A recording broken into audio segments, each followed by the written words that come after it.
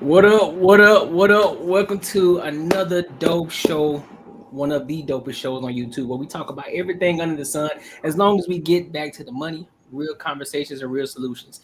I'm your host, Courtnee Edgar.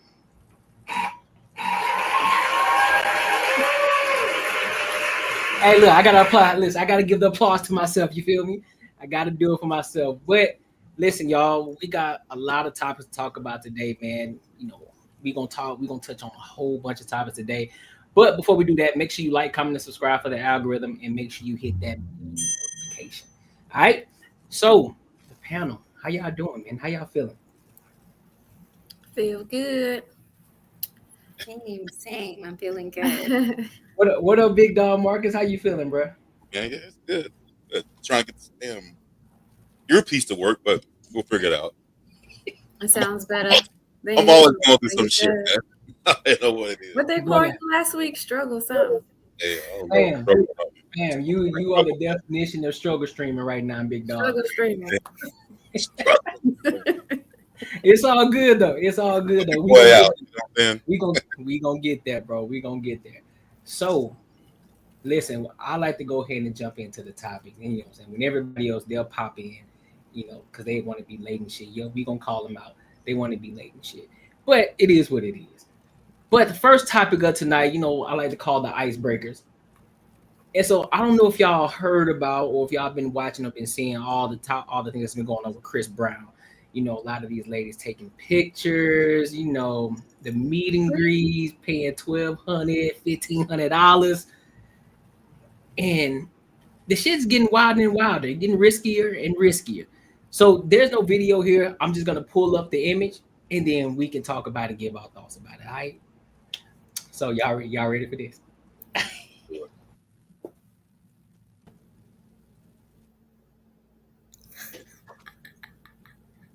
She was nervous. Look at her. So who want to go first on this? Who want to give their first thoughts about this topic? Hey, let's let the ladies go on this one. No, we're gonna let the guests go first. Ashley, what's your thoughts on this? Okay. Look, it doesn't. You know what I can appreciate about Chris Brown is even though you're paying that $1,200 or $1,500, he always makes it worth it. Like that right there is worth it. The pictures that I've seen that he does, I wouldn't pay it, but I applaud him for always making them look good. So I love this for her. Okay. So would you love it for if she was in a relationship? Yeah, because that's not going anywhere. She paid all that money. She deserves that picture. He's not taking her home. Enjoy. Okay. Kay, what you got, Kay? I don't know. I don't know about being in a relationship. I mean, that's a little much. It's kind of a once in a lifetime thing that you might be paying for. So if that's what her relationship is, that's cool. I don't know too many men that would be all right with it. But if she young, single, and free, go ahead, girl. Go get your picture with Chris Brown, like with your little garter belt on.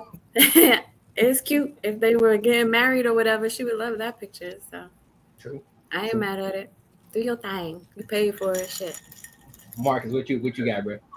I mean, hater. Yo, no, she's single. I mean, I guess, yeah, do what you gotta do. But hey, I mean, as far as a situation like this would be it'd be a more of a situation to where some shit could actually happen versus if it was the other way around. Usually dudes go to a strip club, you ain't getting them. I'm pretty sure this dude might would smash. And it will be what it is, But if in a relationship, I 100% would stand for that shit. We would not be together. Oh hell no. That's straight disrespect right there. Ooh, all right. So I'm on the fence about it. So I'll say this: if she ain't married, she can do what she will. If she ain't married, that means if she's still in a relationship. And look, if you ain't married, you're still single. You feel me? But I will say this though: and you paying $1,200 just for a picture though? That it ain't going nowhere. Right, but look at the picture. It's crazy. It's not just an arm around. He always makes them very That's cool, but $1,200 just for a picture that you can say, yeah, Chris Brown was touching my leg. You know, he was fake pulling down my drawers. Yeah, what's that gonna do after 10 years? That ain't got drawers. Whatever it is, whatever the garment, whatever you want to call it. That's usually when you're about to get married, right? That's Nah, this ain't the chick that was about to get married. It was another chick that was about to get married. I think it was a white girl who was about to get married. No, he's talking about the garter belt. Oh yes. I mean, if she's saying like, you think. I know. They married in this picture. Things you can do with that $1,200. You in? But hey, that ain't my money. Sure, that ain't my money. Like her bachelorette party. All her homegirls, all her homegirls pitched in to get her this for her bachelorette party. Hey, could be too. If they did that, hey, look, have at it. Hope she had the best bachelorette party. Just don't let her man find out. Don't be hating on crazy. Listen, I would never hate on another man getting his. But I know for one thing for sure, if that's mine, absolutely not. Don't you put a finger. I don't care if you Chris Brown. I don't give a care if you Michael B. Jordan. I don't care if you Denzel Washington. Don't put your motherfucking hands on my woman, bro. You put your hands on it, you can have her. Straight up. No hall pass. Nothing. Yeah. I was watching something the other day where these couple was talking about they had like if it was a celebrity, like would they go with each other? And they had this whole like agreement if it was actually a celebrity that they'll let the other one go. Like, man, I don't know, bro. I mean, I know it's a hypothetical, but old girl was real hyped about it too. She was like, "Hell yeah!" Damn. I don't know, man. But listen, I definitely didn't want to spend too much time on it because They talking shit about Chris? Well, you know, it's the typical people that's talking about the situation. You know, has it gone too far? Is Chris Brown going too far with these meet and greets? But it's like, nah, he just really just doing what their request. He just basically going based off of their request. The question that you need to be asking all these women who paying this money, like, hey, y'all he got like 3-4 girlfriends too. So I wonder what they have to say about it. That's what I'm saying. I think they know him at this point if they're dating him. Like they know he like this. Sharing him with the world. That's what I'm saying. Like, what you gonna say to him? Ain't nothing you really gonna say to Chris Brown. So I mean, he gonna do what he gonna do, and I'm pretty sure he already knows it's for. I ain't gonna say all of it is for show. I'm pretty sure he done took a couple of them to the bag, but hey, listen, I ain't no fool. I'm pretty sure a couple of them got bust down. Got to be young that for them. Mm-hmm. A couple of them. I mean, I like comedy shows, but I wouldn't even pay over $20 to get a signature. Y'all paying $1,200 for pictures. That's crazy. I say I go to comedy shows, but I ain't even gonna pay $20 for a goddamn signature. Like, nah, I'm They're gonna pay that $1,200, take a picture, watch the show, and then chase his ass down the street too. Follow him to the club, chase him outside the club, try and find his little tour bus, talk to his little managers and all his little people. They're gonna do all the things for breezy. All the things, yeah. I don't judge. Like, do you? I personally wouldn't, but I love that for y'all. Facts. Because I'm not doing none of that. I'm not chasing nobody nowhere. But the man is fine. So, look, I get it. Yeah, I feel you. I feel you. Hey, don't give me $1,200. I'll do it too. Nah, I feel that 100%. So look, make sure y'all like, comment, and subscribe for the algorithm, and make sure y'all hit that bell notification. So I want to keep the show going. I want to go to this next one. So this one here's a little different. So we pivoted hard on this topic. So ladies, I don't know how much y'all watch the NFL. I don't know how much you guys are into sports. But you know, there's a lot of changes that's happening and that's coming real soon. And one of those changes is they finally, well, I ain't gonna say finally as if I'm happy for it, but they are allowing a male cheerleader into the NFL now. To the NFL. Now this ain't your regular degular male cheerleader, the masculine one. I ain't gonna even call it masculine. Your heterosexual one. We talking about the alphabet community, but no, don't worry about it. We gonna get. I'm finna show y'all. I'm finna show it to y'all right now. Don't worry, I This got can't. you. Look into it.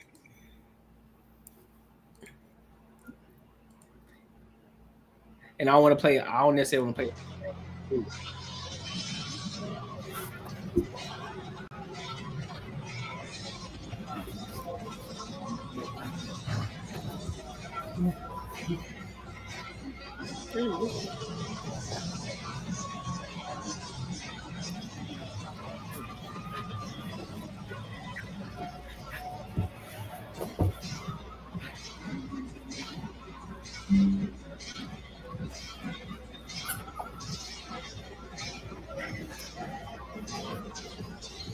All right, then I'm gonna go to the. Let me go. Let me take it to the next video because there's two. There's a two-parter to this. EI doing too much, bro. It's crazy.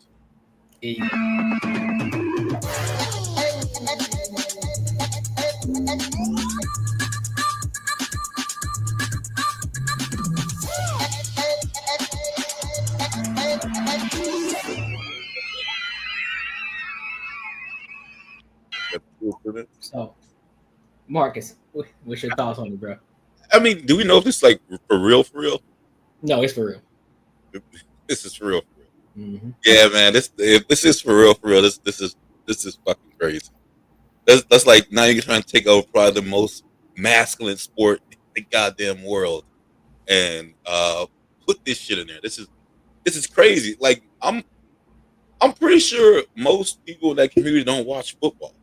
Like I'm pretty sure they don't. Like, and to try to take this over with cheerleading is just there's got to be a stop somewhere, man. I mean, shit, everyone shouldn't be everywhere. That just doesn't make any sense.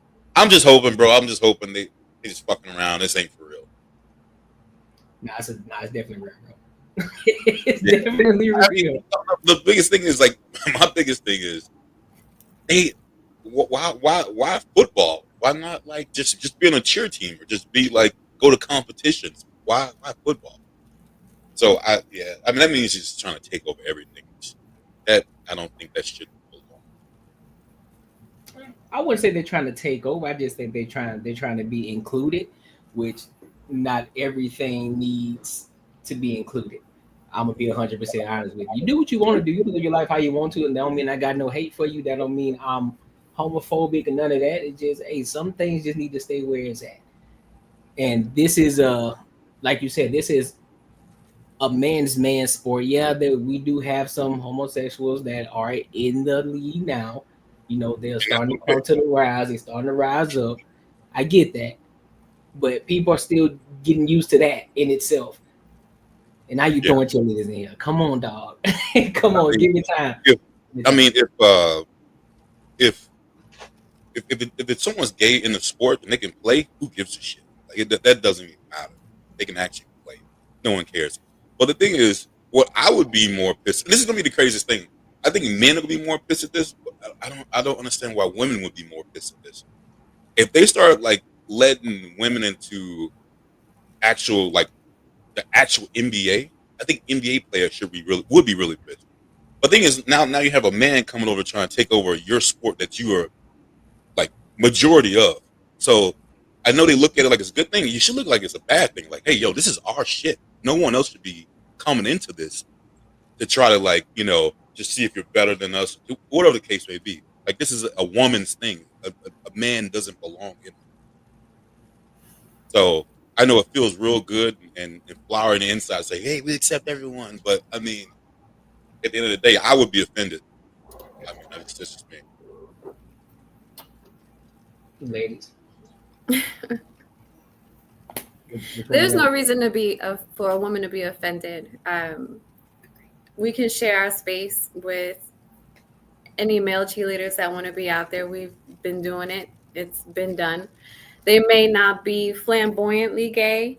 They may not be gay, but they're out there. They're participating in the squad. And if he earned his spot, then he earned his spot. There's no male cheerleading group that he can be a part of in the NFL right now. And I'm not mad at it. Y'all are mad at it because you don't want to look at it. But then do you want to see a whole team of of male cheerleaders and female cheerleaders, or would you rather it be mixed up? I'd Because rather that's what the for next female. step is going to be. For a female. So it's not going to happen because there's gay men that can dance and cheer, and they're out there, and you're going to see it. They're part of this. That's why they got dance groups. Yeah. That's why they got dance. That doesn't mean they can't be in the NFL. If you're going to accept gays in the military, you're going to accept gays playing football because of their talents and their abilities, then you're going to accept gay cheerleaders, male feminine cheerleaders. They're going to be there. Nah, that's a no for me. You'll get over it. I won't. What you got, Ashley? I second what Kay said. I grew up in competitive cheer for pretty much my entire life, and so this is nothing new to me. He's sharp, he's tight, he knows his dance moves, he's clean. Like, I saw all the talent in what he performed, so I have no qualms. He didn't do a bad job while he was doing it. We've all mentioned, there are gays in football, like men that are playing, and no one bats an eye about that. But because now we have a gay cheerleader, I find it really interesting. And then I don't feel offended either. I feel like he earned his spot there. I think he's doing a great job. You don't have to look at him if you don't like it. Like, there are plenty of other cheerleaders that you can look at if you don't want to look at him. And you can't look at them all at the same time anyway. So you're specifically looking at one person, while they're doing their stuff anyway. So I don't see the issue with what's happening right now. Now that's cap, because when you're looking at that whole group of dancers, you see that one little sore thumb that sticks out. You'll notice him, but you don't have to focus on him, right? Right. You right. That's not where you want your attention. It messes up the aesthetic. It messes up the aesthetic of everything. It doesn't mess up the aesthetic. Listen, only your aesthetic. You just have to you gotta get used to the new aesthetic. Y'all are used to looking at girls bounce around and be half naked and do all this performance stuff, and that's fine. You can enjoy that, right? But it's gonna change. The world is gonna change. See, that's bullshit. I mean, that is, and because, again, the main thing you're doing, you're there watching a sport, and you get like a halftime show. You're not there. You don't give a fuck about cheerleading. I don't care if someone hit a backflip. No one gives a shit about that. That's probably the least you care about. But hey, you look at there are hot girls that come out and they're dancing. I mean, it's just a part of the game. There's still hot girls that are coming out that you can watch. Yeah, just a sore thumb. I disagree. It's just something that, like, certain things should be messed with. And I think this is one thing that's not being messed with. The ones that are there for you. Right. Times are changing. We keep going on with this rhetoric about, like, certain spaces for certain people and things like that, just in society, not in this channel like that. But we keep saying that the times aren't changing, but they have been for years. And yet, like, we're just slowly progressing. Like, it's here. It's not going away. That's what I'm saying. Sometimes some change is not good. Yeah, because it can overall hurt the bottom line. Because guess what? The more male cheerleaders that you're gonna start to see, the more the NFL is gonna go down, simply because of that. And a lot of men, they live their lives to watch football and play football and see this every Sunday, Thursday, and Friday nights. Now you're gonna start seeing more of this. More men are gonna look at it. And you know what? I don't even watch this shit no more. I don't even got the love for I used to, because we got this going. Now I'm not saying it's me, but I'm saying the diehard. I'm talking about the ones who've been doing this shit for ages. You guys are going to stop watching football altogether if you see a male cheerleader during 100%. They will. Then that's their sad life. Yeah. I mean, you don't have to see you could watch the game without seeing the damn cheerleaders. Right. Like, you don't have to watch the cheerleaders. You could skip through it. You could fast forward. You could pause it. You can do whatever you need to do to avoid the cheerleaders if it's going to negatively impact you that much. But the rest of the world is going to watch football. For people who don't watch football. For people who don't watch, so therefore eventually. But I mean, if you guys are saying you die hard, but then a man pops up, then you really aren't die hard. You just don't want to see that. So you don't really care for football then. Like you say you don't even watch them. You don't even watch the cheerleaders. And if they pop up on the screen, there's some hot girls popping up on the screen. You don't watch halftime. You don't specifically watch. You're listening to the commentators in between, and if the cheerleaders happen to be on the screen, they happen to be on the screen. Y'all rewatching plays and all that kind of stuff. It's not going to negatively impact you that much. Yes, it will. You think it's not because you're looking at it from one side. Well, let's see. We'll have to see what happens. Trust me, it's not that serious. Football is a masculine sport overall. You already seen how crazy just people are still walking on eggshells today to even come out as gay football players. They're still walking on eggshells. Y'all don't make it acceptable because y'all refuse to accept who people are. Because sometimes, hey, look, if you're gonna do certain things, sometimes you just gotta leave certain stuff where it's at. Nah. Sometimes you do, just like when they put trans women into women's sports. Sometimes you just gotta leave shit where it's at. That part is different because they're competing. Oh, now that's different. Because it's inclusive. Depending on where they are. It's including. It's still inclusive. We're talking about inclusive. Y'all only get mad when you lose. If all of that happens, but there's a male dominated side, and it depends on where you could qualify, and that's completely different. That's ability. This is preference. Y'all are talking about you prefer to not see a male cheerleader because it doesn't align with what you would like to see, what your morals are. That's your opinion. And I do think there are a lot of LGBTQIA people that watch football. A lot of them. Oh, they do. I'm not saying they don't. There are a lot. Of course they do, but the majority don't. I can tell you, I don't even need to look at a stat. I can tell you the majority don't look at football. I can tell you that right off the bat. Majority of the gays and the days don't? Yeah. How many gay friends do you have? How many gay friends do I have? Yeah. For you to make the majority. Just asking. I just got a brain. I know that they don't usually, that's not something they'd be into. You don't see too many gay people running around actually talking about football. Like, you don't really see that. Are you talking about the feminine? Again, certain things you don't feminine, not just all. You don't really need like like someone to do a research on it. Like you just know.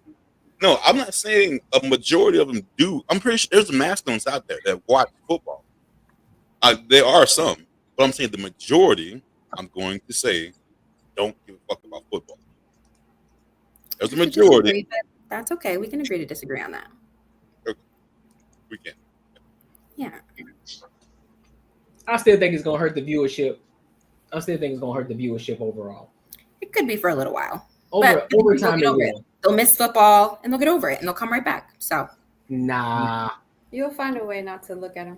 You'll be fine. It's the same thing it's not the same thing when I say this, but when we were doing the whole kneeling on a knee thing and everybody was really upset, I'm not saying that they're the same at all. Mm-hmm. But some people were very upset about it. I'm pretty sure now they're watching football again. Here we are. I feel you on that. Agreed. I can concede to that. I still think the viewership is going to go down short because it's on a different spectrum than just the kneeling aspect of it. You know, that was a silent move. You feel me? And then the people just felt some type of way about it. But this in itself, this is more of a, I could say it's more of a movement. Knowing y'all, you'll find another way to watch football to where you exclude the cheerleaders and you could just watch the entire game, no problem. That's I'm gonna do that because a lot of them. Because here's the thing, a lot of men watch football to see cheerleaders too. They ain't just watching football too. They watch it because of the cheerleaders too. Okay, and they can still see the cheerleaders.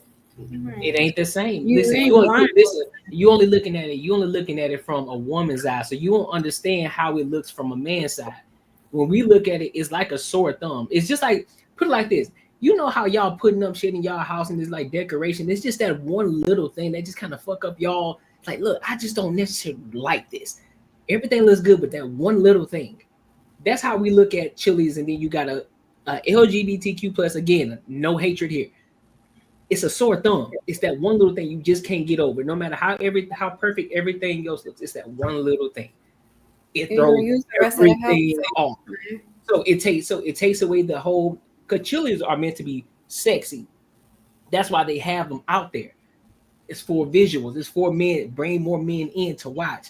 What you're gonna do is start taking more men away because you got this going on, and so therefore that takes away the viewership in itself.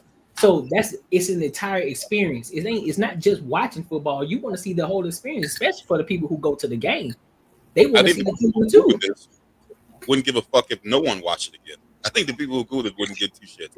They probably like, cool, you shouldn't watch it anyways. So like, it wouldn't be. I think we speak on deaf ears here because they'd be like, hey, well, you shouldn't watch it anyways. Like, I don't really think they give a shit. You shouldn't watch it, but you'll be fine. That's Right. See, exactly. That's what I'm saying. So, I like, want you to watch to get like the whole concept of it. Like, I mean, I don't know. It's just like everything. I just don't think.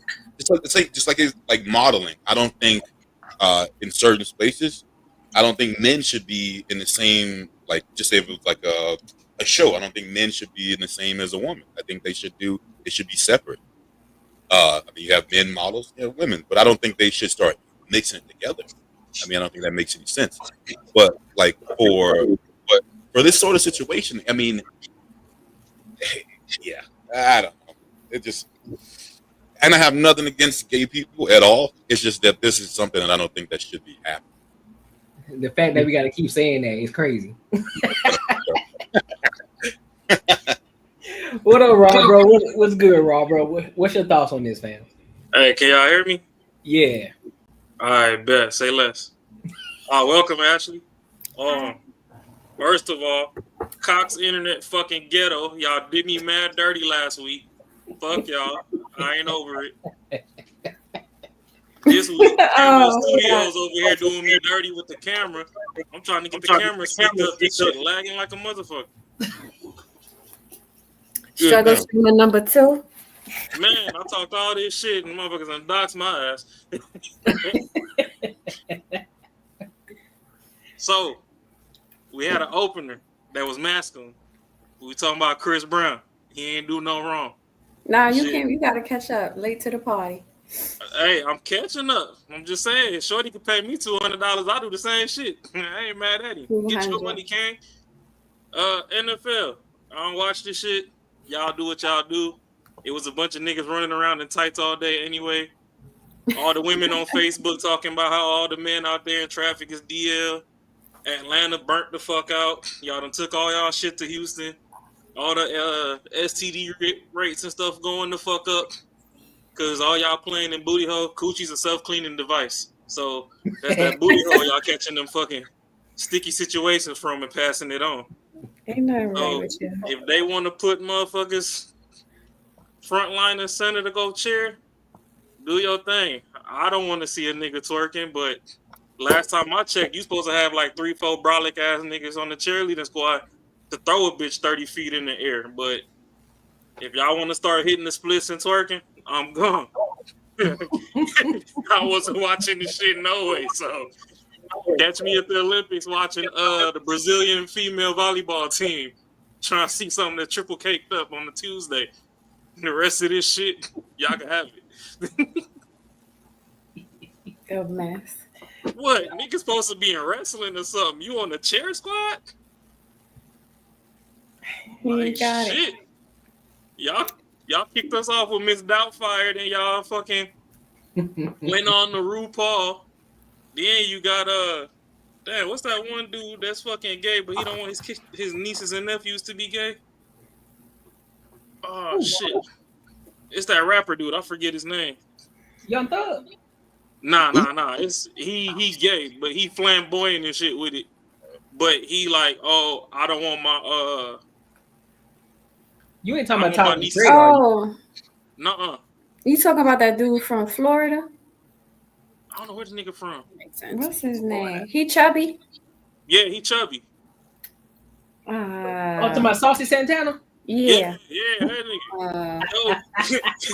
Y'all don't fit all through this shit. This is just the next you can't listen to him. He crazy as hell. I'm just saying, it's the evolution of the shit. Oh Lord. Like, I'd rather y'all put Lizzo big back ass when she was big out there to go fucking cheerlead than all these motherfucking Donkey Kong ass niggas throwing their banana around. What's that? I can appreciate someone that talks about everybody. So, all right. Oh yeah, So that's the equal one opportunity right over here. Yeah, this nigga don't DEI hold. been in business since 1989 over here. Shit. Bruh, hold up. Oh shit, hold up. There you go. Oh my god. Anybody got any final thoughts on this topic? Any final thoughts? No. Focus on the game. Skip the halftime show. There you go. See, Hell nah, cause see, look, like I said, some people want to see the cheeks, bro. That ain't the kind of there's cheeks. plenty of cheeks out there. There's Right. plenty more cheeks. Listen, nah. Right. If got you a go whole to the squad. football game, Just you close want- one eye, you'll be good. You want the whole experience. If you paying your money, you want the whole experience. You want all of it. But that's Y'all one just of the, greedy. yeah. you I'd right. rather watch Angel Reese fucking brick layups all day than that shit. That's all. No, that's cap. That's cap. I ain't gonna hold you. I ain't gonna watch that. I'll watch that before I watch this. But I would go blackout drunk. With her I would slow go- motion Euro step and shit. I'm not. I'll be pissed. I'll leave. I'll leave if I watch that. Hey, it be some baddies at them WNBA games, so shit. I know. Ain't If I fucking want with y'all. something gay, I still want it to have a hole and some titties. This nigga's Well, Bruh, listen, man. Make sure y'all like, comment, subscribe for the algorithm, and hit the bell notification, man. So let's go ahead and now we about to start getting into the thick of things. You know, so those were the icebreakers. All right. So I want to start off with Amanda Seales on this Jubilee debate. Yeah. oh, So Lord, I what you had gonna to do? get a couple of clips because Jubilee be on some old shit. They be wanting to copyright and shit and all that. So I had to find it on TikTok and some of the videos that kind of went viral. So I'm gonna play 2 clips, and then I'm gonna play one clip first. We can talk about it, and I'm gonna play another clip on top of that. Then we'll talk about that because there was 2 different topics. All right. So let's go ahead and get into it because this shit's she funny. All right, let's get to it. Would you say that low-income white people and low-income Black people have the same ability to excel? I would say they have the same ability. Okay, so I'm going to start countering from that point then. So ultimately, we know that our low-income communities are not given the same access to resources on a myriad of levels. They don't even have the same air quality, okay? We know that low-income communities in general are also going to be much more policed than other communities. We know that policing as it exists in the United States came from slave catching. So even the tradition of policing comes from protecting property, not protecting people, okay? So let's start there. When we talk about low income, like the working class Black people in this nation, we know that they have never been considered, ever, whether they were slaves or not. They just weren't considered. And we also know, as our brother Isaiah pointed out, that there are still people in very powerful positions that hold very personal positions as it relates to racism. And so in that way, they are impediments to someone moving forward. Okay. When we talk about DEI, the concept of DEI is not about lowering a standard. It's about widening the options. So we live in a nation that I feel like a lot of y'all are looking at the United States as a long history of something. We have a short history. All right. For 400 years, there was slavery. Black people were not even considered whole humans. We were 3/5 human. After the Civil War, during Reconstruction, Black people were then subjected to the Black Laws. The Black Laws were specifically for Black people. The Black Laws incarcerated Black people at such an exorbitant rate that they were able to get another slave labor force through the 13th Amendment because you had Black people that were serving entire life, like months-long, years-long sentences for jaywalking. Okay. So when we look at these things, we act as if, well, why can't we just get over that? That's 2 generations previous, okay? So if a father in the early 1900s was incarcerated for 2 years, how do you think that would impede their family from being able to grow, right? Sure. Now you're affecting the ability for their children to have 2 parents in the home. You also now have a mother who's like incredibly stressed and may have to always be working, so she's not able to parent, etc. We also know that there is a continued effort in this nation to not have Black people know the history of this nation. Like our good sis here was talking about, like, we have resilience, but this nation actively works systemically to keep that from us, right? We look in Florida at the laws that they are passing to not allow education about our past. And we know that if we don't know where we came from, how can we know where we're going? Sure. Okay. All right, So- I'm so sorry. Would you say that low-income white people? Oh, who want to go first on that? Oh, I'll go over it. I'll just throw a little bit on. But she didn't say anything about like how it can't be equal. She just ran rambled a whole bunch of shit about history that don't really have anything to do with if it's the same as a white person in a job or a black person. It don't really mean shit. Like I kind of don't really like that whole going back to history shit that doesn't really make any sense. I mean, you are who you are. You got everything that a white person has today to be successful. So I really don't understand that whole thing about history, how it affects you today, because it really doesn't. I mean, you can have someone who adopts a black kid, a newborn, say a white person. That kid around 15 is going to act exactly like all the white people they've been around. So I don't really think it really has anything to do with what the fuck happened in the past that you had nothing to do with. So I'll leave it at that.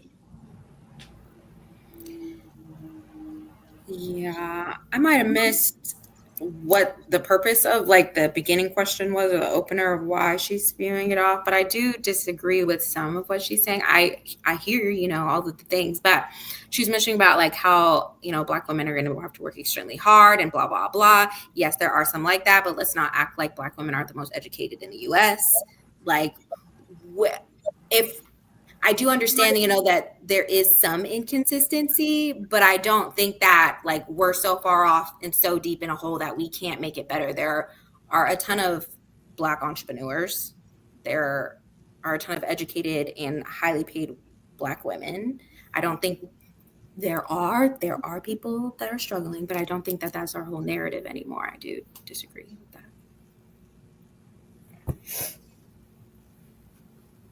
What was the argument here? What was she trying to prove? What was she debating? Yeah. So I tried to find the actual beginning of it. So basically the whole entire debate is just about racism in America and how it's hurting systemic racism and how it's hurting black people, how it's hurting the black community, and pretty much it's all about the white man holding us back. If you want to bring it, that's what it's. I saw that she had some topics. I don't know what this one was for, but I mean, everything that she said was factual. We do have that was our history. That is our history. There is systemic racism. There are, we may not have experienced it firsthand, but our relatives and the past generation has definitely experienced it. There are definitely reasons why we are starting from behind, and we have to.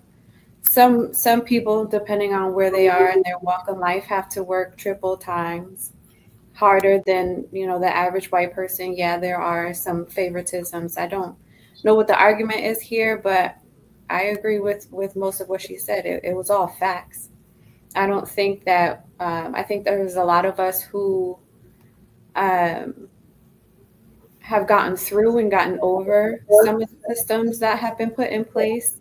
There's quite a few of us who are still suffering and being affected by it, and I think it may be more that haven't been considered acceptable in society or acceptable by white people, possibly in business. There are definitely some folks out there making decisions based on their personal experience and their racism and their preference. But yeah, I mean, the reason why we are behind is because of our history, and yeah, we are getting over it. So I don't know what the argument is, so I can't speak more than that. So I don't understand, like, how does history have anything to do with us today? So the reason why a lot of us don't own property, or more of us don't own property is because of the systems that were put in place to not allow us to own land back in the day. We don't have generational wealth the way that white people have generational wealth. So they we didn't have more opportunity. So our parents weren't able to give us a handout. Our parents weren't able to give us, put us through college. Once we graduate college, give us money for a house and do all that. So they really, particularly, just didn't give us a handout. More often than not, life has been harder because of the systems that were in place. Yeah. Yeah, but that's not really. We still have the same We just don't have the opportunity to, I guess, get like material things as fast as white people that's given to us. But as far as a job, we're all equal. We can all. It's more than material things, though.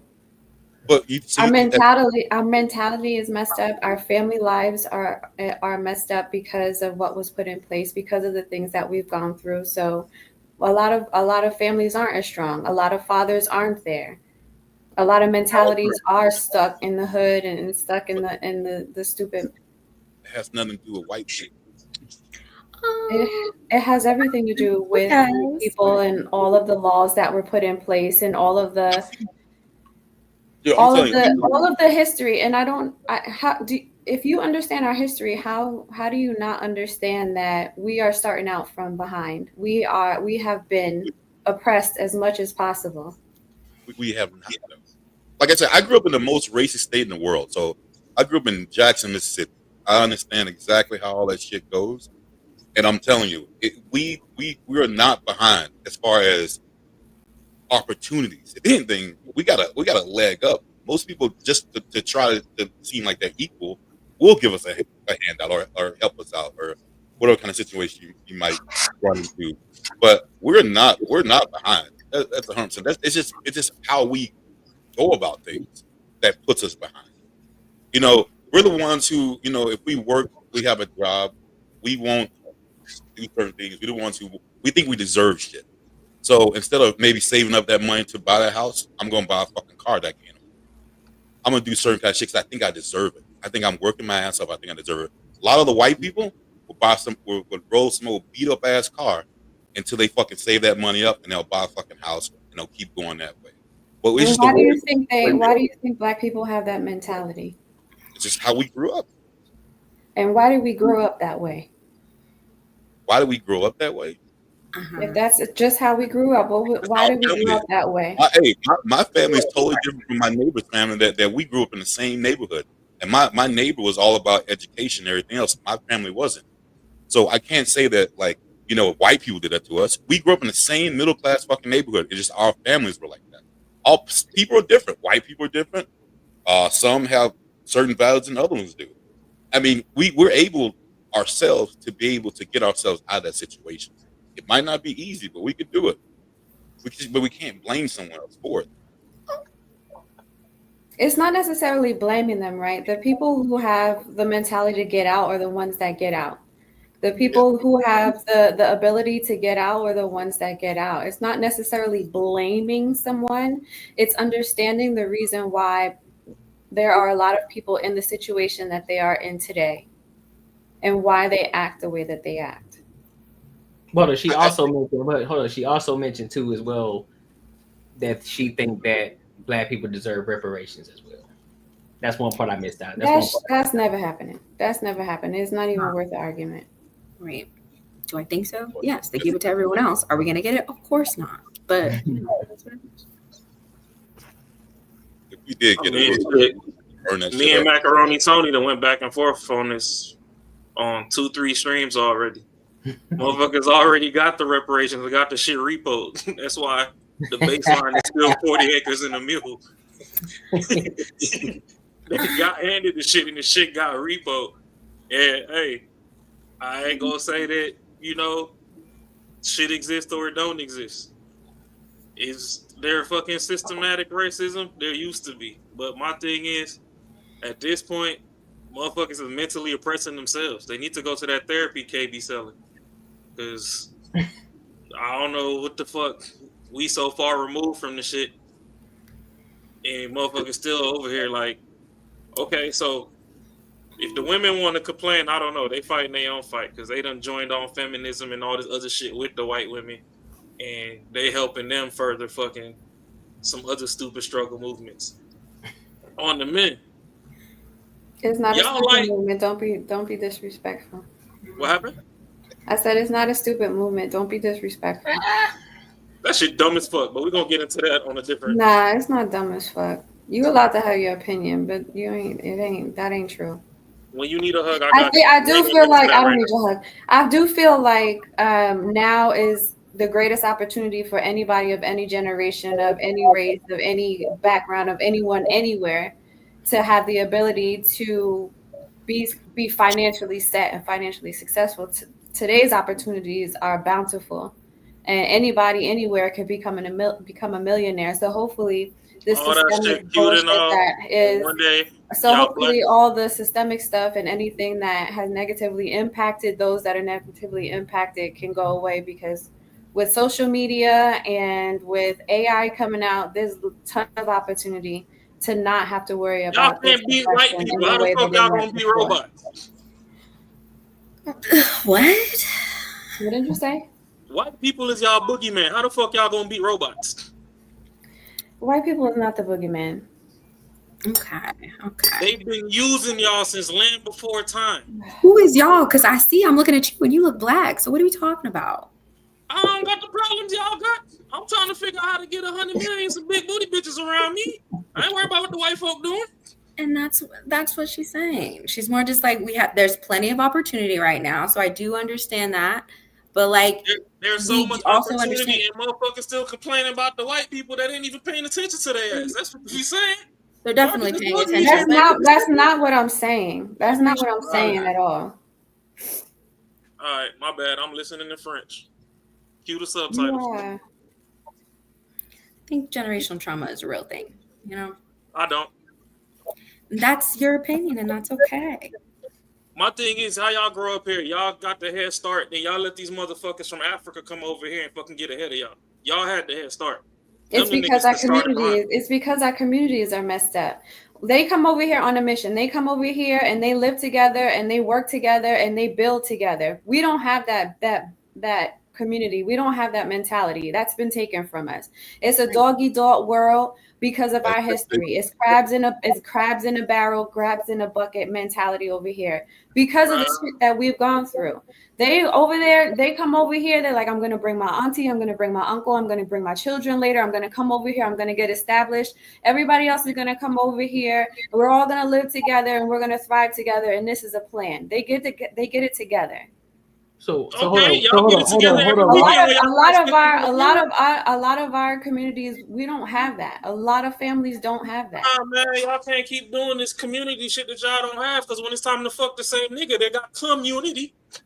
Y'all can unify over some You always peanuts. want some bullshit. Let me ask a question though. So during the time, where white people were really oppressing us, right? Families and communities were at its strongest when it was actually that time when things were actually going on. So how is it that we declined from that when it was stronger during that time and now it's declined now? So what happened in between time? What happened from that time? Were families not broken up? Motherfuckers kept looking across the street, not paying attention to their own house. Families were broken up. Looking at wars, people are pulled apart. The crack epidemic was real. Who? Like the crack epidemic.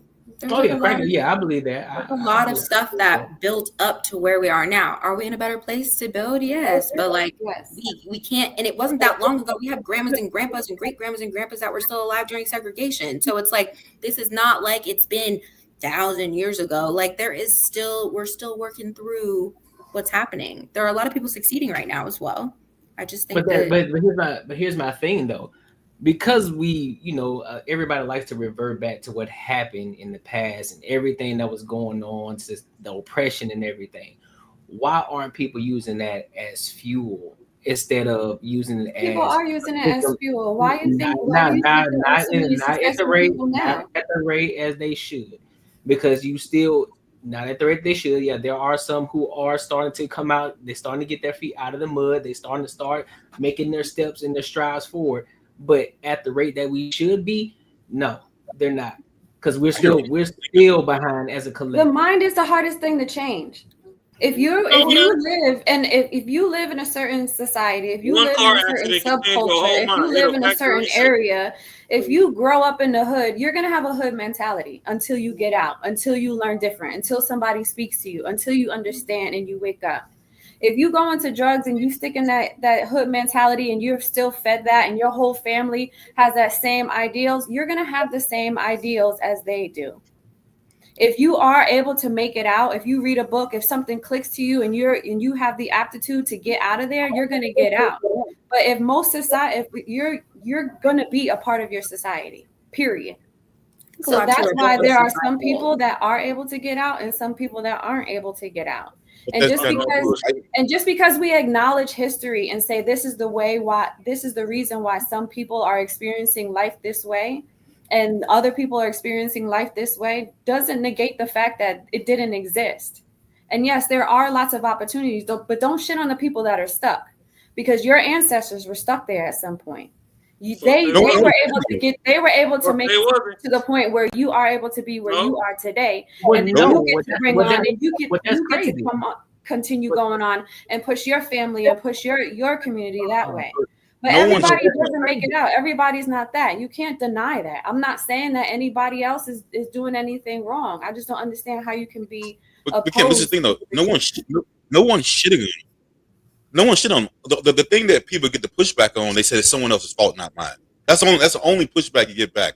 No one shit on. We understand if you grow up in a situation where everyone around you is doing a certain kind of thing, you're gonna do it. When I first moved here, when I first moved to Arizona, I'm from Mississippi, like I told you. I only got warehouse jobs because that's all I thought that we could do. 100%. That's all I thought. And then something happened to where the market crashed and I lost this job at a granite warehouse. So I had to get another job at it was like Apple support. And it ended up changing my whole mentality of how things work, because it's just something I was forcing to do, and I did it. I understand, but if I had to get myself out of it, I had to do it. It wasn't because of nobody else. It's something I needed to do.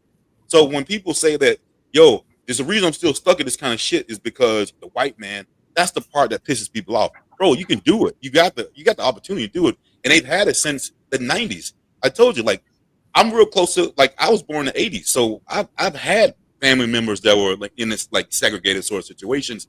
And even in the 90s, they said we had it so good.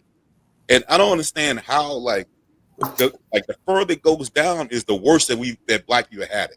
And I don't get it. Like I said, in the 90s, those people are telling you got it so goddamn good. You don't understand.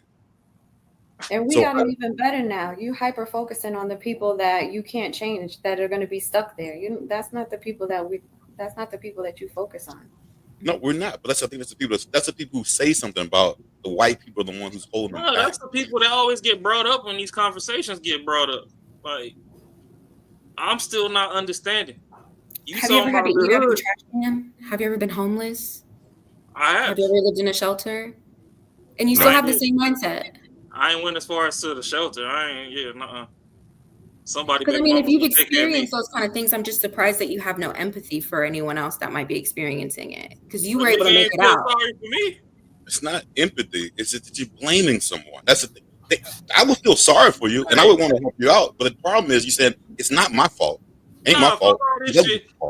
When I was a kid and I grew up, and it was pimps and players in the hood, and they was trying to keep me out of the shit because they seen I was the only son for my mama, so they actually stepped into a masculine role and tried to keep me out the streets and shit. One thing that was always taught is, as a man, all you got is your balls and your word.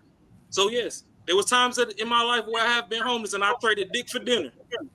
I ain't go to no fucking shelter because I still know what the fuck I got on me. But no, motherfuckers wasn't feeling sorry for me. If I wasn't dropping no dick off and it wasn't quality, I'd have been sleeping in my car. Wasn't nobody trying to help me. I went over to the homie's house and, the mom and dad was over there and was like, oh yeah, nah, we know that you a good person or whatever, but we just don't know what can happen when we go to sleep. So you can take a shower or whatever, but you still got to leave. Understood. So how the fuck I'm supposed to be feeling sorry for people when we got 6 of us on this podcast right now that's trying to give out the game and motherfuckers still don't want to learn? Them same white people that everybody's fucking acting like it's oppressing them done wrote millions of fucking books. Don't nobody want to pick none up. Trump got a book that you can go read that can teach you what to do with your money to get you out the hood. But just like right now when I said Trump, you start rolling your eyes. Fuck with the nigga. Fuck how you feel about the nigga. Get the information. He's not doing a good job at it. This shit's in a book. Hold on. That's What about you? I'm about to tell you. Like, hasn't that man filed bankruptcy multiple times? Okay, and Let 50 me Cent. ask. 50 Cent. Hold Hold on, man. 50 Cent took a page out the white man's book when his baby mama was trying to get him for all that fucking child support and shit. That nigga filed bankruptcy to beat the courts. Y'all got the blueprint. Y'all failed to use it to y'all advantage. Understood. Everybody want a big booty. Y'all know how to go get a fucking BBL? Niggas know how to fuck through the thickest cheeks in the city, but y'all worry about these flat back ass white people. They been oppressing you. Motherfucker that look like Miley Cyrus with that little butterball booty, the ones that suppress you. But y'all I think that we can all just agree to disagree on this. All right, go ahead, Matt. Do your thing, dog. Welcome. Hey man, I had some technical difficulty, dog. But I've been watching though. But I think she got some valid. I think the problem when we have conversations like this is you got people that think logically, and then you got people that think very emotionally, which is nothing wrong with thinking emotionally and having empathy of the past and everything that nature. But at the same time, I think a lot of times us as especially Black people, we get so caught up in the past that we actually stay there. And it's not like we can't do two things at one time. We can't acknowledge the past and understand like we in a whole different economy, whole different like societal norms are different. Everything is different. And then we need to understand what our people did before to get us here and move forward. We always want to just keep on bringing up the past every time things don't go the way we want it. And anytime things don't go the way we want it, we refer to the past like a bookmark and we keep looking to the past. Like, soon as I stopped doing that, soon as I acknowledged the past and understood where my ancestors got me to where I'm at, and I just kept on going this way, my life like completely changed. I was able to get a job in the pandemic because the work ethic and everything that I was thinking about, the same books that Jay Bean was, Unbiased Raw, what he was saying. Like, I picked those books up during the pandemic. Everybody was watching shows. Everybody was watching Real Wives of Hollywood and all this stuff that wasn't learning shit, right? But they was asking for that $200, right? I was picking up the books. I went on Coursera.com and did coursework. I didn't have a job or nothing like that. Did I sit here and say white people is the problem? They oppressing me. I couldn't get the job that I wanted, blah, blah, blah. No. I went and did the freaking work. I read the books. I had mentors. I had all these things that had a mind shift to the point to where I'm at today. I'm doing pretty damn well as well, right? I couldn't have been where I'm at right now if I was sitting here consuming all of what Amanda Seals was talking about, straight up. Because anytime I have a difficult situation in front of me, if I say everything's this, everything is that, I'll be stuck. I'll be stuck mentally. I'm right here. And then we have the saying that what a lot of people say, everything happens for a reason and all this type of stuff, because we live in a society that we in right now. Everything happens for a reason. If I went with that mentality, that's like a coping mechanism for me to not to level up, to go through the hardship. It's going to be hard, right? No matter what it is. My dad taught me everything is going to be hard, right? Not everything, but he said life is hard, son. He didn't say it was hard for Black people. He didn't say it was hard for minorities. He said, son, life is hard. You got to make the impossible things happen.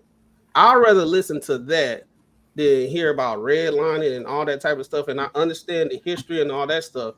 But he said, hey, you got to push through that and keep going. You got to push through it. We can sit here and have a history lesson every time something that we don't like happens. But are you going to move forward? Or are you going to just stay where you're at and be like, well, racism, it is what it is. I can't do nothing, right? Everybody has cards that they dealt with, within their life. You have to play accordingly. Everybody is not going to be on the same level. Sometimes things going to be harder than others. Some people are going to have it easier. Some people are not. But at the same time, Do you yearn to be in a better situation than you are now? If you don't, you get complacent and you stay where you at. Don't blame other people just because they had a better situation. Learn from them. Hey, dog, what your parents taught you? What your mentor taught you? What books did you read? I ask people all the time, what books you read, man? I can tell by how somebody move and everything. And I'm none but like successful black people.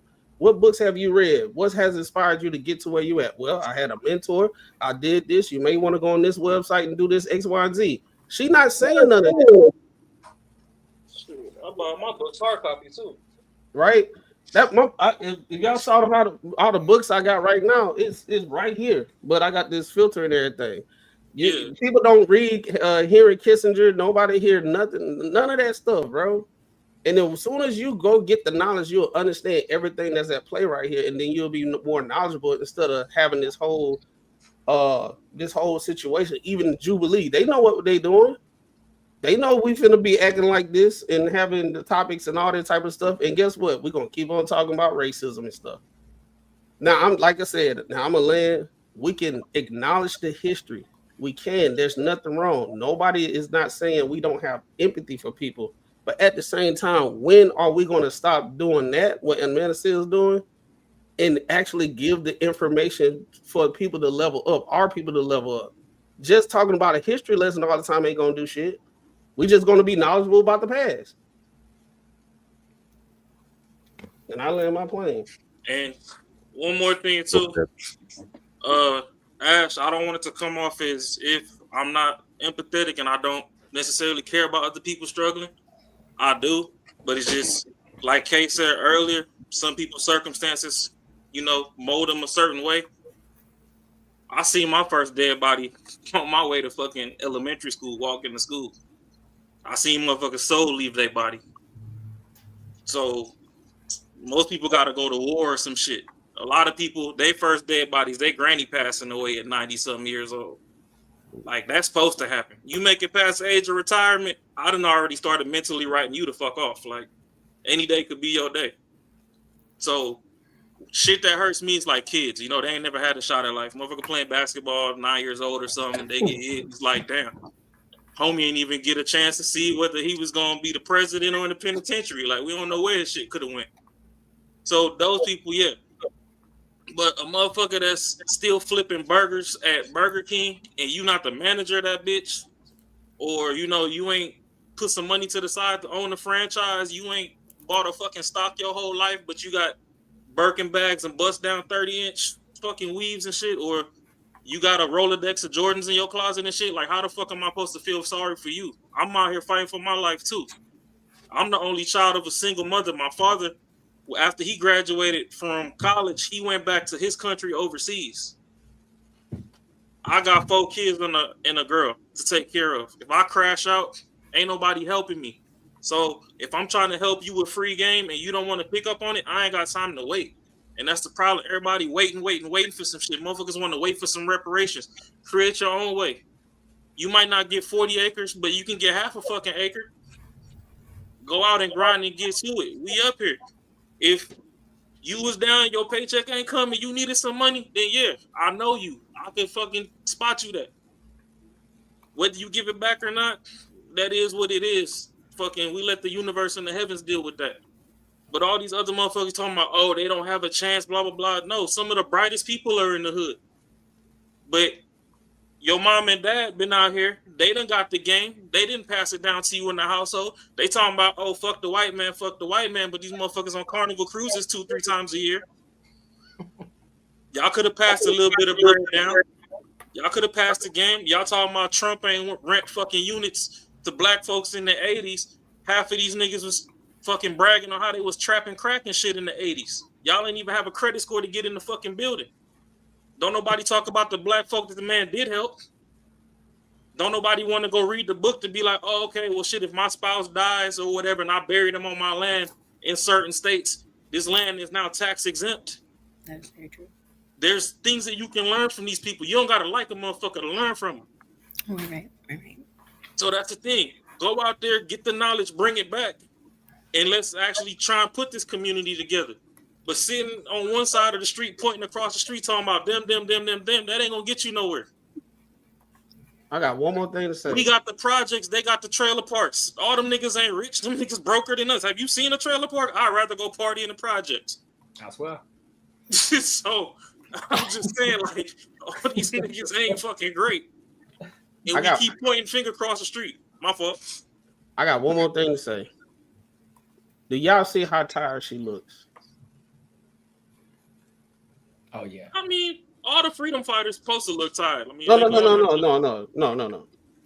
These people make their money this way.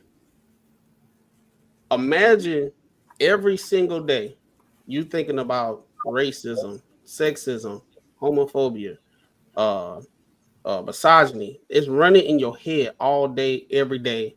That's how you make your money. So you got to be on point with these talking points in order to defend it and everything of that nature. This is her. This is how she makes money, right? She used to make money doing some other stuff, but you see where she at today. Having all that shit going in your head consistently, and you're not actually putting a plan in action for you to be successful and set up for life and everything of that nature. What's the next step in my life? Are you riding in a car on the way to work, raging about systematic oppression and this, that, and third, blah, blah, blah? Or are you working on your resume, or are you actually saying, hey, today, this is what I'm going to do today. I see my manager, I'm going to take them out to lunch and I'm going to pick their brain and see how they got to where they are today. Are you thinking like on that type of level?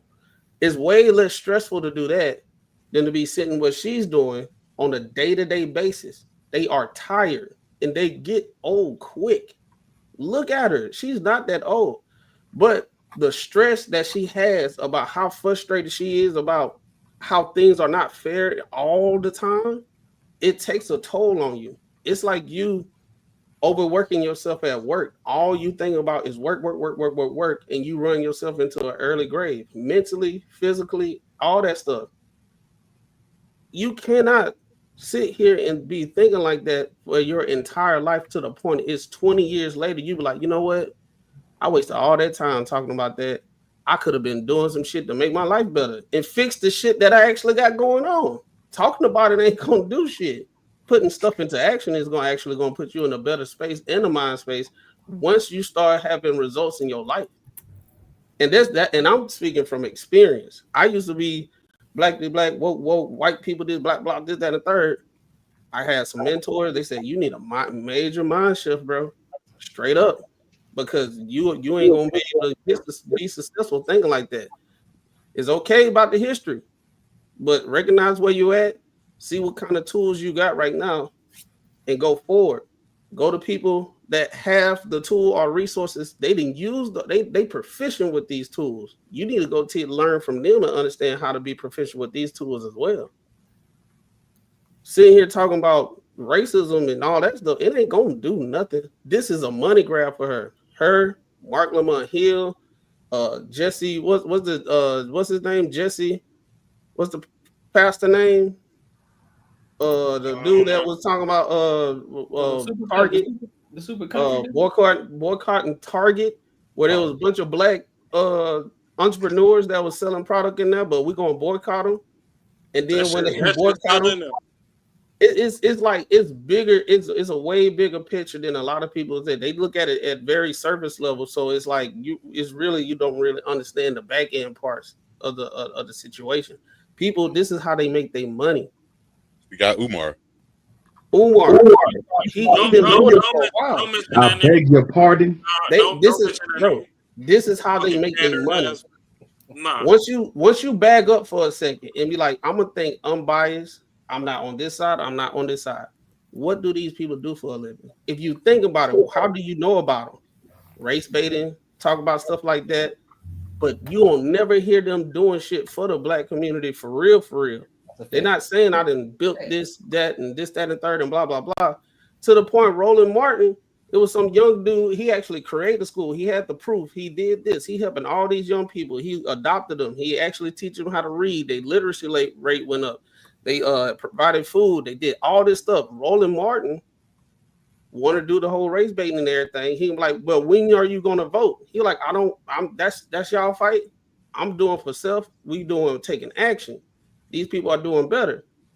Roland Martin was attacking the young dude the whole show.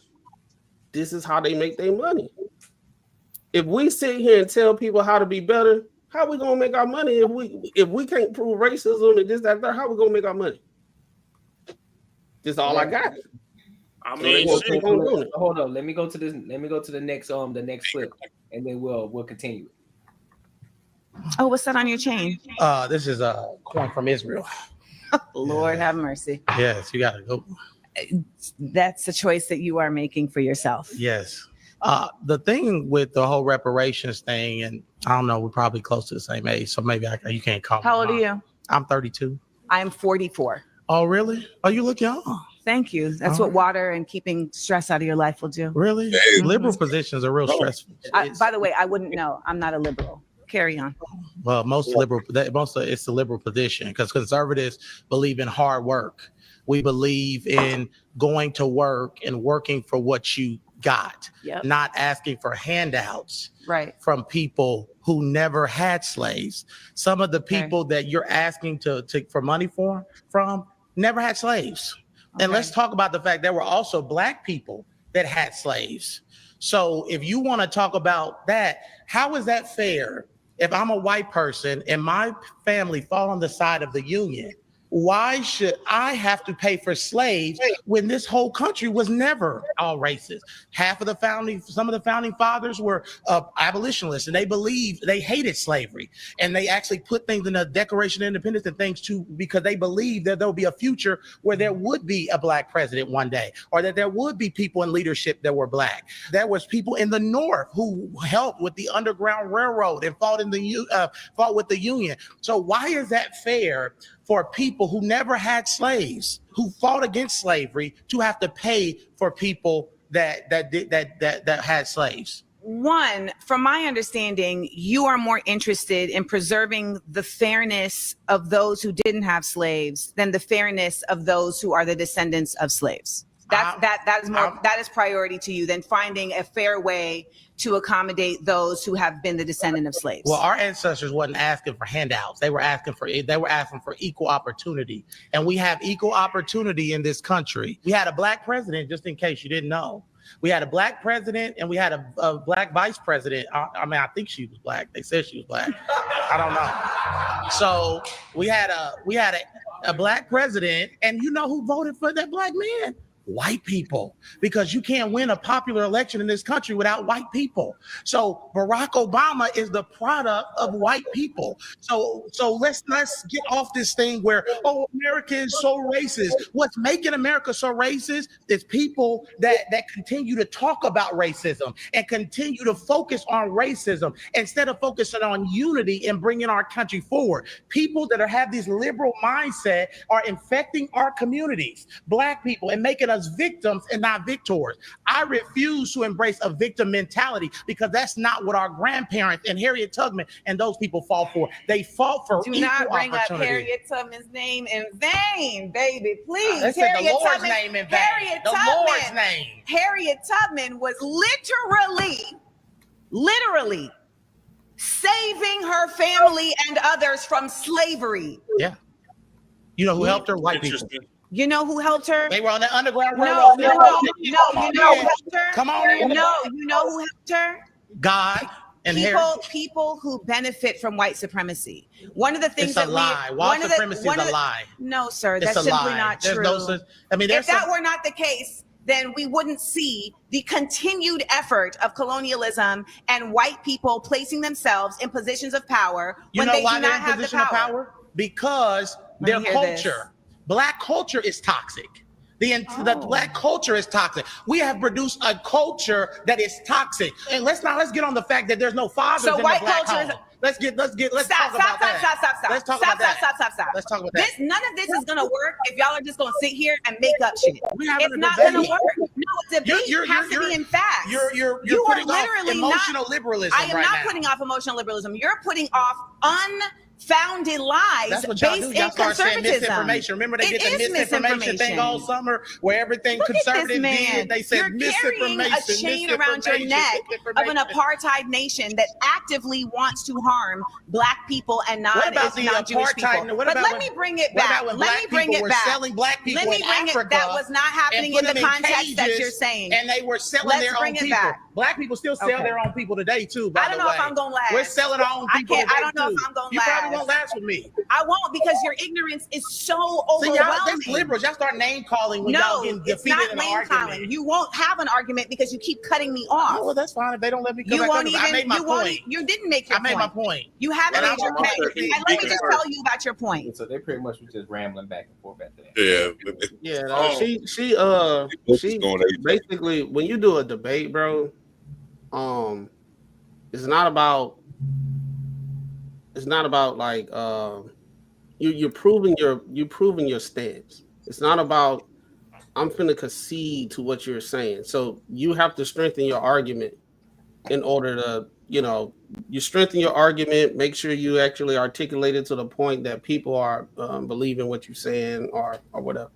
What she did was, in her tactic, which a lot of people do, is get very emotional instead of staying on the topic at hand, right? She started saying, I don't know how I'm gonna last, doing all the theatrics. She pretty much was filibustering. So as he's talking and trying to say his stance, all she has to do is just talk over him and say a whole bunch of stuff and a whole bunch of keywords and zingers that people that probably don't like Republicans or do not like the right or whatever, all she has to do is say keywords and zingers and people gonna eat it up. What she said? What was one of them? What she said? Because of the necklace that he had on, she made. She said the necklace, apartheid nation. She said not fake news. What was the other thing she said? Don't disrespect Harry. What you said? Misinformation, everything. So automatically, people that like rock with, I guess, the left or whatever, when they hear that, they be like, yup, eat it up. They're not even having a conversation no more, to the point they'll say, oh, she won, because they just hear the keywords and zingers that they like to hear, and they circle jerk with each other all the time and talk about it. You know what I'm saying? So, I mean, he was getting her, right, as far as from a debate stance, because she did bring some facts or whatever. He did get fact check. I was trying to read the fact check to see what he was saying. But yeah, bro. But that's usually what happens when you talking to somebody that, like what I was saying, that keep these type of things in their head all day, every day. You can't have a conversation with them. You can't. It's over. Like it's over. Well, no. The thing is, she asked, she was like, so you care more about people who had nothing to do with it, pretty much suffering, versus people, I guess, getting money who ancestors suffer. So I mean, that whole what she said just really didn't really make any sense to me, unless you really want to be like emotional about it. Yeah, the emotional side, yes, that yeah, of course I want to get money, but it makes no sense. If it was me, I don't want to pay for shit that someone else did, like I had nothing to do with. You kidding me? Like, no, I don't want to do. I hate paying taxes. What the fuck? Like, I got nothing to do. Like, it doesn't even go to me. So I definitely understand that. I don't get the whole. What she did was she put a narrative out there. That's what what he prefaced in the beginning. But she's trying to say basically it's one of those tactics. It's like, so what you saying is, and then it's nothing that he actually said. But like I said, viewers, they gonna eat it up and be like, oh, he did say it, but that's not what he was saying. He was saying there was a small group of people that actually had control and monopoly on slavery. Majority of white people, they might have wasn't a part of it. You had people that agreed with it, but the results show that people up north, the Underground Railroad, if most white people was rocking with slavery, she wouldn't have been able to do what she was doing. She did what she had to do, but she actually was an agent for not the Confederate, the North, the Union. She was an agent for the Union spot. So basically, she had help for the same white people that we condemn on a day-to-day basis, and they actually helped her, and they fought wars. You had plenty of white people that died trying to free black people from plantation, and they got along with the white people. And plantations weren't like like a neighborhood. It wasn't like a shit ton of plantations. I mean, you had to be extremely rich. Actually, I know it's hard to hear this, but I'm telling you, if you don't have to speak for me on that. I'm fine. I'm just listening. I just speak with my face, but you're all right. You can talk. Okay. Anyway, like Will was saying, like what he was saying was actually true. Now, people may not like it because that wasn't positioned to us as we was growing up. But I'm not going to sit here and say like it wasn't a thing though. Slavery did happen. It was millions of slaves. The slave trade exists. I went to lesbian and all that type of stuff. They did the history, how everything go over there. They showed the racist stuff over there and everything, the slave trade and all that type of stuff. So it is true, but like he going to the far with it, you know what I'm saying? But what he said was true though. Except when he was going far, like white supremacy don't exist. It did. Like we can't say that didn't happen. We can't say that didn't happen. You know what I'm saying? Ashley K. Raw, y'all got any thoughts? I'll let the ladies go. I got thoughts, but I'll let them go. Do you want to go, Kay? No.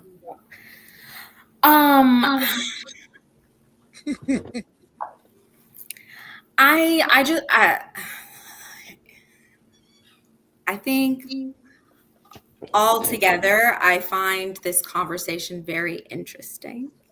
If we're just going to talk about specifically about what she was talking about and what he was talking about, I agree. There are things that small things that I agree that he said. There are things that I agree that she said. As a whole that we're talking about, I think there could be two things at once. I think that's kind of what this conversation has kind of come down to, is there's two things at once. And that statement, I don't know. I feel like we're bashing on our own people a little bit, and I'm not really vibing with that.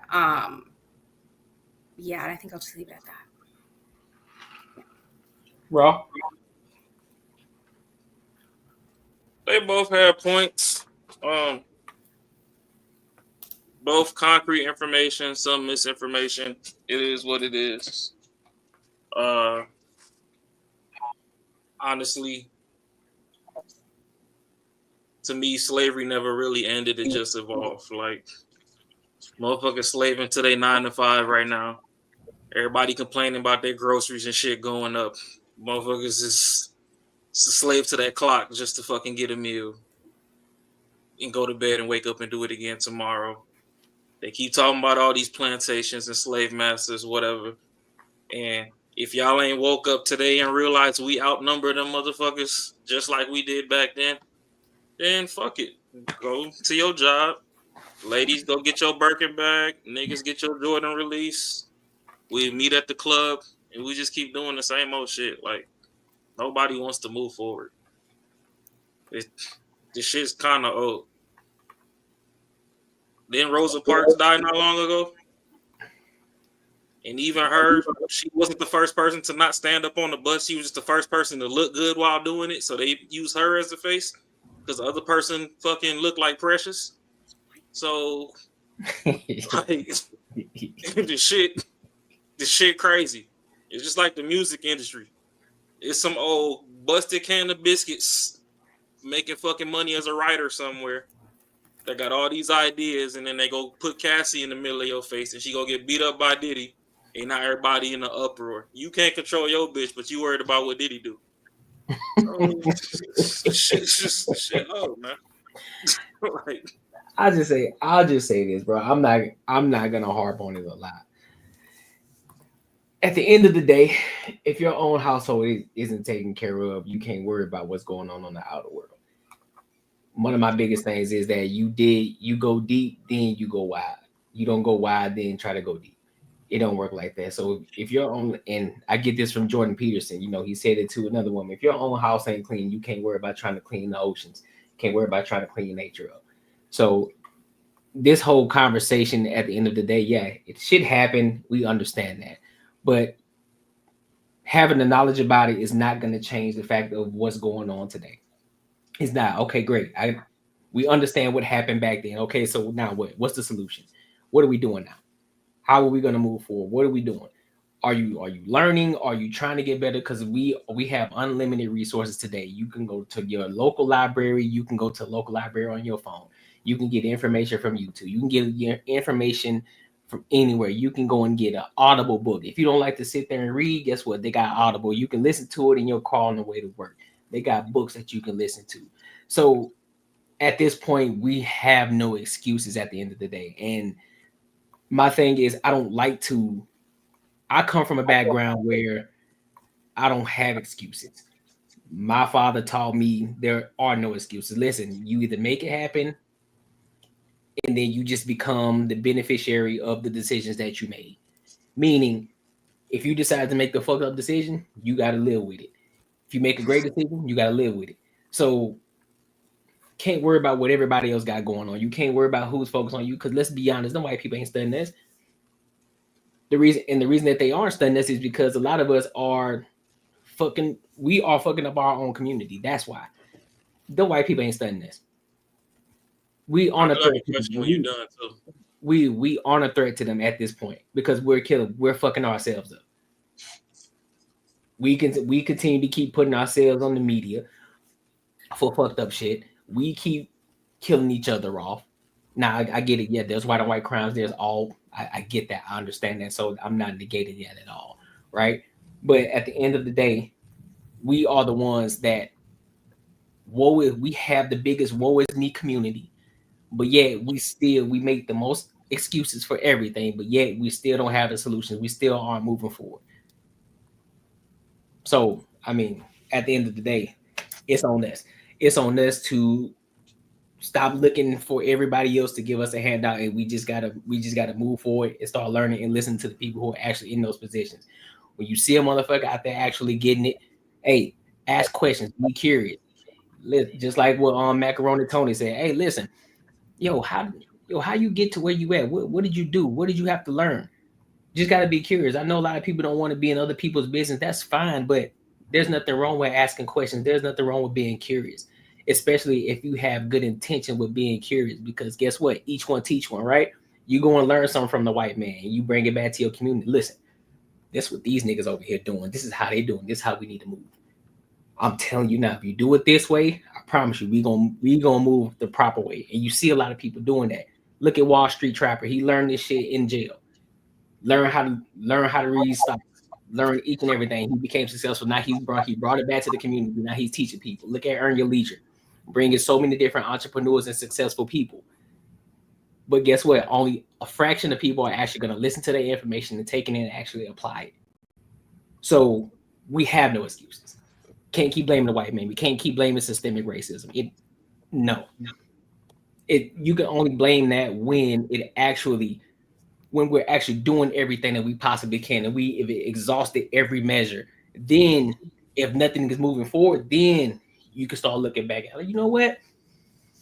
It might be the racists. It might be these white people that's holding us back. But until then, I got a question.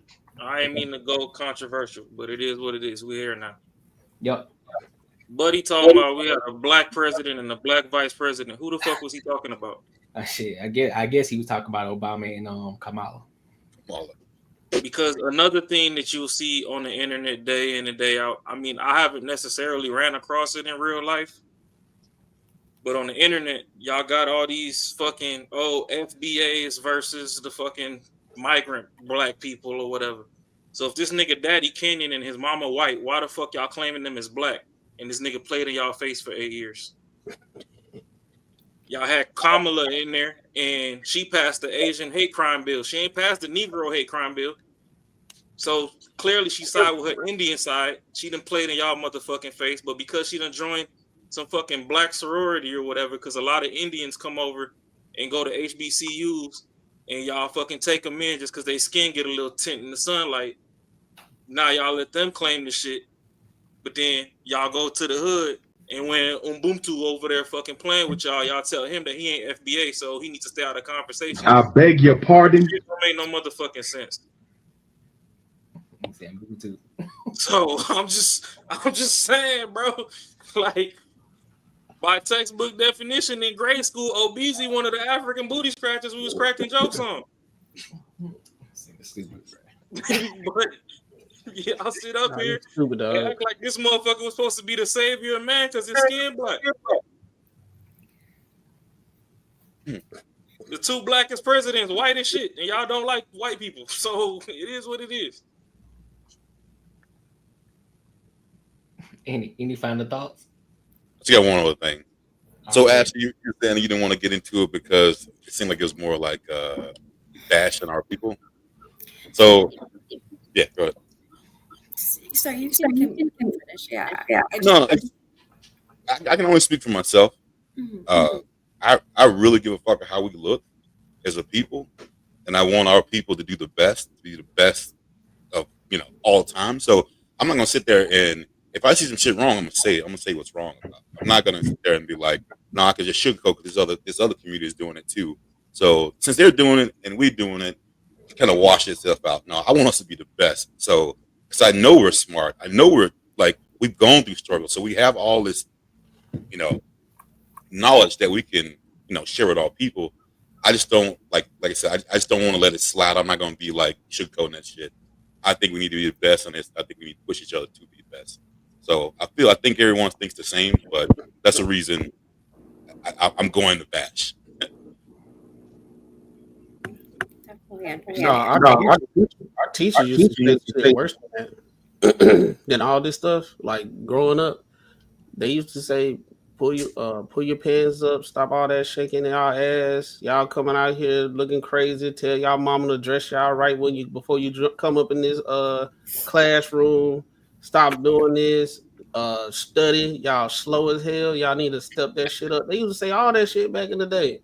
Okay. But now the way society is now, if you say anything, any criticism, bro, it's like, well, you can say that a different way. No, call a spade a spade. If a dude ain't shit, he ain't shit. If he ain't doing what he's supposed to do, he 40 years old, making 35,000 and smoking every day, bro, you a lazy bum. You trash, dog. You need to do some shit. You need to get a second job. You know what I'm saying? Like, you need to get up and really do something. All the stuff that I said before, pick up a book, Audible, like what Courtney was saying, Audible. You need to transform your mind, because if you transform your mind and somebody give you that kind of criticism, say, hey, bro, you bullshitting. You be like, you know what? Let me step this shit up, man. My one of my closest homeboys said I'm bullshitting. I need to step it up. I'm not gonna be like, hey man, I know I could do a little better, but you ain't have to say I'm bullshitting though. Like, that shit hurt my feelings. You be like, dog, bro, all right, you want to stay where you at, huh? All right, go ahead. It's all good, dog. You good, bro. Stay where you at, bro. Yo, me saying who you bullshitting, that's more important than you actually getting your ass up and doing some shit. You ain't took a bath in 3 days. You need to get your ass, wash your ass. You probably ain't got shit to do Saturday. Wake your ass up at 9 to do something. Work out. Do something. You know what I'm saying? I mean, we on the podcast. Our voice is supposed to reach out and touch the people. I can see the issue already. We got 4 dudes on here that don't mind holding folks accountable. I mean, I'm probably the most abrasive motherfucker up here. It is what it is. Then we got 2 mothers of the community up here and they silent. So it's like, I'm not silent. I just think that there's a lot of the same kind of conversation with what's happening. And I don't want to lead in that direction, because that's not really, we've already experienced that. Like, we shouldn't keep, I do understand holding people accountable. I do. Yes, you need to. And I understand being direct about it. It was just the lane it was going. I'm kind of like, yeah, but you could bring it back. I mean, shit, you get on this internet and men will go with all these fucking talking points from A to Z. Oh, women is this, women is that. We don't like long nails, whatever. Them nails you got, I love that shit. I'm a hood nigga. I love that ratchet shit. I love it. Courtney will tell you. I told him on his pod the other day, send Shakari to me. I know how to fix shorty. Like, we good.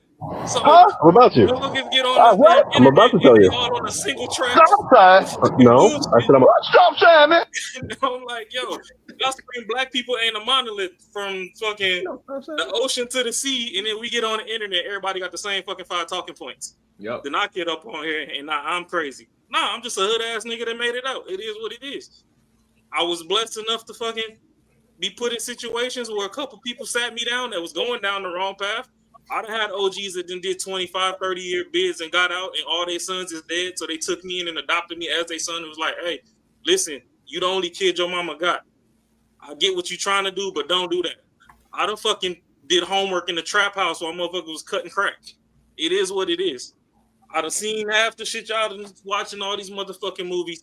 I done seen in real life. So, I done seen the worst part of fucking society. I know what I can do. If I want to fucking quit work right now and go fucking take the El Chapo route, it is what it is. I know I got a 3 to 5 year stretch before they come get me. But shit, I can also go fucking, I can set up the network right now and go dip off to Panama or somewhere, zoom to Thailand, and let the network run itself and just get my fucking residuals out the middle and we straight. Like, it's 100 ways to skin a cat. But no, I want to do this shit the legal way. All the information I get, I pass it down to my kids. My kids was in school. My son came home one day and was like, oh, I know who that is. That's Trump. Nigga, what is 2 + 2? They teaching you the wrong shit at school. You're a kid. The fuck you worried about Trump for, bro? You're 5. So, like, Trump ain't got shit to do with you right now. Learn how to read and write first. You come get on this good hair internet, and apparently niggas can't read and they illiterate. But we got 4 well-spoken motherfuckers on this panel. I don't see nobody on here that said, oh, hey, I done never raised a hand to beat a bitch. Like, there's role models out there, but don't nobody want to listen to it. Everybody want to be like Future, and I get it. The shit's fun. Fucking hoes is cool. I done had that stretch. That shit is fun as fuck. New coochie is great. You don't never know what you gonna get. It might be the wettest shit you ever dived in, or it might be sandpaper you exfoliated your meat that day. It is what it is. But you had fun trying to figure it the fuck out. When you go to bed and wake up the next day, do you want to be the nigga on the T app with all the bad reviews, or you want to be the nigga on the T app who DMs blow up after because everybody has some solid reviews and they could tell that these 3 bitches that's on here with some hating ass bitches? Like, what is we doing? Okay. Oh, we hate white people. Well, guess what? A lot of these motherfuckers don't hate you. A lot of these motherfuckers that built businesses from scratch and shit and made it to the top, they don't have friends. So literally, you ask them 5 questions and they won't shut up for the next 3 hours. Bro. They looking for somebody to get a game to. Like, you gotta run away from these niggas. I done experienced that shit today. Like, I work a corporate 9 to 5, and there's certain people that I know on certain days when the workload is heavy, don't even say hi to this motherfucker. Or 45 minutes of your day gone. Because they trying to bring you up to speed. They gonna ask about the family. Oh, what you doing? Oh, okay. Oh, how old is your kid? You ever think about setting up a trust? Matter of fact, my wife, she sets up trust. You can come over and like, no, I don't want to eat the fucking pecan cornbread you got over there. I like hot water cornbread. I'm black. Like, all these extra ingredients that we ain't know can mix that y'all got going on, y'all keep y'all science experiments to yourself. But please do give me the game. But then we come back over on this side and just a cesspool of, oh, this motherfucker did this. They're holding us back. Blah, blah, blah. But motherfucker got an American Express fucking credit card that they run up all the time to get some reward points to take a trip. That's the white man system too. So y'all know how to exploit the shit, but then y'all hate the shit. On the other hand, when y'all don't make the right decisions.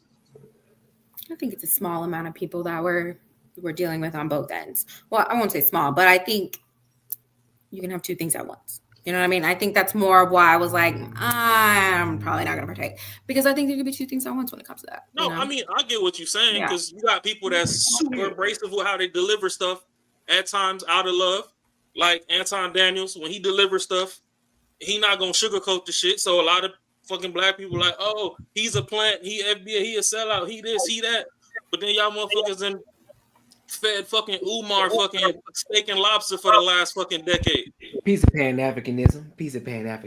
And I just literally, let me see if I could fucking find this dude channel in my damn watch history. I was just literally listening to a dude today break down all the Umar shit. He talking about, oh, the state is increasing the taxes and blah, blah, blah. And he went through the actual laws for that state. And it's like, oh, if you got a vacant building from XYZ year to XYZ year, this is how much the taxes is. And like every 2 to 3 years, the shit increased. So now it's up to 12,000. He's like, oh, the state is fucking... No, they weren't attacking you. The shit's in paperwork. You got the buildings vacant. Like, it's online schools outside right now. There is no reason you got them buildings and them shit's been empty that long. Right. But then I'm gonna get a fucking black woman disrespecting me, talking about I ain't shit and I should be like Dr. Umar. Like, no. I don't want to fucking pander. I'm trying to give you $40 for your light box and get some heads. I'd rather be like, what's that motherfucking comedian 5150 show? Corey Holcomb. I'd rather be like Corey Holcomb, baby. I got this $200. What you gonna do for it? I know you need it. I know you need it. I know you need it. I know you need it. I got 200. What you? Oh, baby need diapers. Guess what? The babies in my nuts need to come out. You extract, and my reaction is I'll pay you for it. If we want to stay on toxic shit, because when it comes to education, don't nobody listen to that. Don't nobody listen to Myron Gaines when he over there on his fucking pod teaching people how to invest money and buy real estate and all this other stuff. But let him get fucking 6 to 13 fucking quote unquote baddies on After Hours Fresh and Fit to go argue. That motherfucking stream 7K, 10K, pack the fuck out. But when he telling you, hey, this is how, if you get a credit card, I'm not saying you should go get one, but if you get one, this is what you do. This is how you gamify using it. This is how you can use it to get ahead. This is what you can do to get some real estate. This is how, you know, if you encounter law enforcement, this is not guaranteed, but it's a way that you can, you know, navigate things to make it back home. Nobody listens to none of the positive stuff. We still want to hear Bad Girls Club and motherfucking P Valley and all this extra shit. Then you go outside and you broke in the morning because you trying to keep up with motherfucking Kim Kardashian and her Birkin bag collection, or even Cardi B. They got disposable money. You don't. Yeah. Honestly, for me, you could wear a white beater and some gray sweatpants to the corner store. If that motherfucking thing jumping in them sweatpants, I'm trying to fuck. Boy, you crazy. So, when y'all out here going out here buying fucking $1,400 Versace dresses and all this extra shit, or, you know, we still peel you out the $7 Shein cart that y'all be wearing. Can we get to the next topic, y'all? Oh, now it's the next topic. That's why we blaming the white man. We worry about the next topic. Because Jay, me, unbiasedly raw, but he the toxic one. Right, your ass crazy, bro. Listen, man, make sure y'all like, comment, subscribe for the algorithm, and hit that bell notification, man. So we're gonna make a slight pivot on this one. This one is a little less light, but sort of still on the same topic, not racism, so to speak, but more so on, I guess you could say, riches versus hard work. And the question is getting rich lucky or is it hard work? And so you got millionaires versus the middle class, and they're having a debate about it. So let's go ahead and get into it. We'll give our thoughts about it. All right. Institutional and systemic barriers that prevent some people from becoming successful.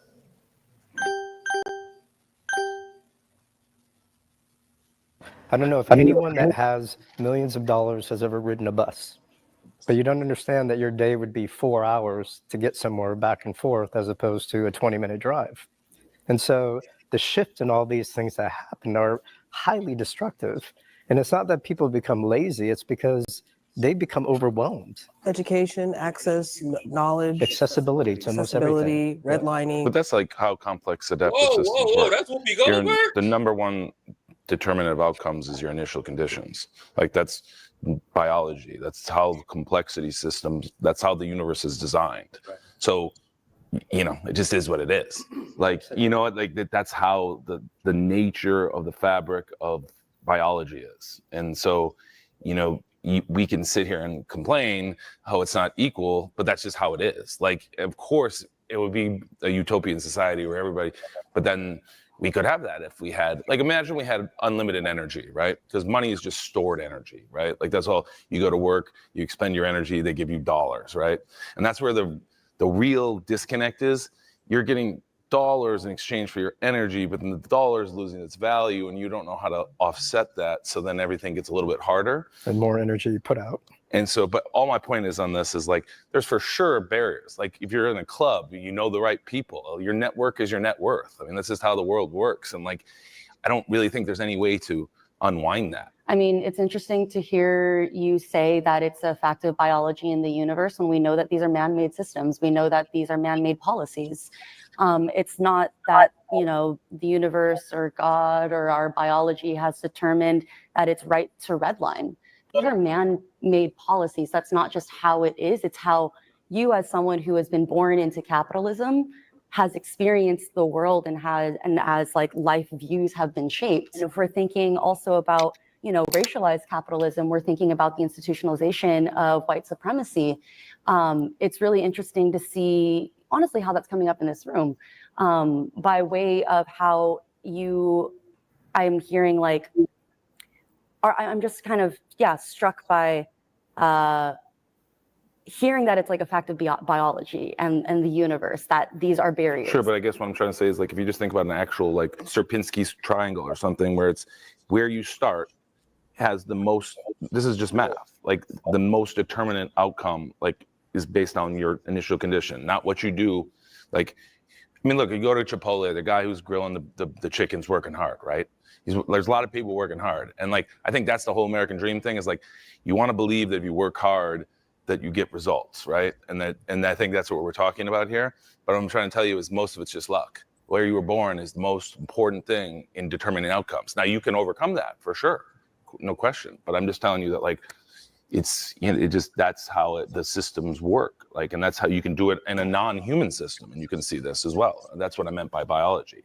Like there's all kinds of complex science that like just shows this. Right. Feudalism and monarchy has been the norm throughout history. So we had an aberrational period where democracy and the people had a moment. But like I'm just saying, over the history of humans, feudalism is what's reigned. I get the history. I ask, have we not evolved enough? Are we not educated enough? Why can we not use AI to take us out of that? Because maybe that's just how humans are derived. Like the top of the pyramid, there's some certain, and a lot of the people who make it to the top are not good people. And that's all I'm saying is, and so like, how do you protect against that? A sociopath can be functioning. That's my point. And I think that's the point, right? For sure. Right. I'm not disagreeing with that. No, and I'm not But I'm just saying it is what it is. I'm just more accepting that is the structure of how things work. And like, we just try our best, basically. Do you think that's how it should work? How it should work to change that? Oh, sure. I mean, I would like it if everybody just said, we're all having pina coladas and had no worries, for sure. Absolutely. Like I'm a normal guy. I'm just telling you that like I'm accepting of like how systems work versus like, and everyone try, we'd be nice to if other people. Do you think you're accepting of the system because it's worked for you? Am I accepting of the system because it's worked for me? Mm-hmm. I don't know if it's worked for me. I mean, there's been things that have not gone right in my life, but no, I'm just accepting because I'm kind of a philosopher, science person. Like I just look at how things are and look at history. I mean, yeah, sure. I mean, I've had a nice life, so I guess I'm just more, it's easier to have that position. Let's put it that way. I'll agree with that.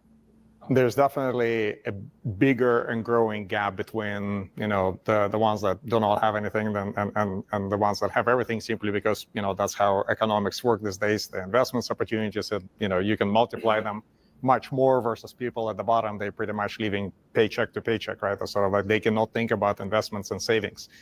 And so at first I thought when you mentioned biology, I thought, well, maybe you're talking about survival of the fittest, right? Because you think about the evolution, the people who live in paycheck to paycheck, they find extra time because they're ambitious, because they want to grow, because they want to achieve American dream. They want to grow better and get better and better.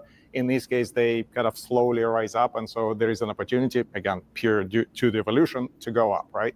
On the other hand, the ones that already have plenty, the billionaires that are in the world, I mean, you know that typically by the third generation in families, you know, wealth disappears. So like, you know, whoever's on top, they eventually is going to go down, versus there is always an opportunity for people to go up. And so again, if they believe in evolution, in this case, survival of the fittest, people are going to succeed. Like, think about elite universities. Yeah, so they pretty much just piggyback it off of each other, basically. So who want to take this one? Who want to go first on this one? Don't know. I'll speak at once. Well, I mean, I guess. Go ahead. Yeah, mine will be quick. I mean, I think it could be both. I think it could be luck, and I think it definitely has a lot to do with hard work, obviously. But sometimes you just might, you might just get that thing and it starts you off. It's happened to be luck. Actually, I was talking to some dude at work today. He happened to buy a foreclosed home for $6,000. Was able to flip it for $260 a couple years ago. So with all that profit he made, he could have started his own business with just flipping houses, because typically that doesn't happen. You don't get that much off your first one. So that, I would say that would have been luck, and that could have rose him to be a millionaire. So I think, I mean, everyone can be. I mean, shit, you can go buy a dump truck and talk to people on job sites and say, hey, I'll do it for less, $1,000 less when this person does it, and get all of their fucking business. And you can just run them like that. So I mean, everyone can do that. So I think, to become a millionaire, it's in the person. It's what it is.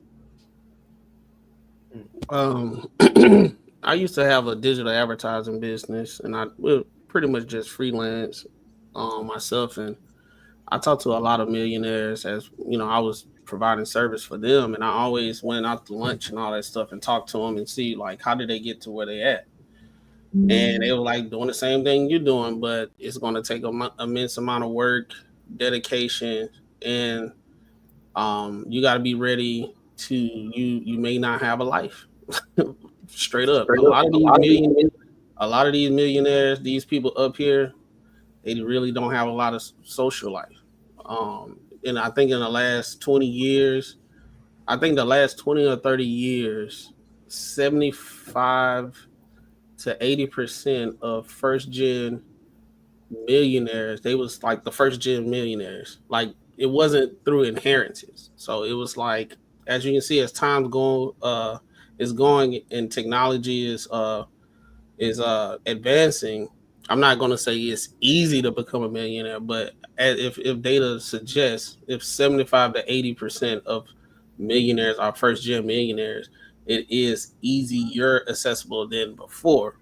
But at the same time, I know I got a friend, he owns a business. He's not quite a millionaire, but he got his own facility where he do DNA testing. And he was like, man, I know back in the day I was on that whole entrepreneurship rah stuff, but he said, man, this ain't for the weak.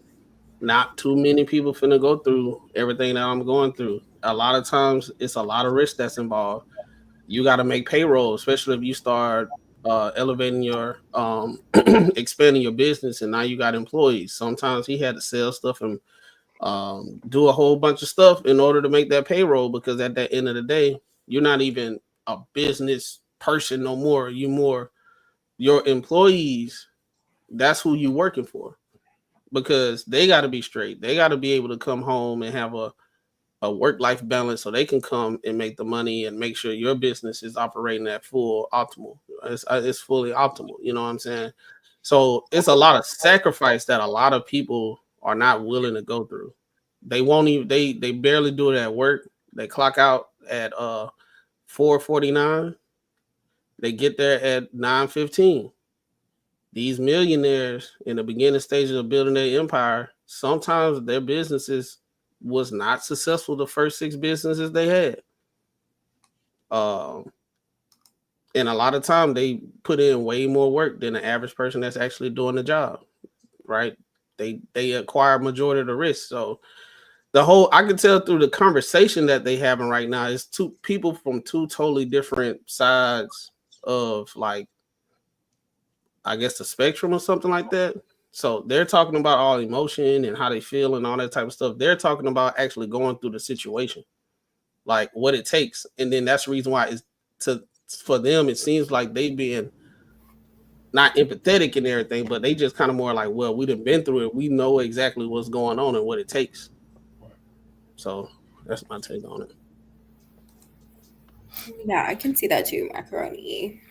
I think it does take a lot of sacrifice. I don't really, luck is, you can win the lottery and that's lucky. But I think that it takes a lot of hard work and sacrifice to become what you want to become and to be a millionaire. I do think it's different, when you inherit it and things like that. But nowadays, I think it's possible for a lot of people. So, okay. I agree with Ben said. A lot of it is the amount of hard work that you have to put in to become rich depends on the luck of where you were born in the system in society. So, I mean, if you were from the hood, you have to work 10 times harder than somebody who is raised in the suburbs. And so depending on where you plan on going, where you are and how you get there is just going to depend on you. Right. I don't agree with none of them niggas. Why you say that?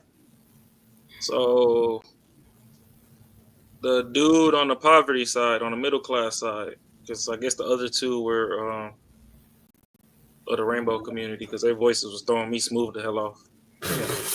But he was talking something about, I don't know a millionaire that's rode a bus. Well, the company I work for, it's a lot of OGs up there. They're not gonna tell you how much money that they have, but one of my gifts being from the hood is I could watch people and certain moves they make. The motherfuckers hold it. Now, the problem with the term millionaire, I'll say when it comes to the lower middle class society, I'm not going to blame a black community, white, whatever, is a lot of these people look at entertainers and all that and watch them blow a bag and think that's what a millionaire means. No. If you bought a house in the fucking 70s for $8,000 and that shit fucking, the value went up and it's $1 million and it's paid off, you're technically a fucking millionaire. Your assets put you in that bracket. I know I got coworkers at work, got 7, 8, 9 houses. These motherfuckers is holding.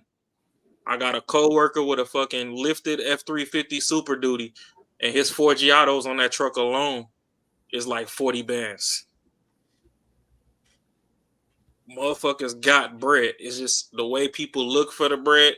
Everybody want this million so that they can go to the club and fucking throw fucking 10K at Magic City on some hoes and take this fucking trip to the south of France and run on the beach with the fucking shirt open and some damn silk shorts and shit. That's what motherfuckers want. And that's cool and all.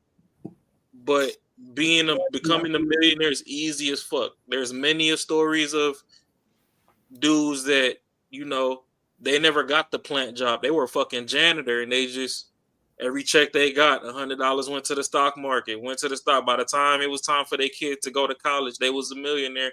They didn't have to take out no student loans, nothing for their kids. None of that. They was like, hey, your college is paid for. So it's literally a blueprint to doing the shit. It's boils down to, do you have the discipline to do it or not? I agree with that too, because I think one of the biggest issues is social media has got everybody on this wave of entrepreneurship and I just want to be an entrepreneur. I want to live life free. That's cool. But most 20-year-olds aren't finna live their life. Most 30-year-olds aren't. Now, are there more that's doing it because of, again, social media? Yeah, of course there are. But more millionaires are made through 9-to-5 jobs than there are entrepreneurs. So when you start to learn how to invest in your 401k, when you learn to invest in your Roth IRAs, when you learn to invest in your stocks, when you start to have that discipline, like you said, when you have a certain percentage coming out of your paycheck going into the stock market, and you're not looking at that, you're not just focusing on that money, you just throwing it away, it don't even exist to you. over time, you're gonna realize that money is compounded. That's why I advise a lot of people, if they haven't read it, read the book on compounded interest, compounding, right? And also read the book on The Richest Man in Babylon. And then after that, read the book, you know what I'm saying, Rich Dad Poor versus Poor Dad. Those are great foundational beginner books for anybody to read if they want to start to redirect the path on trying to become that millionaire, right? Because it sets the foundation for you and where you're trying to go. And so, do I believe that it's hard? I believe it's a mixture of. I think it's hard work and preparation. I don't think it's luck. I honestly don't. Now, if you look at it from an entrepreneur standpoint, yeah, you still gotta work hard. You gotta put in. You gotta sacrifice. You gotta do all these different things, but it still may not work for you. You know what I'm saying? So yeah, so it may be a little luck in that. But then if you have the preparation and then you're doing the things from a different standpoint, I'll give you a prime example. Doing this platform, having this platform, but also working a 9 to 5, but also investing in my stocks, investing in my Roth IRAs, investing in the 401k. So I have a plan overall, but I'm building this on the side. So once this becomes a point where we're making an egregious amount of money to where it gets in the way of the job, then that's a whole different story. But I'm not just gonna say, yeah, you know what, man, I'm gonna go ahead and go full time because I believe in my dreams. Nah, fuck the dream. I'll focus on my dream when I get the money. Then I can focus on that side shit, talking about my dreams and what I really want to do. Like, nah, we trying to get to a bag. That's what even in that regard, right? This is where sometimes learning from other people can help. Yeah. So, let's say you did want to quit your day job and focus on this full time. Do you have a support system that'll allow you to do that? Like, you got your Kai Cenats and stuff. They running up a stupid bag, but they were smart enough to do some shit while they, were living at home with mom and dad. Facts. A lot of us, we fucking live at home with mom and dad, and we like, oh, we got this extra free money to go get some drip and go pull some hoes. I done told y'all. I'm a fucking hood nigga. I done did this shit. I done did walk through to the mall and blew 10 bands in one day. But I also had people send me to the side. It was like, hey, that 10 bands that you threw, if you would have did this, this, and this, you could still go blow the 10 bands, but that 10 could have made you 100,000. Listen, bro. Let me cut you off real quick. If shit were to go, I would move to Atlanta where my parents live, and I would, as a 35-year-old man, I would definitely move back with my parents. I would stack up my money, 100%. I'd be working 2 to 3 jobs. I would stack up my bread. I ain't worrying about what nobody else think. Oh, you a bum, you live with your parents. Nigga, I don't care. We trying to stack this bread back up because I know how to do it now. So therefore, if I lose it, I know how to get it back, and I know how to get it back 10 times quicker. So I'm not worried about that. You know what I'm saying? So that's why it's important to have the foundation and understand. And I think that's based off of what we were just talking about previously on the other topic. These are the conversations that need to be had. Not what's going on, not what everybody else is doing. These are the conversations that need to be had. Nigga, you don't have to do anything extravagant. Let's be honest about this. You mentioned it before. Clint mentioned it before. Macaroni Tony mentioned it before. These millionaire motherfuckers are basic as shit. They're born as fuck. Their life is boring. They have routines. They do everything as a routine. You can literally look at them. If you wanted to be a thief, you can know exactly what they do because they are on exactly routine. You'll know exactly how to get them. That's just how routine they are. So when you follow that blueprint, it's nothing extravagant. It's nothing over the top. It's basic as fuck. So when you follow that blueprint and you just stay on it. Don't worry about what everybody else is saying. Don't worry about who's driving what everybody else is doing, who's successful right now. You focus on your lane. You stay in your fucking lane. Focus on your business and whatever it is you got going on. I guarantee you keep your head down and you just fucking grind it out. Stack your money up. I guarantee you'll be in that position talking about, yeah, bro, I'm a millionaire. I can show you how to do it. But don't nobody want to listen though, because they want to see you with the gold chains. They want to see you with the Lambo. They want to see you with the fucking the 7 bedroom, 4.5 bath house. Don't sitting on 2 fucking acres. Nah, nigga, you don't need that. You honest. Let's be honest.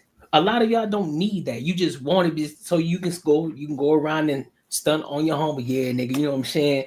I got this, I got this Lambo, I got this new S550 or whatever the case with it. I got this new G-Wagon I just pulled up on. I'm stunting on y'all niggas. Man, I'm gonna have my G-Wagon. Yeah, and that's cool. When you feel me, that's cool. But make sure, you know what I'm saying? Of course, not you. I'm not talking to you, but everybody else. Make sure you got your ducks in a row first. Make sure you ain't got no debt. If you make sure your assets is the one that's paying for it, not the money that you earn. Make sure your assets is paying for it. If you ain't got no debt, shit, ball the fuck out. Because you got to get rid of the money anyway. So if you want to pay an egregious amount of taxes. So no, and that's the play is that we'll go cop the lamb and all that just to pull back through the block, not understanding what all could tie off onto that. Yeah, fuck then that. They'll go look at this white dude that got this Toyota Camry. No, that's the car that he lets you see. Yeah. The nigga got the S550 at the crib. He got the AMG G63 at the crib. All those were tax write-offs to fucking shave some bread off the top at the end of the year. Yep. He not gonna pull up on you like that because he know you looking at him a certain type of way. Yep. Another thing with a lot of these millionaires, just as you said, these motherfuckers boring as hell. Yep. So when you come from the bottom, there's a certain amount of excitement and character development that you go through to kind of survive, without thinking about the poverty and shit every day. You can pull up on these motherfuckers with personality alone, 2 to 5 years. Ain't no way you shouldn't be a millionaire. These motherfuckers want you around. You the most fucking entertainment they gonna have in their day. And guess what? Once they start teaching you some shit and they realize you're learning and you're taking what they're saying into consideration, they can start teaching you more and more. That also incentivizes you to be around them more. So it's still a trade-off. They washing money into your pocket, you washing entertainment into their purview, keeping them happy. I mean, just like they say, if you show fucking 9 people, we know the 10th person is going to be like the rest of the group. Birds of a feather flock together, whatever. Yep. So that's the thing. It's like, and I mean, shit, only one person, well, I guess 2 people up there look like they white because dude in the fucking blue shirt had an accent. Yeah. So it's like,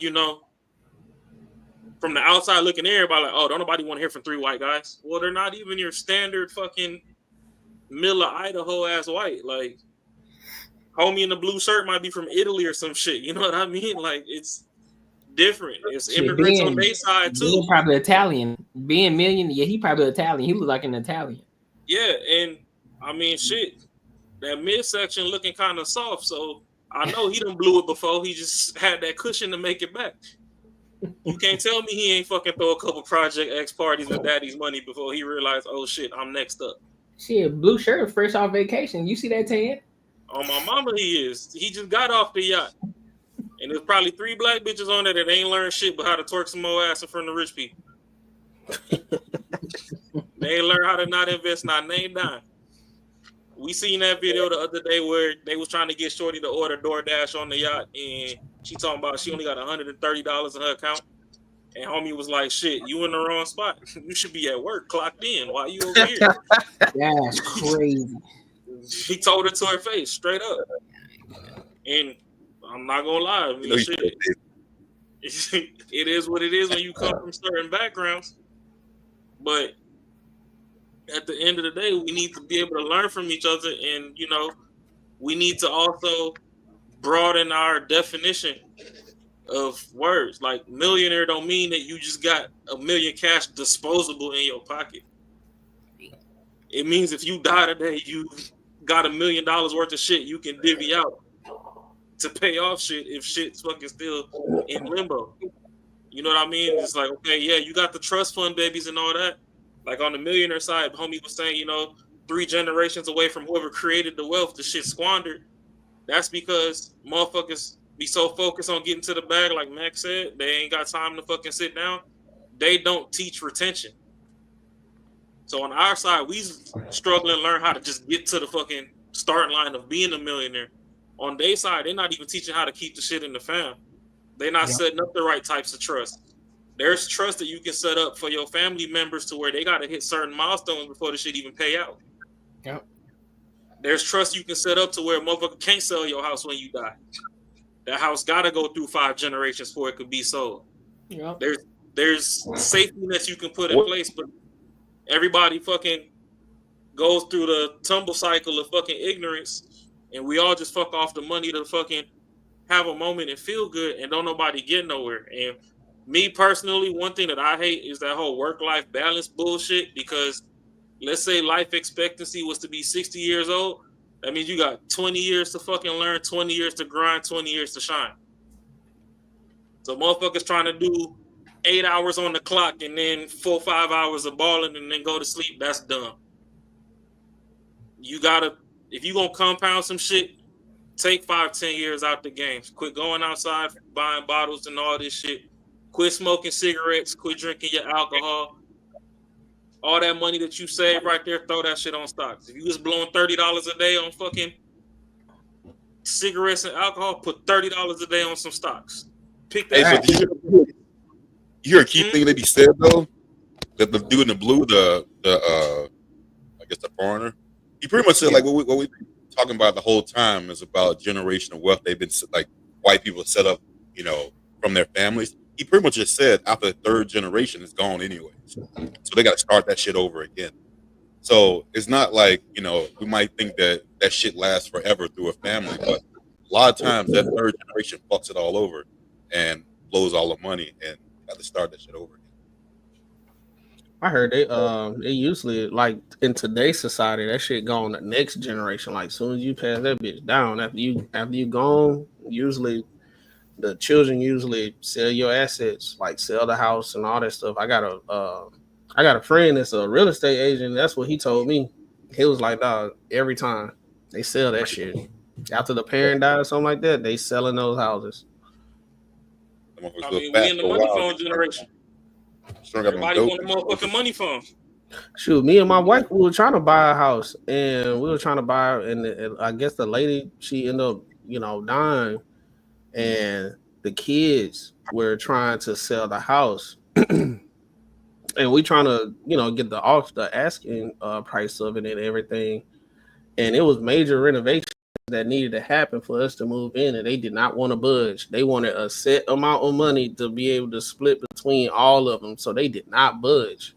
And the house ain't even worth what they were saying. We was just want to be like, well, we'll buy it and we'll do the renovation, but can y'all at least do this? They was like, nah, we want that money right now. We not budging. To the point, dog, it's so bad. To the point that their real estate agent was only going to be able to get 1%, 1.5%. What is it called? Yep. Other sales. So she probably would have made like $2,000-$3,000 or some shit like that. And they making her work for that shit. And they making her work. That shit was so wild, bro. That's kind of how I got my house. Was the owners that actually bought the house, they passed away, but the difference was the courts made them sell to split assets. So the kids, the 2 daughters, they had, you can't cut a house in half and take your half with you, so they had to sell it and split the bread. Luckily for me, when I pulled up, because it was I guess it's the seller's market when it's to their advantage or something or whatever. But when I pulled up to come do the viewing, Shorty was in the house and she didn't quite get to leave yet, and she seen that I had 1 kid and 1 on the way. She didn't really say nothing. But later on, when I was at the closing table, that kind of got brought up, like, oh, yeah, that's their family home. She grew up in there. She wanted to go to a family. She didn't necessarily want it to go to nobody that was just going to rent it out and, capitalize off the shit. And that's kind of why I got the deal, because there was a couple people that had higher offers than me. I'm like, no, I'm not doing nothing higher.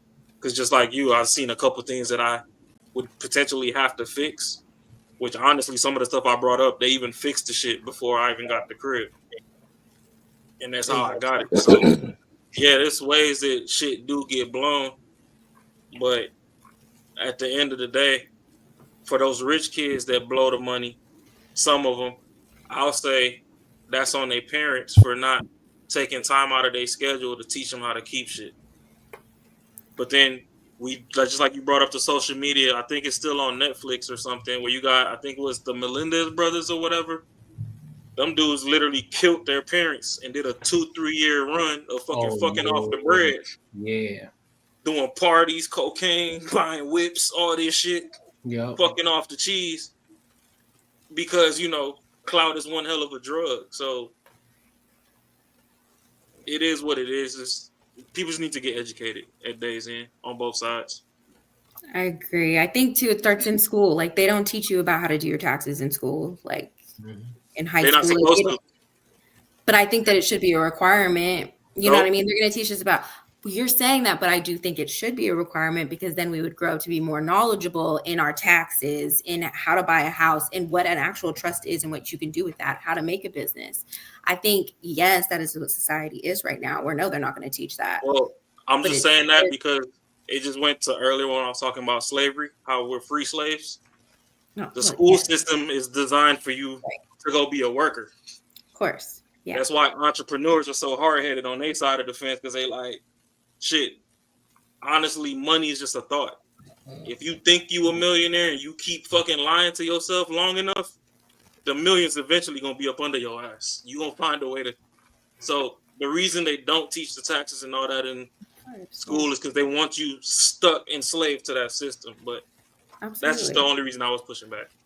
Yeah, no, I completely agree with that. It's a whole setup. I know it kind of ties into kind of all of what we've been talking about today. They got places around, but it's like more of like extracurricular activity to show like not kids how to do taxes and have financial responsibility, but it's like they don't even know that's what they're being taught, but it's extracurricular activity until they get to like a teenager. Then they'll say, hey, this is how you do taxes, financial responsibility, entrepreneurship, all that stuff. They got a few academies in Atlanta. And that way too, you can knock out two things at once. You can have those kids in that thing, and you don't have to worry about them being somewhere they supposed to be, and having after school stuff. And at the same time, they learn the financial responsibility. So, I mean, it's programs that's out there. It's just one of those things. Like we said, as parents, you got to do your job. You can't just leave everything up to the school to learn. You know. Yeah, and I mean, what sucks too is some of that does cost money. And yeah, it costs money. Let's face it, you know, the lower middle class, I do understand. Like I said, it's not that I don't care about the motherfuckers, but some people is hard-headed. Like, it's kind of hard.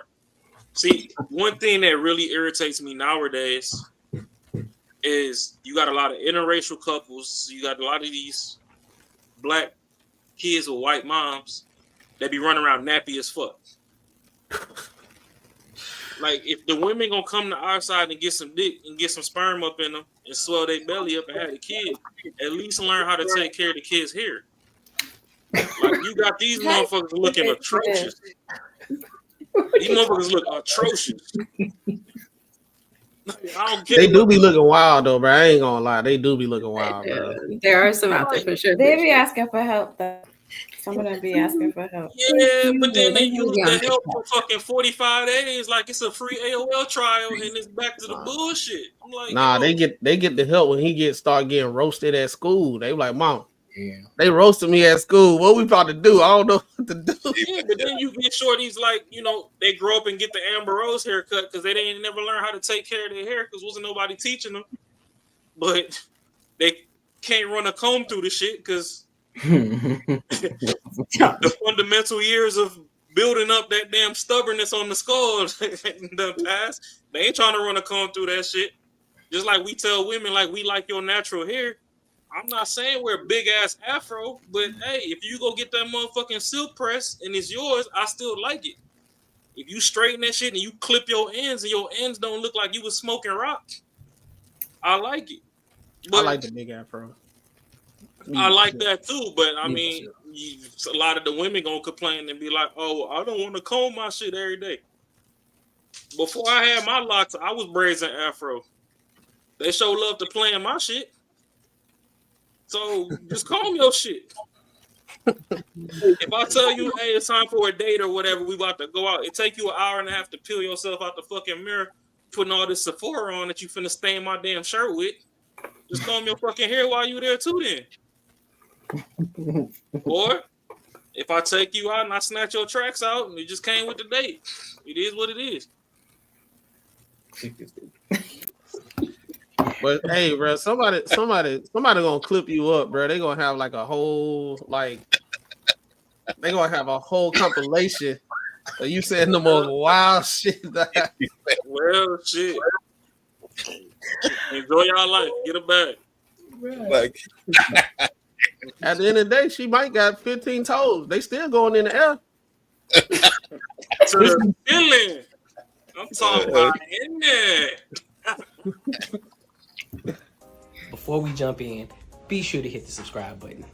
Listen, this channel is for people who want to have real conversations, no fluff, authentic, where we talk about money, mindset, and relationships and everything else under the sun, as long as it gets back to the money and how we can level up in life. Now, let's be real. Subscribing to this channel helps my content reach more people, which gets me closer to monetization so I can continue to keep giving you high quality content. Now, if you rock with that, be sure to hit the subscribe button as well as the bell notification. Let's get back to the video. All right, so listen, let's go to this next topic, bro. Oh yeah, this is one here from the good old boy Marcus Courtney though. Mr. Andrew Tate, you know what I'm saying, got accused. Well, allegedly has been accused, you know what I'm saying, with abuse. So we're gonna listen to the video and then we're gonna get into it. Yeah, this one here might be different. Yeah, it's gonna be a little different right here. Ooh, wee. All right, let's get to it, bro. Tonight, disturbing allegations being made against one of the most controversial figures on social media, Andrew Tate. In a civil suit filed in Los Angeles this week, model Bree Stern accusing Tate of sexually assaulting and choking her at the Beverly Hills Hotel earlier this month. Stern sitting down with NBC News from Los Angeles in her first interview about that night. Talk to me about what was going through your mind in that moment. I was scared to death. I was terrified that I might die. Stern saying in the lawsuit what started as consensual sex in the early hours of March 11th turned more violent as she begged Tate to stop.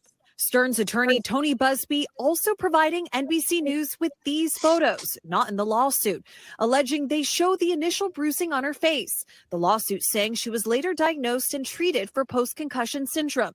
NBC News reviewed parts of Stern's hospital discharge paperwork confirming her diagnosis. Stern also filed a report with police on March 24th. I was just terrified of him. I mean, he's a very wealthy, very powerful person.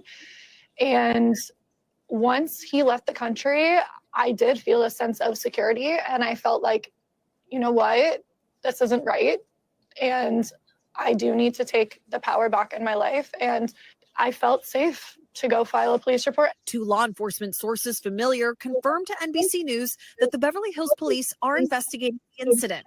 To be honest, it was very difficult for me, but at the urging of my friends and family who were telling me, like, this is not right, this is not how you're supposed to be treated, this is abuse, I slowly started to kind of like see it. Tate's attorney telling NBC News in part, quote, Andrew Tate categorically rejects the unfounded and sensational allegations against him and is committed to pursuing all available legal avenues against those perpetuating these baseless claims. This is not a pursuit of justice. It has all the hallmarks of a calculated scheme aimed at personal gain, notoriety, and financial benefit. It's only the latest of Tate's legal problems. Well, it's been proven that the smartest people in the world are men. A former UK kickboxer and Big Brother cast member built up a following of millions online as a self-proclaimed misogynist. The provocateur posing with weapons and making sexist comments. Shut the up. You know, women know the clue how business work. I'm glad to be home. He returned to Romania earlier this week, where he and his brother Tristan are facing human trafficking charges. The brothers have denied all allegations. Last month, they flew to Florida after Romania lifted a travel ban. And I think my brother and I are largely misunderstood. We've yet to be convicted of any crime in our lives ever. The Florida Attorney General saying he opened a criminal investigation into the Tates and that they've, quote, admitted to participating in what very much appears to be soliciting, trafficking, preying upon women. He told me everything on the internet was just a facade. Stern's lawsuit also includes text exchanges between herself and Tate in the months leading up to that alleged assault. Early messages between Tate and Stern appear to show him smothering her with love, including pet names and a romantic poem, but then allegedly getting more possessive and abusive. In one text, Tate allegedly writing, "You backtalk too much, so I beat you." They made me feel so confused and so just bewildered how someone can tell you they love you so many times every day and then say those things and do them. Like it was definitely a lot of confusion and pain. In parts of another exchange, Stern asking, "Why do you want to beat me?" Tate allegedly responding, "What's the point of having you if I don't beat and impregnate you? You should be thankful." Stern says that in the hours since coming forward publicly, she's faced threats from Tate's fans online. I'm constantly looking over my shoulder. But she hopes to empower other women. It's very hard to even talk about it, to even confide in other people. So I'm hoping that I can encourage other women to find their voice, to walk away, and to be strong. Chloe Molas joins us now. Quite an interview, very powerful. You know, Andrew Tate has a bit of a reputation, and I'm just wondering, did she talk at all about, had she heard about that reputation before she got involved with him? That's a great question, Tom, because, you know, Andrew Tate and his brother had been open with their views for over a decade on social media. But she says that she really didn't Google him before she flew to Romania to meet him, that she hadn't been following him on social media. And she really didn't know all that he was about, but that they were in a very loving relationship, that they talked about starting a family together, but that she realized that she was in an abusive relationship. And she does say, Tom, that she is getting threats online, like she says in our piece tonight, in the wake of coming forward with her lawsuit. Chloe Molas, thank you very much. What's your thoughts on it, bro? It was like a roller coaster for me at first. I wasn't believing her at first because anytime I hear a chick talk like she said the end of her sentences, like it sounds like a question. You know what I'm saying? And it was kind of hard for me. And you know, I was going through the thing, and you know, and you know what I'm saying. But then when it started getting the text message, I was like, "Whoa, that's kind of crazy!" Right? I was like, at first, I was like, with the whole damage and stuff like that, I was like, "Okay, it's getting bad." And then the text message, and if that's it, bro, and what's the point of you being around if I don't beat you? That's wild, bro. That's wild. It's the same shit like Shannon Sharp did. The same exact thing. But and again, I was thinking that I was like, is it a situation where they do that role play and stuff? Because a lot of people do it, but it wasn't said in the report that was the case that was going on. But it still might be too early. We don't have all the facts and stuff. But I'm just saying, if this is true, this is bad, bro. It's almost like he was fucking with her, like almost like just saying that shit just to like. To like, have you ever just fucked with someone before? Like doing text, just like fucking with you, and someone if you think they kind of believe you, just say the most outlandish shit, and because it's like you can't be that stupid. But like this situation, bro, you already going through a sexual trafficking case, and a chick flew to Romania. You gotta be careful. If let's say they were doing the whole role playing stuff with her, you still gotta be careful with that shit, bro. And that's the thing though. I think he's one of those cats that thinks he's untouchable. That like you ain't gotta be careful. It's almost like more like no, you gotta be careful because now you're seeing what's going on. Did he book the flight? What's that? Did he book the flight? It didn't say. All right then. If Shorty pull up on me to get some dick, I'm finna drop some dick off. If I ain't But paying that's for not. it, that's on But you. that's not what's going on, right? That's what I'm saying. What I'm saying with her flying there, you got some random chick flying all the way to Romania. I'm saying But you that's got to her be. problem. We in the Dubai, shit on me, error. It's not her problem if she's flying to Romania and it's this random person and you already in trouble for similar stuff, and then you're texting stuff like that. I still think I get like personally you may feel like that, this, and the third, but when you have the law involved, the law don't look at it in that perspective. They looking at, was she harmed? Does the evidence support what's going on? And him sending the text message, that's the case. She don't have to say, hey, we was just role playing. She can be like, we were intimate, but he started doing this and no was no. And then he started beating me and shit. And these are the text messages that support it. That's what I'm saying. You got to be careful with the situation if that's the case. But I don't know. That shit crazy. What he's doing is just so out there that you gotta like, who the fuck would believe that? Like, I mean, like, who would believe someone would write that shit if they actually really meant it? And I think he meant it to just be like, because how he treats most women, how he treats, like, how he thinks, you know, I mean, you know how he thinks, so it is what it is. So, like, that seems more of the narrative to me, that he was doing that just to fuck with her, like, almost like, yo, and then she would run and try to sue his ass, like he's fucking for real.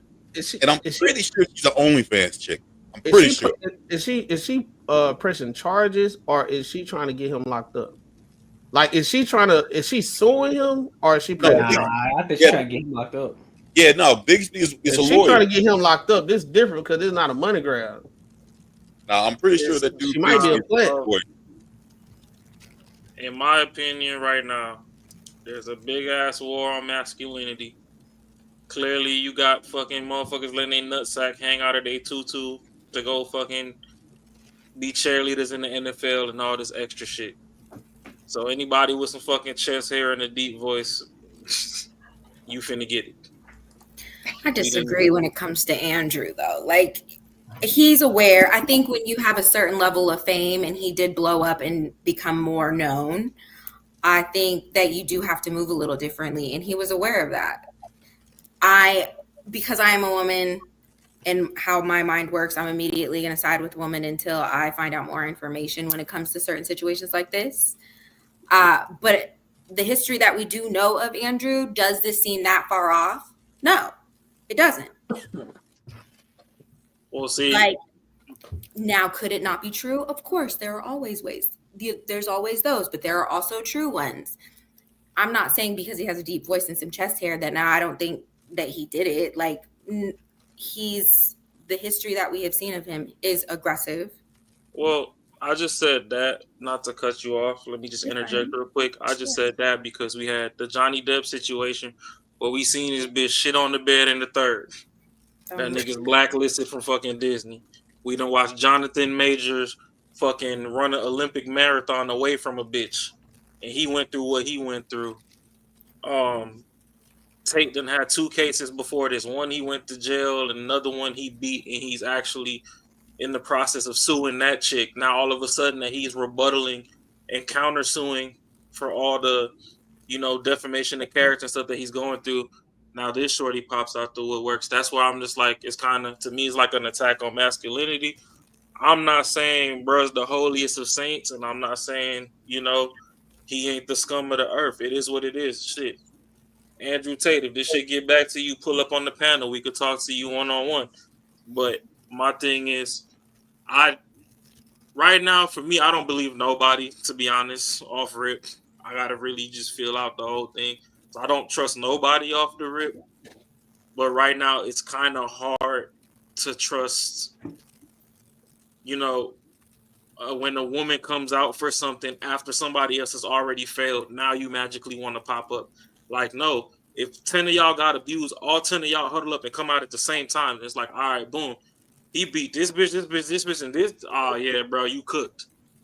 But you'll sit over there and watch something drag out for 2-3 years, won't say shit. Then when that fails, now all of a sudden you're just next up. it kind of just looked like somebody coaching through it to get who they want to get out the way. It's just like personally for me, Bill Cosby, when they did that shit with Bill Cosby, you can't tell me that this bitch kept the dress that got nutted on 30 years ago. So you locked this nigga up off some powdered nut? Like, this shit There's just kind of women that will wild. definitely do something like that. I mean, it's not always safe to come out and speak on your experiences because people will shit on you just for who you are, just for saying something, for the timing that it takes for you to come out. Oftentimes, people have to convince other women and other victims to come out and speak on it because it's so traumatizing that they don't want anything to do with it. You know, it changes your spirit and changes your entire life. So sometimes it does take some time for people to come out and get together. It's not that easy to just group 10 women together that have been victimized. You have to find them first. Then you have to go through all of the processing that it takes to get them to even to the point where they can press charges or that they do feel comfortable. Because it changes not only their lives, it changes their children's life, it changes their family life, it changes their sense of safety and security in their personal lives at their home. They might have to move. You know, there's so many different steps that come to it. So if it were that simple, that would be great, but it doesn't happen that way. And I mean, if there was going to be a way to target somebody, Andrew Tate is definitely probably an easy target just because of his history, just because he's so reckless and so chaotic in his messaging and how he speaks about women and his personality. So yeah, he would probably be a pretty easy target, especially, you know, with the charges and all the back and forth that he has going on. But at the same time, you know, you can't really put it past anybody, especially someone with this chaotic kind of personality that he might have just hit her. I don't know about those text messages. That doesn't prove enough because, like Marcus said, it could have been, you know, joking around. I'm gonna beat your ass. Why you gonna beat my ass? Because you made me mad. Why wouldn't I beat your ass? So well, you see, my problem. You can be joking around like that. So there definitely needs to be more information before anybody tries to make a decision. And I definitely get what you're saying, and I'm not going to downplay anything you said, but my problem is there's certain levels of people where when you say that, oh, this person put hands on somebody, then I see fucking Sephora blush on your face. I'm not saying he did or didn't do it, but this is somebody that we know his hands is registered. That nigga's a walking lethal weapon. So when I don't see a broken jaw, it kind of is just weird. It's weird to me. Let me just put it like that. That's like pissing off Mike Tyson and you come back out and you just got a minor cut. Like, nah, bro, you supposed to have a dent in your head. It doesn't. So when you have a minor cut, it just look like, oh, I know, but it's like you see me on video pissing off Mike Tyson, then the video cut, and I come back and I got a small cut under my eye. When realistically, I ran over. I was like, hey, man, slap me real quick. Matter of fact, just use the blade and just cut me real quick. I'm going to say Tyson did it. That's definitely a possibility, but it doesn't always start off that way. No. It doesn't start off like knocking you out unconscious and holding the knife up to your throat. And it starts off real subtle, just little things. And if he's that type of person, then he's probably already been through this. Yeah. You know what I'm saying? It starts with a choke. It starts with a push. It starts with a shove. It starts with squeezing the shit out of your hand. So it could be escalated. When you're a decorated professional savage, there's a lot of these people that are professional fighters and shit, they're light switches. Sometimes these motherfuckers got to black out to win fights sometimes they'll win a fight, they won't even know how the fuck they won it. So when, I get it, domestic violence happens and stuff. We've had it in the WWE when wrestling and all that. We've had those people do it. When you see the pictures of them shorties, it's like, fuck. It's just like when, you know, the whole Rihanna and Chris Brown incident. Everybody seeing Rihanna's pictures like, damn. So when this looks like a Cabbage Patch doll compared to what Breezy did to Rihanna, and we know that this dude knows how to pop somebody, it's just hard. And I'm not saying that he's innocent on his side, but it's just, you know, it's a lot of masculine people right now that's just getting drugged through the mud. Like, they tried to get Diddy on some shit, some exorbitant shit. Realistically, for me, on some conspiracy shit, I just feel like there was some paperwork with some names on it that they wanted to hide, and they took him to court so they could run through his house and get everything they needed. And now that they got everything, they trying to figure out how to get him back out. Just like everybody crying for these damn Epstein files that you not finna get because there's people 30 times way more powerful than fucking Donald Trump that just not gonna let it get released. Does Trump want to release it? He probably does. He don't really give a fuck.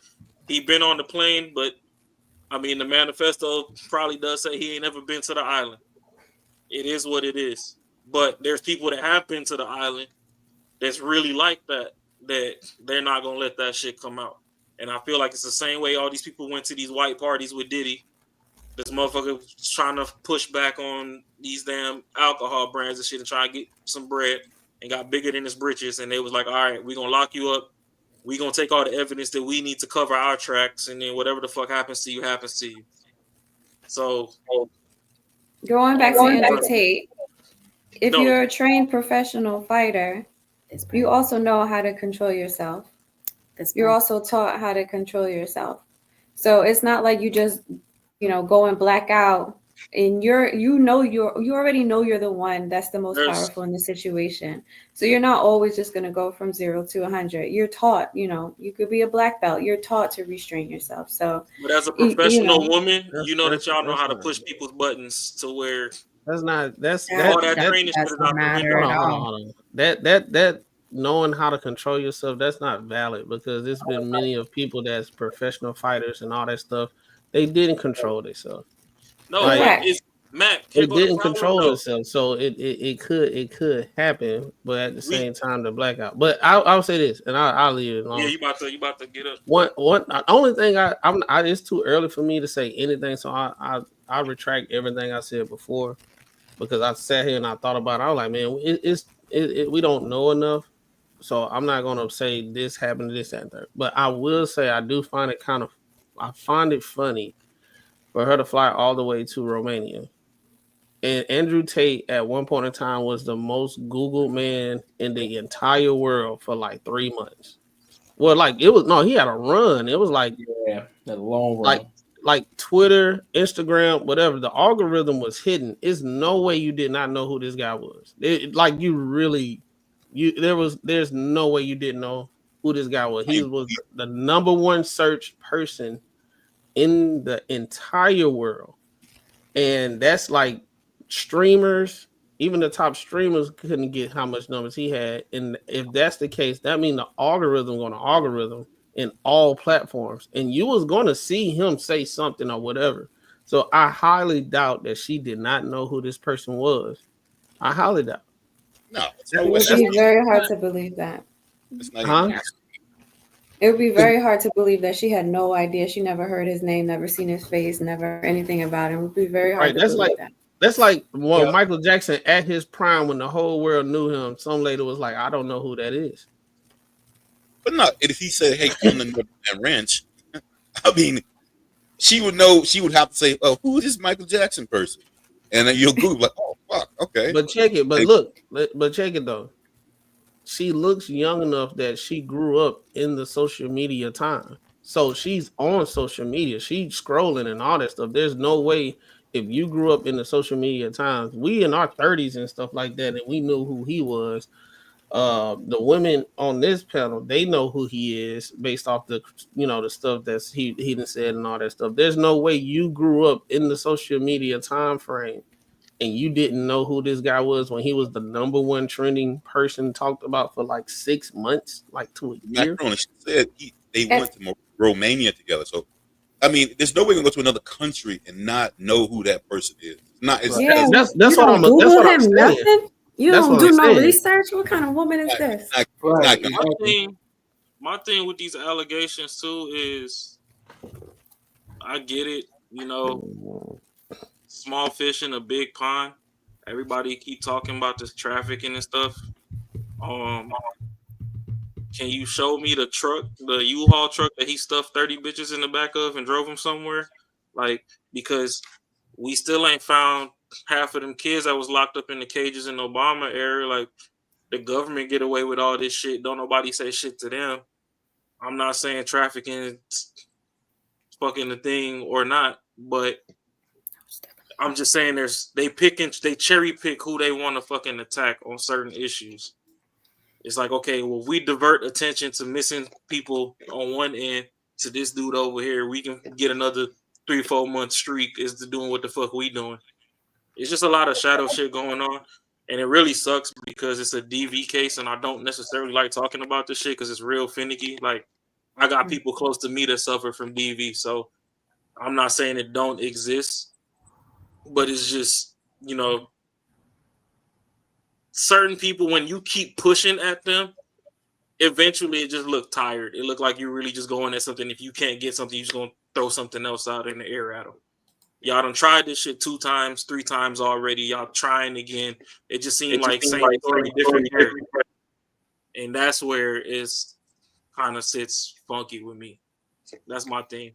And as far as the whole attitude thing, train fighter, whatever, my only thing with that is women learn their men when they're with the men. It don't matter how long you with them. You literally trying to study them like a book. Women know how to poke enough to where if they want to play victim, they can. Like, I know when we was growing up, the saying was sticks and stones can break my bones, but words would never hurt me. But then somehow along the way, motherfuckers done raised a whole bunch of emotional ass motherfuckers anyway. And some people's response with their emotions is physical. They not necessarily gonna meet you with words. So I can't say that just because he had training to fight, that fight is in the ring. He know what to do in the ring. That don't mean it came with emotional training. Just like when Courtney was going over the case with Sha'Carri, she was over there beating up on her dude. Once she started speaking, everybody's like, oh, she speaks like a kid. Whoa, yeah. The bitch is trained how to run day in and day out. She's not trained to socialize. So if she sounds like a fucking AI when she's talking, it's because she's not trained how to talk. All she knows how to do is when that motherfucking pistol go off. No, she's not. When that pistol go off, she's supposed to run across the finish line. That's her slave trade. If you're a professional and you're gonna be out there, you're supposed to have training. Facts. You're supposed to have media training. That's a fact. You're supposed to. You have to learn. You have to learn how to move. Half the media training is scripts. If they you still have to, bro. There's people that you got in your circle that's gonna teach you how to move. That's gonna teach you how to move, bro. And apparently, she don't have the right people in her circle that's teaching her how to move, dog. So the way you talk in the interview was different than us talking on this podcast. What do you mean? In an interview, she's happy. She's coming off an adrenaline high. She answering 2-3 questions. She getting the fuck up out of there. That's the same way she was with the cops. Nigga, she was under anxiety and all this extra shit and trying to. That's the same way. No, the same way that she's with those interviews. That's the same way she was with those cops. So she's the same way. So whoever's in her circle is not telling her how to operate, and they're not teaching her the proper way to operate. And she already been in like 2 situations already. If she did know how to operate, she would have known and had the common sense to know, like, look, I'm in the airport. There's cameras all over this motherfucking place. I wouldn't be operating the way that I am right now. Wait till I get home and beat him up. I mean, that's what she should have did, right? And then that's wild. Nah. She know what the fuck she doing. But it's the airport too. Sorry, I didn't mean to cut you off. No, you good. Go ahead. It is the airport. We all know, it doesn't matter what type of who you are. We all know you don't play in the airport. Hey. Like, we all have that mindset when we walk through all the TSA and all that stuff. I know people can get away with a lot in the airport because you're not about to no-fly list me. So when it comes to her, she already got kicked off of the airplane though. Like, she already got kicked off an airplane before because the flight attendant told her before they was about to, go ahead and, the flight attendant was about to say, they do the safety or whatever. She was like vlogging or whatever, and they told her to put her phone up. And then she got aggressive then, and then started going off. And then she turned around for confirmation from people in the back, and they started going off. She started going off on them, and they had to get her off the plane. So it's that media training shit. The situation where before they about to take off. Yeah. Oh, yeah, this a separate different situation, bro. This a whole different situation. No, that's what I'm saying. Like, that everybody knows. Put your phone the fuck away before you take off. Like, what? Yeah, she started going off. All the flight attendant was like, "Why you coming at me? Like, why you singling me out?" They were like, "Ma'am, could you please put up you?" And then she started going off.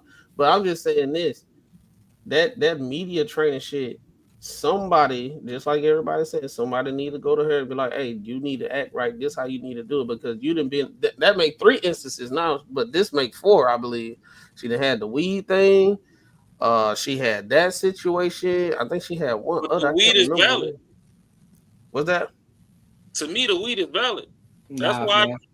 I know. But y'all, see, here go the thing. This is where I separate from internet talking points.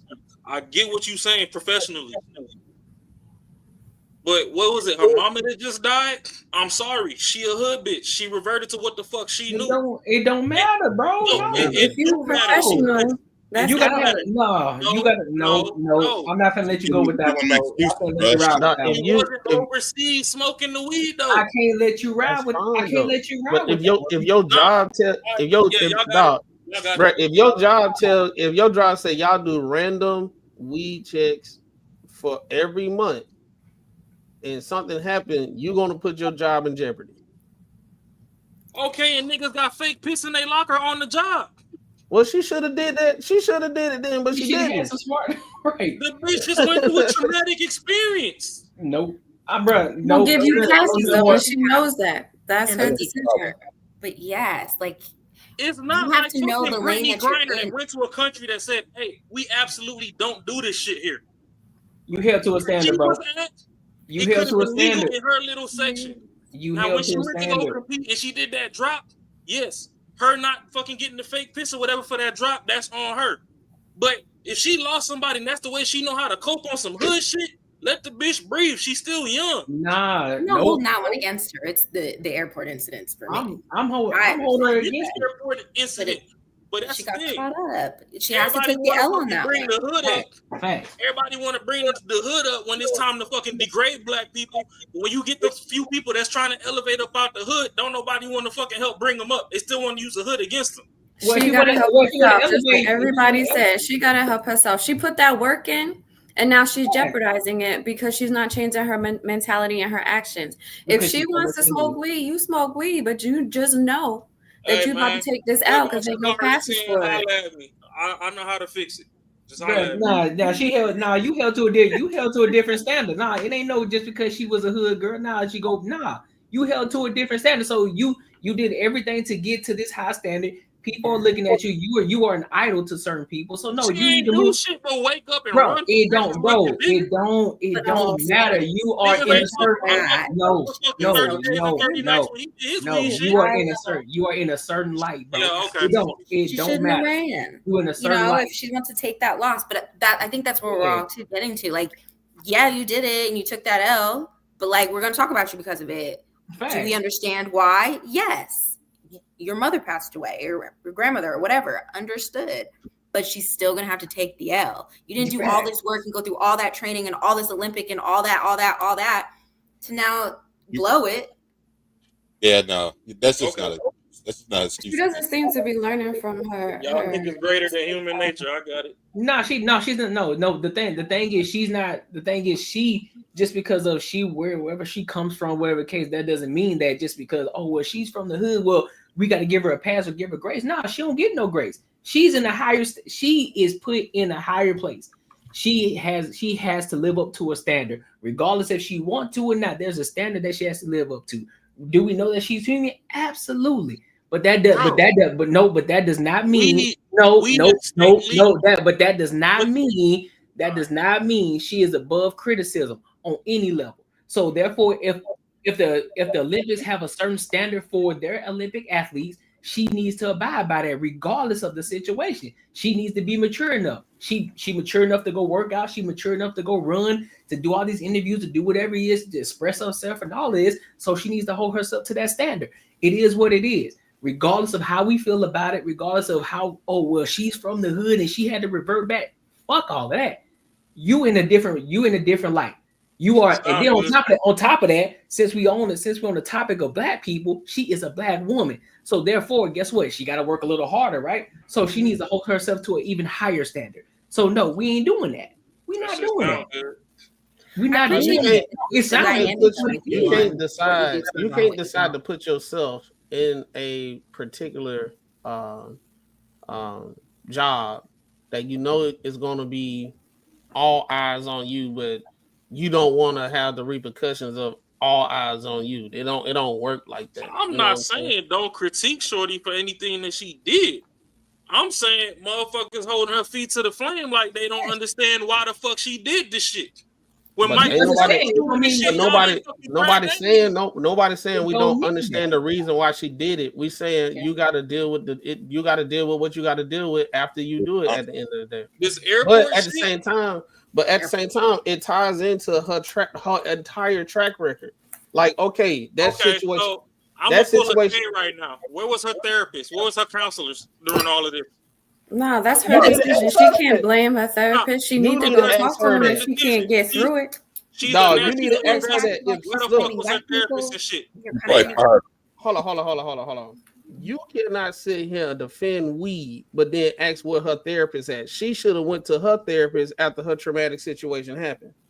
Instead of doing the weed. The blunt was cooking. I see that's the same as the white people conversation. I'm not gonna lie.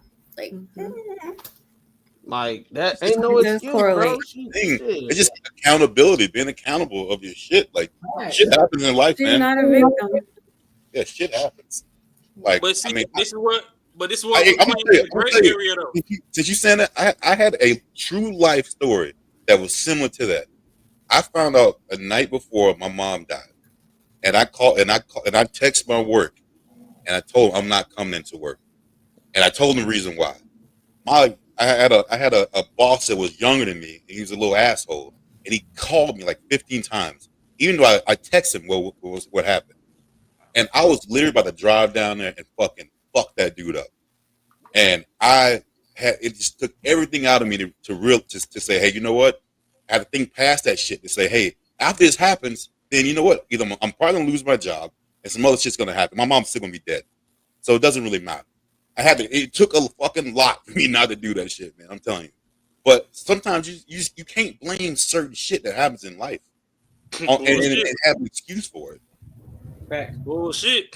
These motherfuckers still blaming white people for some shit that they ain't even going. And you complaining about it. So why are you flipping the script? It's a full circle right now. Who complaining? Everything you said today, everything you said this evening about it. You was complaining, you blaming white people, Now you blaming your upbringing. Now you blaming weed. Now you bringing your upbringing back, that you can't control yourself. The beauty in this is you actually brought it up earlier where you was like, oh, hey, people in certain situations, they're going to revert to what they know. You brought that up earlier. And what are you talking about? That's all I'm saying. There was a point earlier where we was talking about some shit and it was some hood shit, whatever. I don't even remember exactly where and what, but you went along the lines of, oh, well, certain people act a certain way because of, their surroundings and blah, blah, blah. I'm sorry. Mm-hmm. I've played sports. You have some coaches that are real passionate and they become life coaches and all that. And you got some motherfuckers, they just going to teach you a playbook. We don't know what Shorty got around her. They might just teach her nutrition and how to fucking run when that gun go off. That was my point. Yeah. Yeah. So y'all talking about all this media training and all that, nigga. She ain't win the race. She was in the middle of a fucking altercation. Her fucking anxiety, all this extra shit is high, and now she sound like an animated fucking cartoon when she's talking because we get to hear more of her. It's not a controlled environment where she's waiting for a question to where she knows she's just gonna drop 3 sentences and wait for the next question. Again. She out here fake ass fighting for her life when we know that she the aggressor because we done seen the tape. She don't know that we seen the tape. So she now is in her natural habitat, her natural environment. We get to see her natural self, and now we fucking like, oh well, shit. Shorty look like some development on the other end ain't really been fucking worked on, and that's all I'm saying. Anybody investing their brand, man, y'all got a little Tay out here talking about are gonna make sure that they learn how to operate within their brand. So we can clearly see that bitch she fucking had the parents training. propelled her. Well, yeah, that's what I'm saying though. It's all about the people. It's about the people around her, bro. Celebrity. It's about the people that's why I said before. It's about the people that she got around her. They aren't necessarily helping her in that aspect. That's at the end of the day, she still got to be responsible for her actions. Nobody else. So therefore, all the sponsorship money that she's getting, she need to take that money and invest in some legit PR people that's going to hold her accountable. Hey, This is how you need to operate in public. Wherever the fuck you go, you need to move like this. Because apparently she don't. She don't know how to do it. And she done been through she done been through 3 to 4 situations already, and she keep getting fucked up. She gonna fuck up her entire career because of it. So that's on, at the end of the day, it ain't on no, that's on her. And if she keep fucking up, her career finna end early. She's still young. How old short is 26, 27? Somewhere in the 20s, 24 to 26. Yeah, so she still got some years behind it. And if she keep doing what she doing, she fucked up. She done. Well, that's on her to fix that. That's on her to fix that shit. Ain't no nobody. Like Facts. Listen, your savings account is robbing you blind. But don't worry, I found out a way how to make my money work for me in my sleep, and I can help you do the exact same thing. Now, this isn't no get rich quick scheme. This isn't no pyramid scheme. This isn't something just trust me situation. This is legit, and this is something that your every average day person can implement in their lives, and they can really get to a bag. This isn't a short-term play. It's a long-term play. There's a promo going on right now, so you definitely want to jump on it before the price goes up, because this is too valuable. The link is in the description. And hey, let's get our money up. Let's get back to the video. Yeah. What you got going on? Hey, that was a dope drop. What you got going on? Listen, man, your boy be out here working. You feel me? I be out here working, bro. Be out here working. Now, this is both of those videos. They're old videos, but I just stopped playing them for a minute until I started hitting 1,000. That's how I started. Throw them bitches back in rotation. Yeah. So, but yeah, though. So look, let's go ahead and go to this next topic, the main topic of the night. Travis Kelce. We got 2 more topics tonight. So look, y'all hang in. 2 more topics. So shit, we locked in. So look, Travis Kelce and Taylor Swift. So there's no video on this one, but it's an article. I'm gonna read it real quick for y'all. But I got you, big dog. So the main question of tonight is, who holds the power out of the two? Travis Kelce or Taylor Swift? This is a solid one. All right, so we're gonna go ahead and get into. I'm gonna read this little article part, and then we'll get into it. And then what's the definition of power in this context before we dive in? So basically, the context of power is who holds the authority over everything. Who leveled up who? Okay. Yeah. Basically. So I was going to read this article right quick. We go off the deep end. Right. So as y'all know, they both Travis Kelce and for those of y'all who don't know, Travis Kelce and Taylor Swift, they just started a new podcast with each other. No. Please tell me that's a lie. Yep. They just started a podcast with each other. Why some people can't just fuck on the farm and mind their business? Everybody don't need a pod, bro. Podcast, listen, believe it or not, podcast, it may seem big, but it's not as big as everybody thinks. And I learned this at the podcast summit when I just went this past weekend. It's not as big as people think. Everybody's talking about it, but a lot of people aren't doing it. So even us right now, even just where we're at right now, it's still a lot of people that aren't fucking doing it. A lot of people are still in the, I'm trying to do it. I'm about to start. A lot of people aren't doing it, bro. I get that, but leave that for us that's trying to make it out the struggle. Nah. Hey, that's their own lane, though. That's their own lane. Once you made it, on the yacht, bro. Like, get the fuck out the way. Like, we don't need you. That's their lane. So Swift submitted a trend that's been seen in recent years among entertainers, sports figures, and politicians who seek to deliver particular messages. A visit to friendly faces for a long-form conversation beats questions from nosy, prying journalists. In the case, Swift and Travis Kelce locked arms and cooed. That's a word. And cooed at each other between admiring queries. My boyfriend says, in quotes, Swift said, in the sides with Kelce laid things on too thick. Yo. I know, right? So, open quote, the Kelce brothers have become the Barbara Walters of their generation, end quote, said Nick Cicero? Yeah, Cicero, founder of Mondo Metrics, which studies the podcast industry. Fans ate it up. Open quote, I think it's really nice and refreshing, especially for a woman whose primarily fan base is young women, to see somebody that is celebratory of their partner and also not self-deprecating in a bad way, but also really admires what they do and they don't try to minimize that, end quote.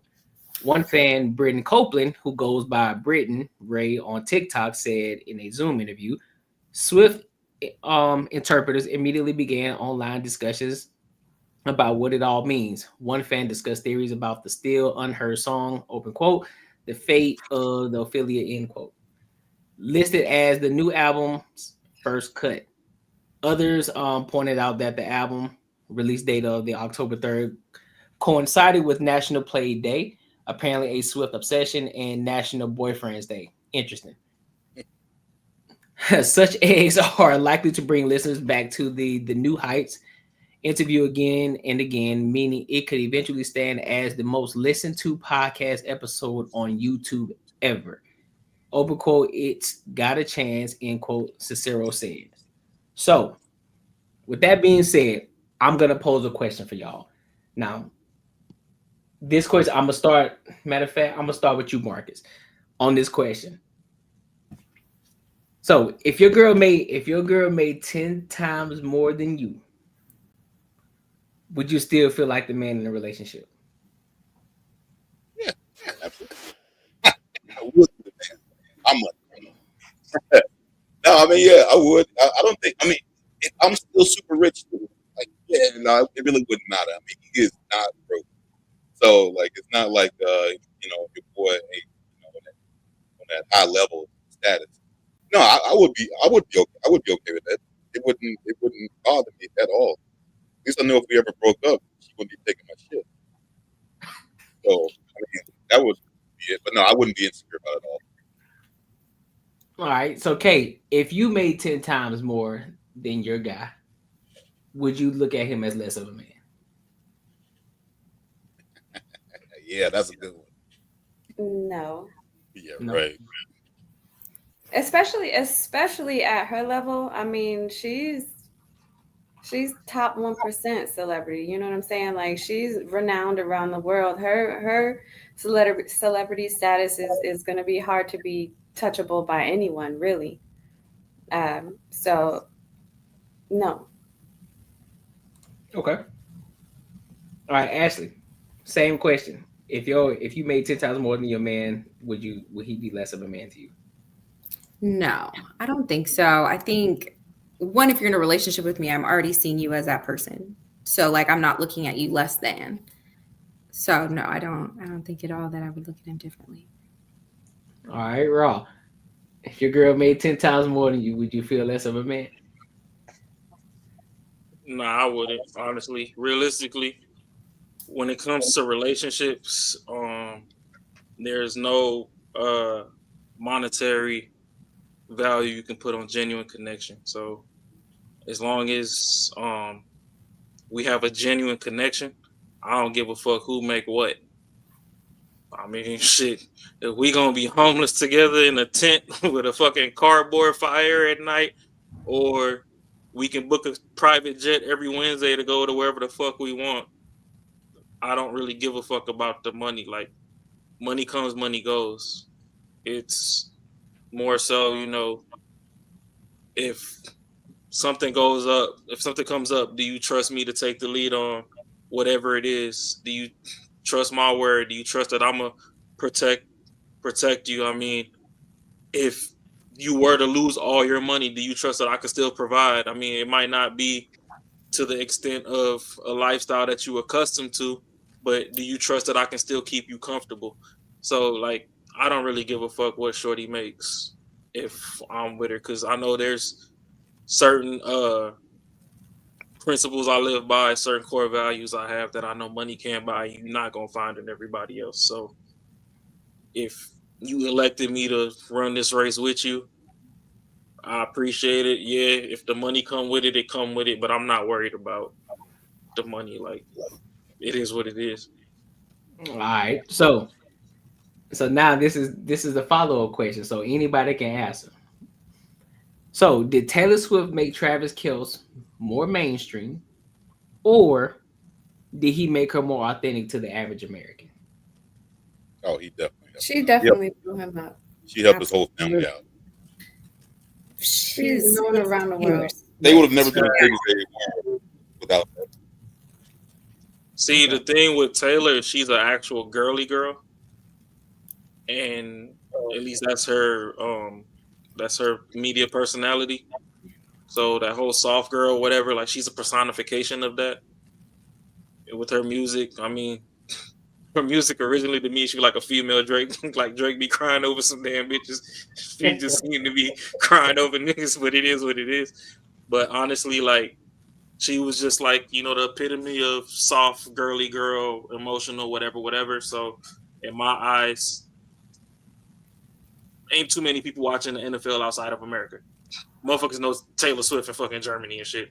Mm-hmm. Realistically, I don't give a fuck who want to say what. She blew him the fuck up. It's just no nine ways about it. So I ain't gonna hold you. Yeah, I definitely agree with that. Taylor Swift definitely blew him up. I mean, because like you said, there's only a significant amount of people that know who Travis Kelce is.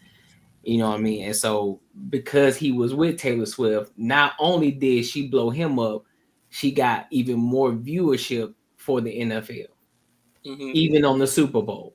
So there was more viewers. They wanted to see Taylor Swift versus the fucking Super Bowl in itself. So yeah, I agree with that. Taylor Swift definitely blew him up, 100%. They got Jason Kelce. Jason. He blew up because of that. His brother, and like their whole family blew up because of all of that. Shit, honestly, that's what the WNBA needs to do. They need to get like 6-7 of the baddies over there to go get some top-ranked males and, you know, get in a relationship, settle down or whatever. One of them go get a Drake or something like that, huh? I mean, shit, some like, you know, go become Elon baby mama or something. Let's see how Elon baby mama be hooping every other weekend. All right, but here's a bigger question though. All right, so would men support their wives or girlfriends dominating the spotlight like Taylor Swift is, or would ego get in the way? We're talking about average men. So we talking about generally speaking.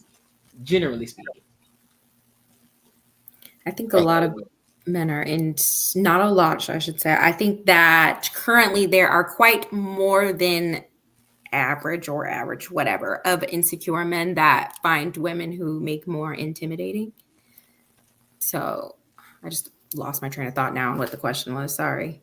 No, so basically I'll bring it back for you. So would men support their wives, girlfriends dominating the spotlight, or would ego get in the way? I think a lot of men would let ego get in the way. But I think when you're in the 1%, it's a little different. But average people, yeah. Okay. I would say, because we're talking about generally, right? Yeah. I don't think the ego would get in the way. I just think the girl would somehow blow it off to where it's not going to last. She might not necessarily say, hey, I don't want to be with you, but it's going to be some skeptical shit that's going to happen. If he's a man enough, he's going to say, I'm not going to deal with that shit. I don't think a lot of women, especially when you get that sort of that fame and that money, it's more like nobody can tell me shit. Like nothing. And once you have an attitude like that, it's hard to be. It's almost like when if you get like a 19-year-old boy and give him $100 million, he's gonna be a fucking asshole.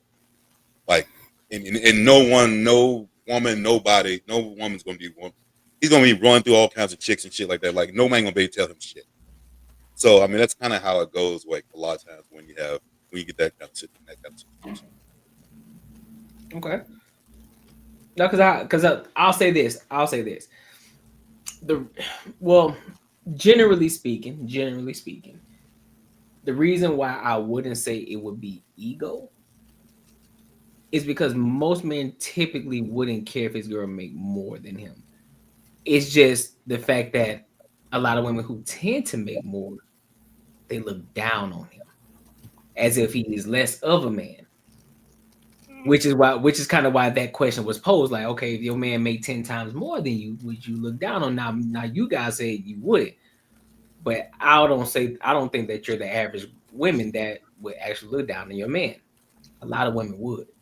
So, to me, to answer that second question in an unbiased manner, I don't necessarily think that the man would have an ego and feel a type of way. I feel as if though. And well, I shouldn't be using I feel. That's women stuff. But I think that, I think that, it depends on the man's friend circle. Yeah. Now, if you always the butt of jokes, being that your woman makes more than you or whatever, you start letting it get to you because, pretty much if you let the homies trick you out your spot, man, that's on you. But as a person in the general sense, if they know that they found a good woman, all money aside, I mean, unless you just she brought you up out of poverty on some Beauty and the Beast type shit, like it's some Disney movie type shit, I don't necessarily think ego is quite the thing that'll fuck you. Now, if it's a type of woman that's belittling to you or whatever, to where I'm not gonna say it's ego, but if she emasculates you enough to where you start feeling small, then I can say you probably leave on that note. But I wouldn't say ego is the thing that'll cause you to necessarily do it, unless maybe you the butt of the jokes in the circle, like look at you broke ass nigga, like the only reason you could even buy these chicken wings is because your bitch got money. Eventually, Rolls Royce, I wouldn't go fuck what they were saying. Well, I mean, some people was tried and fired. I mean, yeah. Some of us grew up joking on each other in school, and we could withstand that. But nowadays, everybody can't. So yeah, true. It just depends on your circle that you around. For me, I don't care. A solid chick is a solid chick, with or without money. Yep. So I don't care how much money you got, because you can have it today, gone tomorrow. Are you still solid tomorrow when you don't got it? Because another thing for me is I don't ever see myself in the position to where I don't want to go to work. I always want to do something. I feel like when you stop working, that's when you start dying. So I can hit the lottery right now for fucking 10 billion. I'm gonna still be on the pod every Tuesday. I'm gonna still, go clock in at work until I figure out something else and start something to where I can create opportunities for other people or whatever. I can go reach back to the hood and go bring a couple people out the hood and put them on the job and teach them stuff that I don't learn and have them on a different trajectory or whatever. But I'm gonna still always do something. So I'm not gonna go get a chick that's $1 billion chick and then start sitting on my ass and I want to be the top ranked in the world of Call of Duty and all this extra shit. And I'm gonna just twitch and bullshit and do. No, that's not me. Like, I'm gonna be outside cutting the lawn. I'm gonna, To be honest with you, bro, I'll be honest with you. I think what's going on here, what we probably don't see, is because Taylor Swift is so big. I think Travis Kelce is using that as leverage to pivot. But he's on his verge. He's on the verge of he about to retire soon, 1,000%. Because I mean, he got some rings up under his belt. He got a big contract. He's good. He's getting visibility because he's with Taylor Swift. So it's easy for him to go ahead. He's gonna get another bag outside of the NFL. So I think that's great leverage for him. Not in a malicious type of way, but that's like, this is great for me because I got this great woman right here. Because again, he is the epitome of a woman who is making great money, but she still supports her man. You see her at all the games. She's there. She's rooting for him. Like, hey, hell yeah, let's go. Like, that's my team because my man is on the team, right? So that's a key factor right there. Where a lot of women, not all, a lot of women miss though. They don't still give that man that support, even though like you may be making 10 times more than him. You may have more visibility and more power than him in that aspect, but you still see him as that dude, as that man, and so you are acting as such, right? And so he's looking at it as like, look, this is my girl. She's provided, like she's giving me this support and all this shit right here. This is a great time for me to leverage and pivot. So now I can use her visibility and her power to leverage myself and catapult me up to her level as well. Like shit, we both here. Not like what's good with it. You just level me up even more. Which kind of goes back to old girl who he was dating beforehand. She's like, what I look like, do I look like a 50-50 type of chick? Shorty, you ain't got shit on Taylor Swift. So so actually, who the fuck are you? Is the question. We ain't passion, but she said it. We ain't passion, but she said it. Yeah, she said like, do I look like I go for like who the fuck are you? Like, who are you compared to Taylor Swift, who is still supporting her man, and she makes 10 times more than you do? And got my thing with the podcast is my background is, I came from the hood, whoop-de-whoop. So I still have, my name unbiasedly raw. I do know how to fucking sit on the fence like Humpty Dumpty and see, the good, the bad, and the ugly. Yeah. But in my initial bias, because everybody does have biases, my initial bias, I just see it as something toxic because we don't watch Michelle get up there and fucking make Obama look stupid. We don't watch Jada Pinkett get up there and make Will Smith look stupid. So it's like when some of these people come out with podcasts, we don't watch Steph Curry's, we don't watch Aisha make stupid comments. Like, you want other niggas to look. You got a man that other men have posters of in their house, and you worried about a nigga at the corner store looking at you. Like, it is weird. So it's like when I see, and people probably gonna clip it up and be on some black and white shit. Fuck y'all, whatever y'all do with it. But my thing is when you see somebody that's, like the poster child of, I guess, modern day femininity or whatever, because she does have an image of being softer and whatnot, and a girly girl, whoop-de-whoop. I just don't want her to fuck it up because I agree. To go get a couple likes online. That's my thing. Like, go buy that motherfucking 80-acre ranch that you can fucking afford. Ride horses with your man, raise some kids to throw some footballs, and hopefully, y'all become like the Sanders, and you have people that pick up after you, or you be like LeBron and you have some family members that pick up and they could carry the torch to the next generation or whatever. But all this jumping online, like some things, I just feel like once you make it to a certain space, some people just need to stay away from certain shit.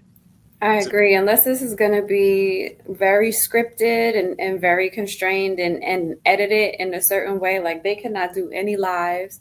It's gonna negatively impact her because you really don't want to know everything about your celebrity. You want to see what's given to you. That way you can still enjoy it because the way some of these people are, the way the internet is, like they're going to try and bring her down every chance they can. They're going to read into every negative aspect of her personality and she's going to be nitpicked apart. And she already has been. Yeah. And I just don't see this positively benefiting her for the long run unless it is very, very controlled. Yeah, that's my only fear of it. Like, we were all taught when we were kids, you don't want to meet your heroes. Like, this is kind of, she ain't my hero per se, but I understand, especially in this world of fucking just toxicity that we in. I can see to where, she can be hope to a few 100,000. That's why Beyonce doesn't do interviews. Jay-Z doesn't really do interviews like that. They protect themselves in that way, and that's why they can keep growing and keep striving and being successful. So yeah, exactly. Like shit, Beyonce come out with a podcast and somebody needs to jump her ass. Like, shut up. Yeah, no, it never worked. Drop some music, drop a country album. Shit, be like Wayne. Go drop a rock and roll album next. Like, that's what she better. You know what I mean? But like certain people, we shouldn't hear too much from. And even tying back to Sha'Carri, that's where this whole airport situation looks bad. Shorty, run, go get some gold medals, and fucking just fade off into the background. I know I'm fighting for her on, the hood front. That was toxic or whatever. But it's just like, sometimes too much visibility is also a detriment to certain people. If that's the type of stuff she's going to be on, she definitely needs to stay out of the eye. Well, You're no, right. that's the thing, but it's just, I'm not going to say people can't cope the way they cope. Like, so my thing is, we got two weed situations, right? We got Brittany Griner and we got Sha'Carri. Brittany was over in Russia. She was just doing the shit for leisure. And you're not necessarily supposed to be doing that there. Why would you transport something when you're not supposed to have it? I know that there's somebody on your team in Russia that smoked. that know how to get the shit locally. You should have your teammates tapped into where when you touch down, they got that pack for you. Versus this person that went through a traumatic experience. Yes, I agree, with Kay. I mean, I know I push back on fucking therapy and all that hard as fuck, but I agree with Courtnee and Kay when they say, there is like a 10% of people that actually do need it. Okay, granted. That's somebody that could have utilized that when that situation went down. But, due to comforts or whatever, she succumbed to what she knew. So that's where I'm just fighting for, my toxic side.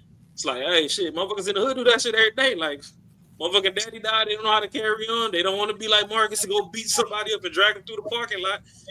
I'm gonna hit this blunt. I'm gonna play some fucking slow jams. I'm gonna fucking pass out from this fifth, and when I wake up, see how I feel, and I might relapse and do it again, or figure out how to go from there. I mean, it just sucks that for her it was the perfect storm. It was the middle of fucking time for the qualifying for the Olympics, and it is what it is. But now that you got somebody that's pretty much the all-American role model, I don't want this to be a dead man. Fuck, Sydney Sweeney couldn't even wear fucking jeans. Motherfuckers in the outrage. So it's like, but you don't want. It was outrageous. But I'll say this though. Look at the reason why I don't think that it's gonna necessarily fail or it's gonna be harmful to her is the same type of impact that Beyonce got. Her Beehive is the same thing that Taylor Swift got. Motherfuckers gonna defend her to the fucking to death. And so it's gonna and to be and I'll be honest with you. I think her tribe might be a little stronger than the Beehive. So you're trying to start a war on this here internet. They trying to start a whole war. You better clip that and post it. If it's a war, I think Taylor Swift. I think Taylor Swift hive is a little bit stronger. I'm gonna be honest with you, bro, because you got to agree. I think it's the same. I think we just old enough to see the start of hers. We weren't old enough to see the start of Beyonce's. I think it's the same. And I think too with Taylor, one, I do think that her media team, I know they are on that podcast thick. And I also think though that she's going to succeed in a way. There'll probably be some moments, but I do think she's going to be very successful because they're going to fight to the death about her. But YouTube relationships blowing up, like that's a thing. Everybody's nosy, so they're going to be focused. We love relationship, that type of stuff. And then I think too, she's very unapologetic, even though she's not super out there and everyone thinks about certain things. I think that she's very this is me. And I think so there'll be some wiggle room, I think, with her able to skate by on some of the things that might be a little bit more I think she'll be all right. So bouncing off of that, I have a question. Do you think some people are just too big to fail? To fail? I think cancel culture is is well, cancel culture fake as fuck. I'll tell you that off the rip. But I think she'll still be good. One, because she's gonna hit one of her audience because she's got kids to now older. I grew up with her, all that stuff. So even if one portion where a 9-year-old listened to her podcast when her parents shouldn't have let her anyway, and that parent might be mad about it, she still got 20 and 30-year-olds that are relating on some aspect of whatever she's talking about. So even if one might have a stir, the rest of them are going to be we don't care. Yeah. And her editing team is definitely going to be locked in, like you said. So she's not there. She's not going to fall. Yeah, because in my eyes, there's certain people that are too big to fail. Because even from our Black community side, Chris Brown, I don't give a fuck how many times you try them concerts gonna be sold the fuck out. If R. Kelly get out of jail today, it'll be 70 people on their knees waiting to get pissed off. Listen, I tell you this though, they gonna love Travis Kelce. They gonna until he fuck up. So that I do think he might be a downfall. He might be he doesn't have enough backing to cover him if something. The tribe gonna cover him as long as he's treating Taylor Swift right. If he's treating Taylor Swift right and she's happy doing everything, they gonna back Travis Kelce. She's too. I don't know if that's a good position. Huh? I don't know if it's a good position. So for Travis Kelce? Yeah, I don't know. I mean, it looks good, but shit. At the end of the day, like, damn. I mean, he would have to deal with a lot of shit. I don't know what kind of person she is, but if she did throw out some shit, that he probably said, I'm gonna eat that one. He gonna take a lot of the brunt. He gonna take a lot of the brunt. Oh yeah, because Taylor Swift can't do no wrong, so it's gonna be all Travis Kelce. Anything that happens, regardless if it was Taylor Swift's fault, it's gonna be Travis Kelce. That's the rule. I mean, First of all, such is the plight of man. I mean, at the end of the day, nobody give a fuck about all the money. You supposed to be a protector and provider at day's end. I mean, shit, caveman ain't had no damn bread, but when that bear comes, you gonna hide behind her or you gonna run up on the bear? It just is what it is. So yeah, I understand. Like him, you know, he on a pip pretty much. Spotlight on his ass. Yeah. That's what they focus on. They ain't focus on Taylor Swift. They like, she good. We worry about this nigga right here that she got going on. That's what we focus on. It's just like Obama. Like for me, I always question just blackness because that's just a me problem. But once this man got up on this motherfucking podcast and crossed them legs knee to knee. Nah, it wasn't knee to knee. It was thigh to thigh. It was thigh to thigh. No, knee to knee. That's what I'm saying. Oh, as a man, you're supposed to do ankle over knee. once you get a certain level of comfort, this nigga did the whole joint. But that's what I'm saying. If your knees can French kiss, I don't know, bro. Like, what's the dude with the hat that's got the podcast? Yeah, he do the same shit. Oh, this big ass try. And you see, he's real tight. You know, and that's why you see we not covering anything with them on a Tuesday. If Courtnee ever goes on a Wednesday or Saturday, he covering this shit. You see me in the chat. Them legs looking moist as hell. Oh yeah, we definitely covered that. He had them cowboy boots on. I said, boy, this nigga done put some baby oil on. Your ankle is supposed to sit on top of your knee, ankles to knee. But them motherfucking two knees sitting like this, that shit moist as hell, man. Gotta get the fuck up on out of here with that. I can't even physically do it. I think it shows a level of confidence. Does it? I don't think so. I think personally, you know, on like a stance of like when I look at a man and they're doing that, I see it as like a level of confidence because I also know what it should be or what it could be. So I like it. I find it attractive. I feel it. Nah, that look like you finna trip on your shoelaces when it's time to fight. You always see like a principal do that. Like, yeah, that's true. But like I said, boiling back to my upbringing, I ain't see nobody sit like that in the hood. Like you damn near get punched in your chest or called a 6-letter F word for doing that shit. Where I was growing up, you put your ankle over your knee, and that was seen more like masculine. But then again, too, motherfuckers was buff as hell. So I don't know if it was just because you physically couldn't do it. That's why motherfuckers wasn't doing it. Because I know I can't. I ran track and shit. My thigh muscles just physically don't agree enough. I can't do it, bro. They just won't let me do some yoga. And that's where Cam come on. I'm like, bro, you play football. I do Tai Chi and all that shit. Yin yoga. Tai Chi is not the same. Yin yoga. Listen, Tai Chi something different. Don't be playing. Hey, Tai Chi something different. Don't be playing.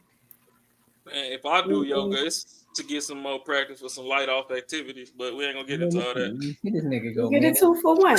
2 for 1. Well, you do hot yoga? Yin yoga. Yin yoga? Yeah, it's like regular yoga, but you hold the poses way longer and it's a lot more stretching. It's easy. Do it. I'm gonna send you a link. Do hot yoga. Report back next week. Hot yoga, same thing. It's just hot. Do some hot yoga, you know what I'm saying? You just want to see sweat dripping. Yin yoga. I'm gonna have to come do one of them classes. The heat makes me nervous. But I'm gonna let you know I can't touch my toes since elementary school. So. Lord have mercy. You please start doing that. Just bend over. It'll just drop, stretch. Pause. I'm not bending over. Hey, don't get you in those situations where you gotta react quick, but you're gonna pull something. You can't take this for no yoga class. Could you imagine? Hell no. Absolutely not. Hell no. Absolutely not. I know you can't. You just you went you couldn't even get 5 seconds off in a pose. No. Your mouth would open and I know things would come out. You ain't got faith in the brother. I can take You can't even look through the window. Right. And I do have decorum. I know you have decorum, but that's an hour. Oh no. Oh no. Hey, I ain't As gonna long hold as you, don't man. nobody fought, we good. Hey, listen, bro. I ain't gonna hold you, bro. That yoga hard as a motherfucker, bro. That's a real ass workout. I got a whole newfound respect for it. I did the yoga. Let's go. I did regular yoga and hot yoga. Listen. That shit is different. Let's go do it again. All right, we can do it. Listen, we can do. I guarantee you. We'll do man, a lifestyle vlog that day. I'm warning you now, bro. I'm warning you now. You gonna be dead. he ain't even gonna be paying attention to what pose you supposed to be in because he gonna be looking around the damn room. And y'all sweaty. Titties in the air. I can't do no downward dog or nothing. Man, I could drive down the street and see ass and titties. When we get down to business, we get down to business. And yoga pants, bro. Come on, man. They all got them on. Raw. Listen. Bro. Yeah, but half them yoga pants is stitched to make them look great. Raw. Honestly, and I'm from the hood. I like my booty insubordinate. I need to see that motherfucker jump out some jeans. Listen. That sounds good, bro. But listen to me. When you the only dude in the yoga class, and it's a lot of them in that. And I ain't talking about just out of shape. I'm talking about in shape joints. Listen. It's a whole. Let's go. Nah, cam back up. Don't be hiding behind laughing. Come back. Okay. And then if you walk in there and you mildly attractive, listen, bro, it's different. That's all I'm gonna say. That's a room of like 20 people. That's 20 fine. people. It might be one dude. He might be you and another dude, but the other dude he kind of sassy. So you coming in with a little masculine vibes, like, hey. Half naked, all the girls. No. Hey, y'all know motherfuckers doing this shit to go pick up chicks now. Listen, I don't do this. I'm just saying. Listen, I'm just saying. You know, when they say go and touch grass, I touch grass. Kay said that it's healthy. I'm not going to therapy because something about that. This is kind of like therapy, though. Something about that word when it ends in IST. If you break it down, them two words they just look weird to me. So I ain't going over there. But shit, if we gotta go stretch, I'll go over there. So shit, Kay, next time we sign me up. Let's go. You ain't going with me. You going with Courtney. Y'all go over there and figure that out. Oh, now you scared. I'll support. Now y'all scared. That's fine. Courtney, we outside, bro. We gonna vlog this shit. We gonna do it. We gonna do a meetup. We gonna invite Ashley. We gonna tell Marcus to come. We gonna tell Kay. We gonna do a yoga session. All of us gonna do a yoga session. I'll videotape it. It's a spot. It's a spot downtown. Crazy. Nah, nigga, you gotta stress too, bro.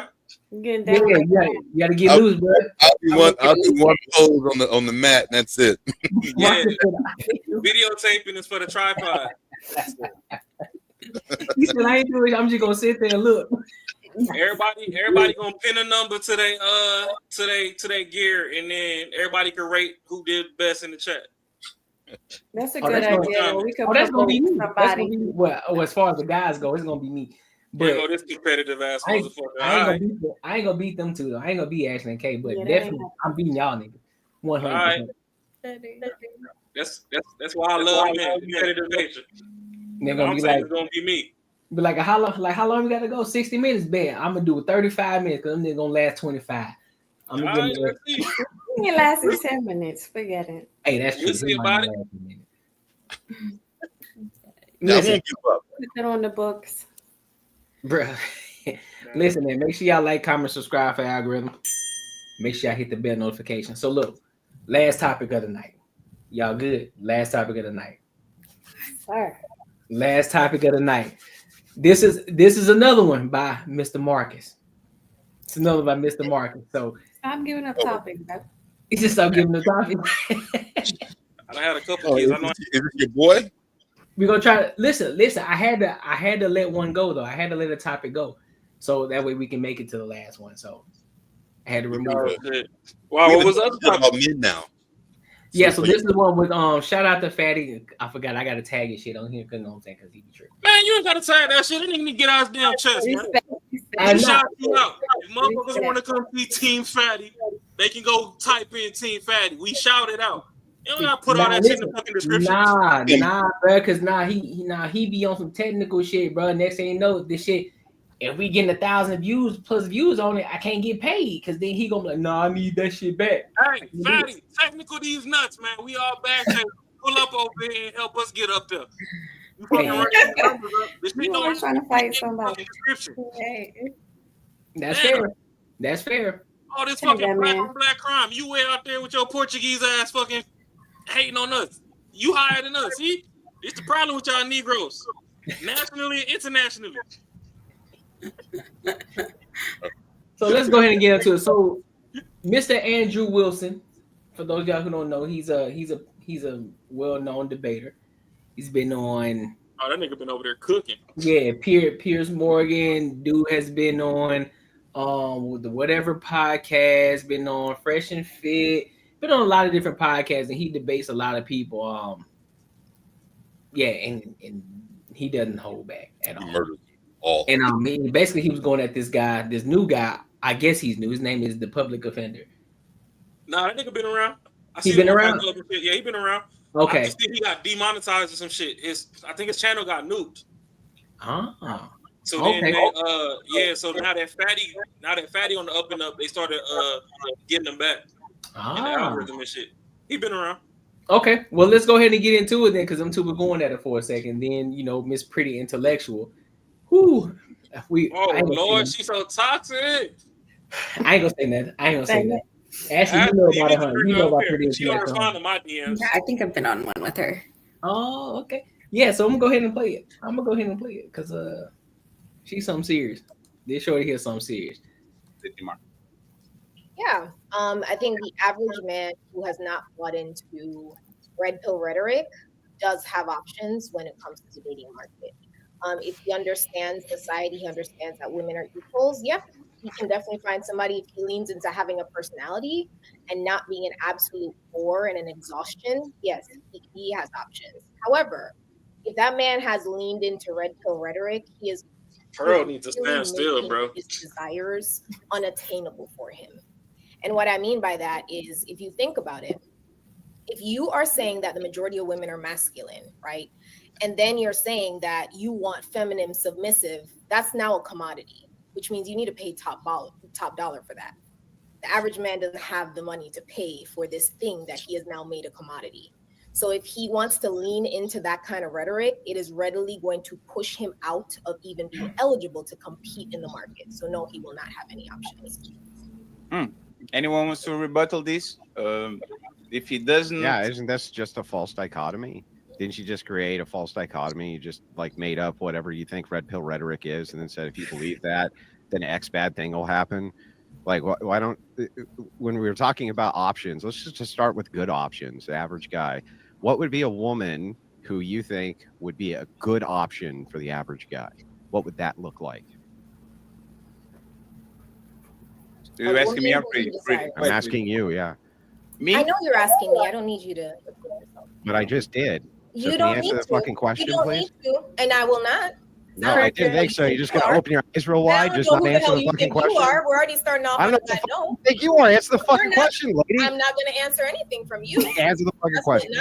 Answer the fucking question. That is what's not about to happen. Okay, well then. That boy fatty with your Shut the fuck up. I will. One second, pretty. I will ask the question. Okay, is mine? I'm good. Yeah, she's good. Let her shut up. She just said she wants to shut up. Andrew, 1 second. Is me asking the I'm question? not dealing with male man yelling at me. That's what's not going to happen. So this is what I'm going to say, pretty. It's me. I'm talking to you. Ignore the Grinch in the room, okay? Like what will be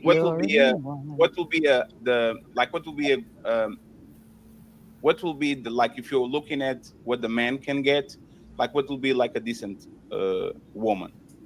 Like what would she do for the man? How does she look? Like what would be a decent woman? A woman in his proximity who's interested in him and he's interested in her. That doesn't answer the question. What is it? What is a I good wasn't woman? meaning to answer your question. So you're just not going to participate because you're upsetty spaghetti? You're just upsetty spaghetti? Are you just going to be glad upset you did for the not rest of the night? I did not No, answer and your and question. one second, I did not please. intend Hey, to. 1 second. If we're going to So blow up the upsetting panel, spaghetti. Thank if you. we're going to blow up the panel on the first second of the show, there's no need for us to be. What would be the qualities of said woman, pretty? Like, let's do these, right? My gender just disappoints me every time. It's like, you guys make me more sexist every day. Why are you here? Answer the question. The sun is disappointing you too. Like, I don't understand. You brought up the topic. Yeah, it's a disappointment for you. I beg Yeah, your the sun is pardon. disappointing you as well. Hey, public. Just that red rouge on your cheek, sweetheart. That's pretty disappointing too. Hey, public, since you are public, since you are very close, like what would you define as a decent man for a woman? Can you help us with that? Yeah, a decent man for a woman. Yes. I mean, I think the qualities that people want in each other are similar for the most part. You know, honest, intentional, consistent, have integrity, present. Typical, you know what I mean? Like, you know what it is. Same thing you want for a friend, same thing you want for a partner. It's the same thing. What about like not fat? Can that be the bare minimum? You don't want a fat man, then yeah, you can choose not a fat man. But I meant for the women. You know, we'll go fatter if they're funny or rich or something. You don't think men want fat women? I think a lot of men like fat women. Let me unlock these real quick. Angry man, can you define it? Most men are fat. Yeah, but we're not talking about men right now. We're talking This about country, women. I don't know about the world. I have know any in the West, standards? I know a lot of people like to talk about the West. In these countries where they make bread readily available every fucking where you go, yeah, most men are fat. So who are they to judge? You mean and like say the Roman legion who basically operated on bread? They were a bunch of fatties, weren't they? Who? The Roman legion. Who gives a fuck about Rome? Well, I don't know. Just like the epitome of good men's health. They made statues. They all looked like they were in shape, right? I mean, they were all operating on bread. That was their daily Just stipend. because you want to fuck a Roman don't mean shit to me. I don't Well, give a fuck that's about not a saying Roman. anything to contend with anything. Look, Just obsessed because you with want to Roman. fuck a Roman don't mean shit to me. Answer You like the Roman men, question, you Andrew. fuck. Answer the question. Don't you look like a Roman man since you like Roman men so much. You a fat fuck. You got a big ass belly. You got a You gap shake in your like a teeth fucking that's this snowman. fucking wide. You The shake like a gap in your fucking teeth is just snowman. there's the gaps in our IQ. 80% of his face covered up. The gap in your teeth is just wide. The gaps in our IQ, sir. Shut your weird ass up. I ain't.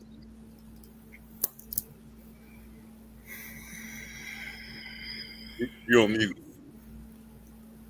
You Hey, muted. My bad. I said, first of all, first comment. What was that comment about pretty intellectual? What was that?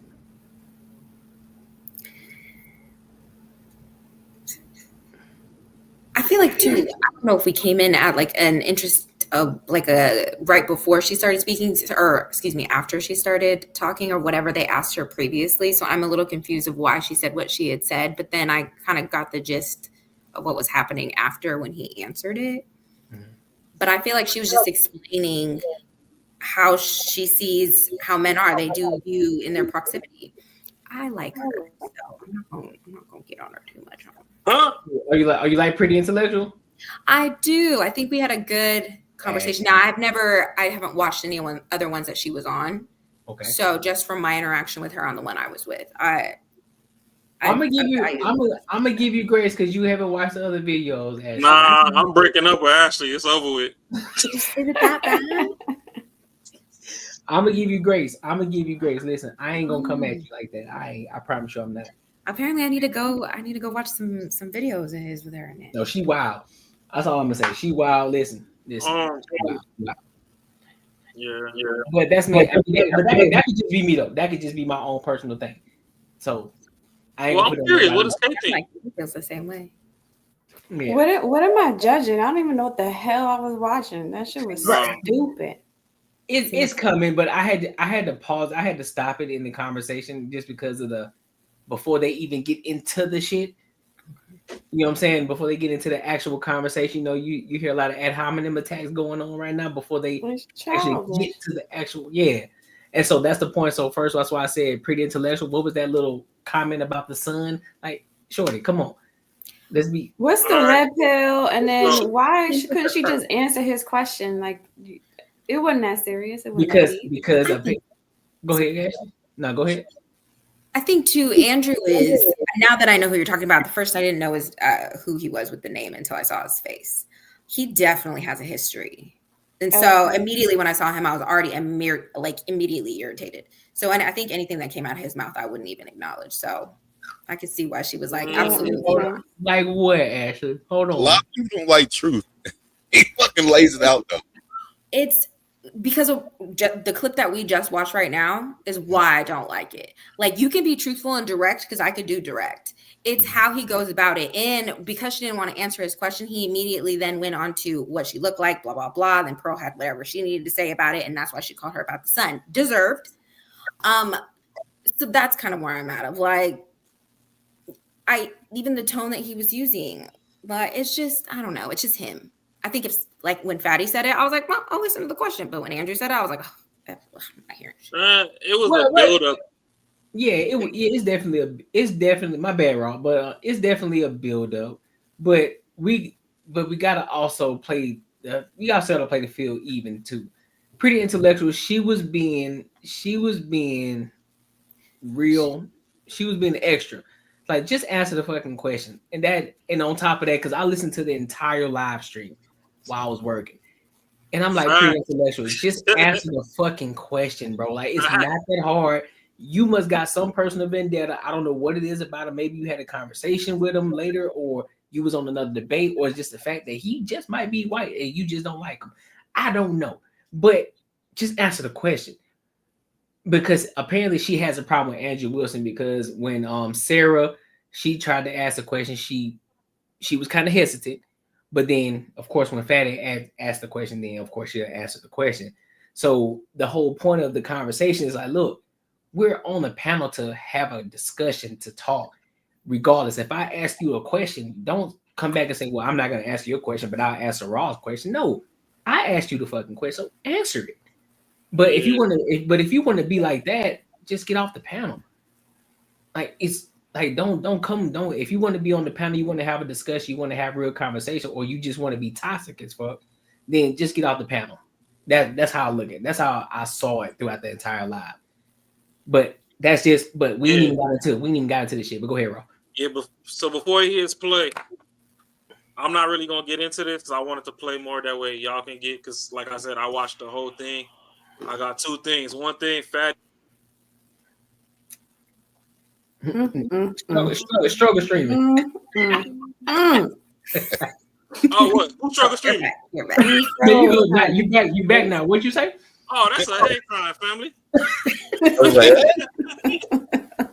Nah, I'm saying, Fatty, I know you're passionate about your stuff, so you gonna see this shit. If Courtney forget to tag you in the bottom or whatever, as you seen, we did not crop your video. So I see you got your Cash App, Instagram, and TikTok on the bottom. Just go ahead and add that YouTube to it, big dog. And as we play further into it, Ilkan Ali, what you did on that stream is legendary.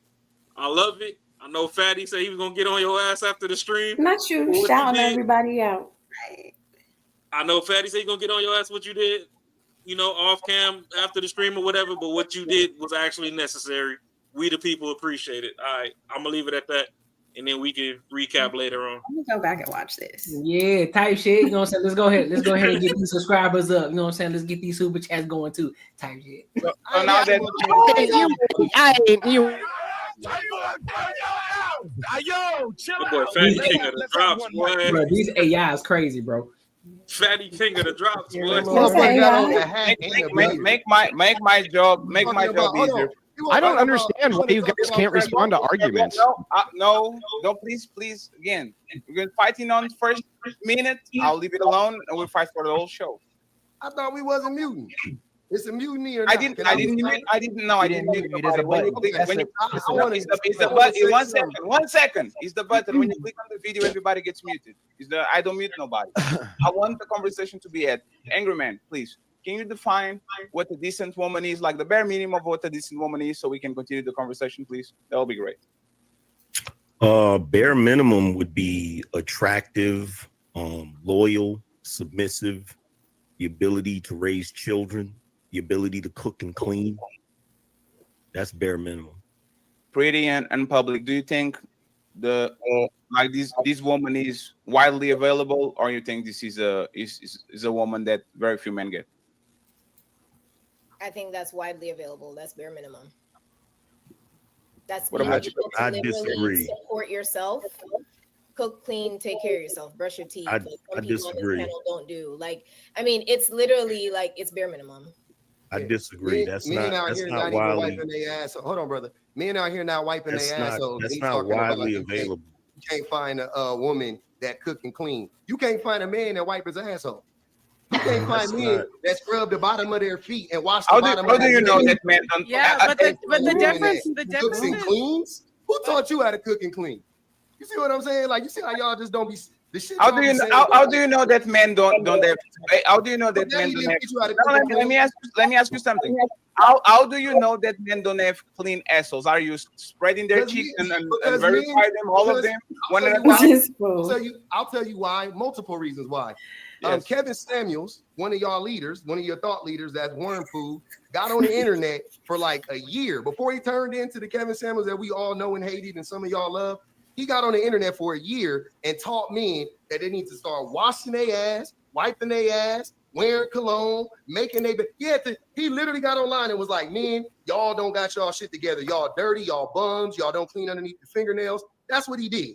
That's number one. That's one example. So ask for you can't ask him. Okay, but him saying that doesn't prove that men aren't doing that. Why would he make a whole channel dedicated to telling men to wipe their ass? Because his entire brand, because his entire brand was about male image at first. It was about so if somebody channel and the channel says black people are really stupid, then we should just assume that that's true because the guy made a channel about it. Should we just assume that? Oh, no. Like, you see how stupid your logic is, dude? Makes no sense. That's as dumb as that black hat you got. So public defender. Let me ask you a question. Black hat. Why is it just killed some guy who had a channel? Okay, bro. As long as we can kill a guy who had a channel once, it's all good. You ain't even got on an American flag or nothing. No, just the black hat. Why do I need to have an American flag on my hat? Like, who are you hiding from? Not stylish enough for you? Do I need the new Nikes to be stylish enough for you, sir? Like, what do I need to do? You tell me. Should I wear what? Boo-boos? I don't know. What the fuck am I supposed to wear? Let's get Angry Man real quick, and I know, Andrew, you're trying to make a point. It's a good point. He's trying to make a point. Not one set. Yeah, it's race. You're race baiting, Andrew, and I'll don't do that. It's not even race baiting. It's just pointing out. It is a multi. Let me respond here for 1 second. Let me just respond so that you guys can understand the position. I'm using the extreme portion of the logic so that you'll understand how silly the position is. That this guy thinks men don't clean their ass because guy on internet who had channel who said they don't. I can make the same argument for anything on planet Earth, including saying black people are dumb because guy made channel that said that. Do you see how dumb that is? It's just dumb. Let me ask a question, please. Let me ask a question, public. 1 second. Let me ask a question. Oh, you can't. You're not letting me respond to this, man. Hey, public. 1 second. I got you. Okay, I pass you the microphone. I just want to ask a question. Andrew, you're totally right. If you were on a Viking channel, would you be talking about football, or are you going out of your way to do like some black type of like statement so everybody understands? Yeah, I'm using the extreme point of the logic to demonstrate the point. Yes. So when was I can never accept that the other direction. I accept it. I already accepted. My question is, when was the last time you used the FUBU argument? Like, when was the last time you said it? Actually. Yeah, I would tailor the argument and the rhetoric towards the person that I'm talking to who's making the insults my way. I don't even fucking wear FUBU. Thank you very much. Sorry when it came out, and it's still sorry. But I want to real quick. It was a real thing. Somebody had to tell me. I want to make a point. I was rocking that shit. Hold on. I want to say something real quick to what he said. That's crazy. This is what I'm saying. When you talk to people that don't understand logic and they just use the word, it's hilarious to me. Step into Wix Studio and handle every part of your bro. build We ain't seen the goddamn ad this entire goddamn your time. project. The logic here wouldn't be that he had a channel where he just said stuff. The logic would be the amount of men that gravitated towards his message, which would prove that there was a bunch of men out here with unclean asses, Andrew. I see. So to respond to this argument, Andrew, be quiet. Listen, logical man. Okay, but when are you going to stop talking so I can address the point? It's the same thing if I were to say, let me use another part of your stupid ass fucking logic. I can't wait. So let's use your racist white channel like that. You would probably like run. Like it would be like a channel with a dude that look let like him you. finish, bro. Like black people are stupid, right? I'll be waiting the rest of my life. The logic would be let him finish, please. Let him finish, please. That were on that channel and they were watching it. I could logically assume that a bunch of white people are fucking racist. That would be the logic, right? So let me get this right. Yeah, let me respond now. And then there was a page. Okay, am I allowed to respond? Members, millions of people that subscribed to the page that were white and were racist, and they liked the racist white. The racist discriminated against. I don't know if he's ever going to let me respond here. And you guys let him finish, please. Men have a hard time washing their Can you hands. guys let him finish, please, so y'all can respond, please? Because when you talk, Well, how long does it take him to finish, bro? He's going to land the plane. Y'all see the chaos that's going on over there? Don't nobody listen to nobody for nothing. Y'all see Fatty channel right there, just in case it forgets to get tagged. Y'all can find it right there. All right. Hey, look, he gonna pack that in though. He got a lot of people on there that have big voices, big opinions. So. Yeah, he got some heavy hitters on there right now. Yeah, a lot. I think the only problem I have with all these panels that's like this is when you see somebody long-winded, assist them in wrapping shit the fuck up. Like, bro, talking too damn much and saying nothing. There's times where intellectual goes on that. We all know Jazz. When Jazz go on her shit, it's like some motherfuckers like word salad. We got salad and go for the low. We don't need your word salad too. Like, get straight to it. If you can't get to it in 30 to 45 seconds, shut the fuck up. Let somebody else speak. Type shit. Why are we watching this? What are we doing here with these crazy folks? Well, the thing is, we trying to get to it because the thing is Andrew Wilson and the guy Public Offender. So Public Offender, he is an extreme feminist. I'm talking extreme feminist. And so the thing about Andrew Wilson, I know a lot of people, they have their thoughts about him and everything, but he's one of those guys. He's gonna challenge you every which way. Again, he's a great debater. So he's going to challenge you every which way. He's going to challenge your logic and everything like that. And it gets throughout this entire live, you get to see how he just, I ain't gonna say break down, but you can see how a lot of people start to lose their shit because he challenges them. And throughout this entire debate, it's like, oh shit, well, because I think in this whole aspect, what Public Offender is talking about, based off the men wiping their asses, right? And so they're using the logic based off of men wiping their asshole because Kevin Samuels made a video helping men level up and wash their asses. So that means a lot of men don't wash their asses. Like, no, that's not what that is. That don't mean a lot of men are washing their asses because he has way more content than that. Just men washing their fucking asses. And so that's why Andrew Wilson made the parallel comparison of, okay, well, so if somebody made a podcast about black people being stupid, then a lot of people follow him. Does that mean all black people are stupid? So Andrew is slick because he's going to make his point, and yes, he's going to use extremes, but he's also going to trigger you. Yes. And Public Offender apparently cannot control his triggers, and he's going to address the dumb shit and go on and on about it and try to prove himself right, when in actuality, yes, Andrew was absolutely correct. But because Public Offender was triggered, now he's got to go and prove himself right, and now he's making himself look stupid. Exactly. He's gonna keep saying logic. He said some dumb shit after that.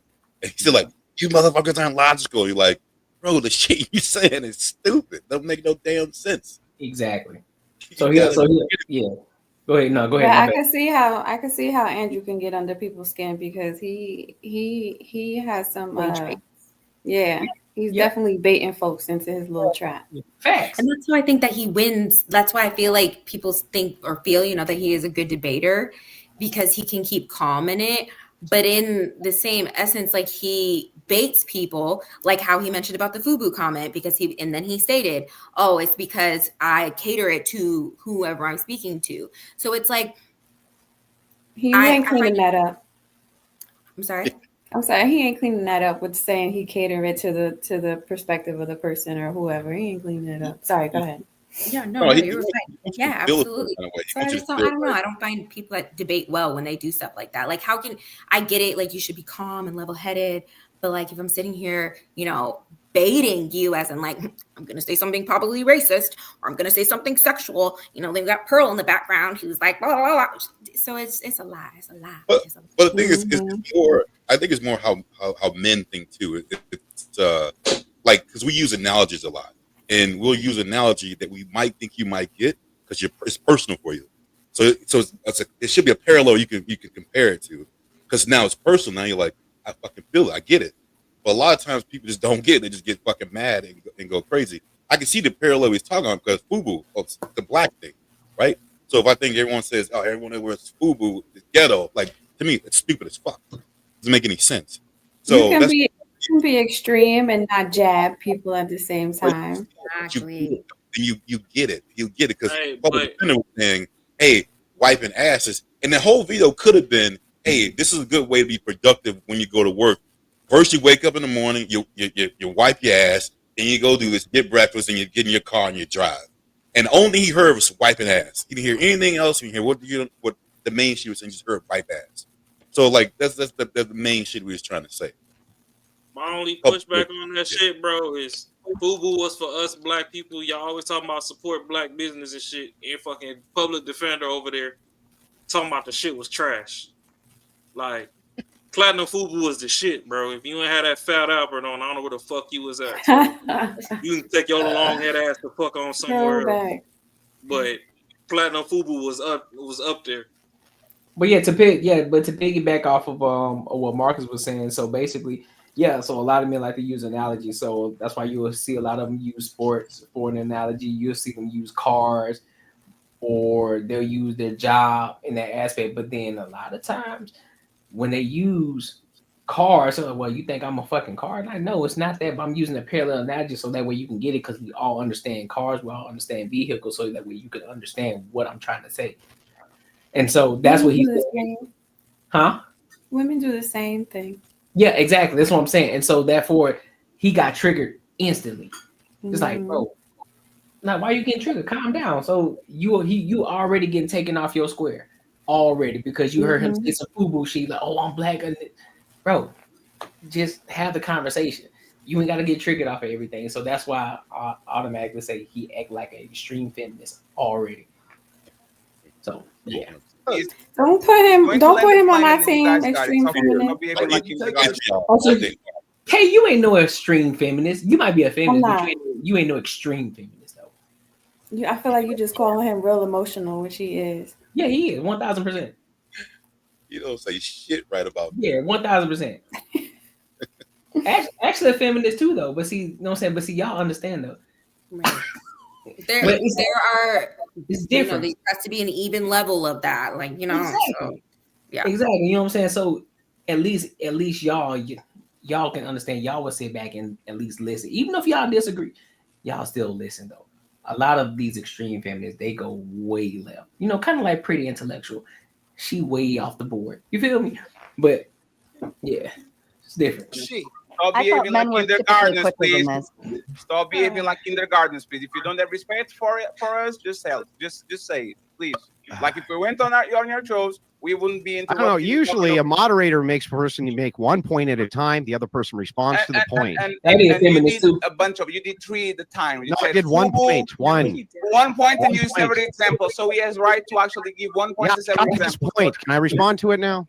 Let him finish, please. Okay, he's just going to say the same thing, but go ahead. I'm done. No, I'm done. I wasn't going to say the same thing. Okay, so yeah, this is super easy. So no, the logical entailment that you have is incorrect. If it was the case, indeed, that you said, oh, Kevin Samuels says men don't wash their asses, and millions of men subscribe to it. Therefore, true. Then that would mean if you had a challenge that black people are stupid, a million men subscribe to it.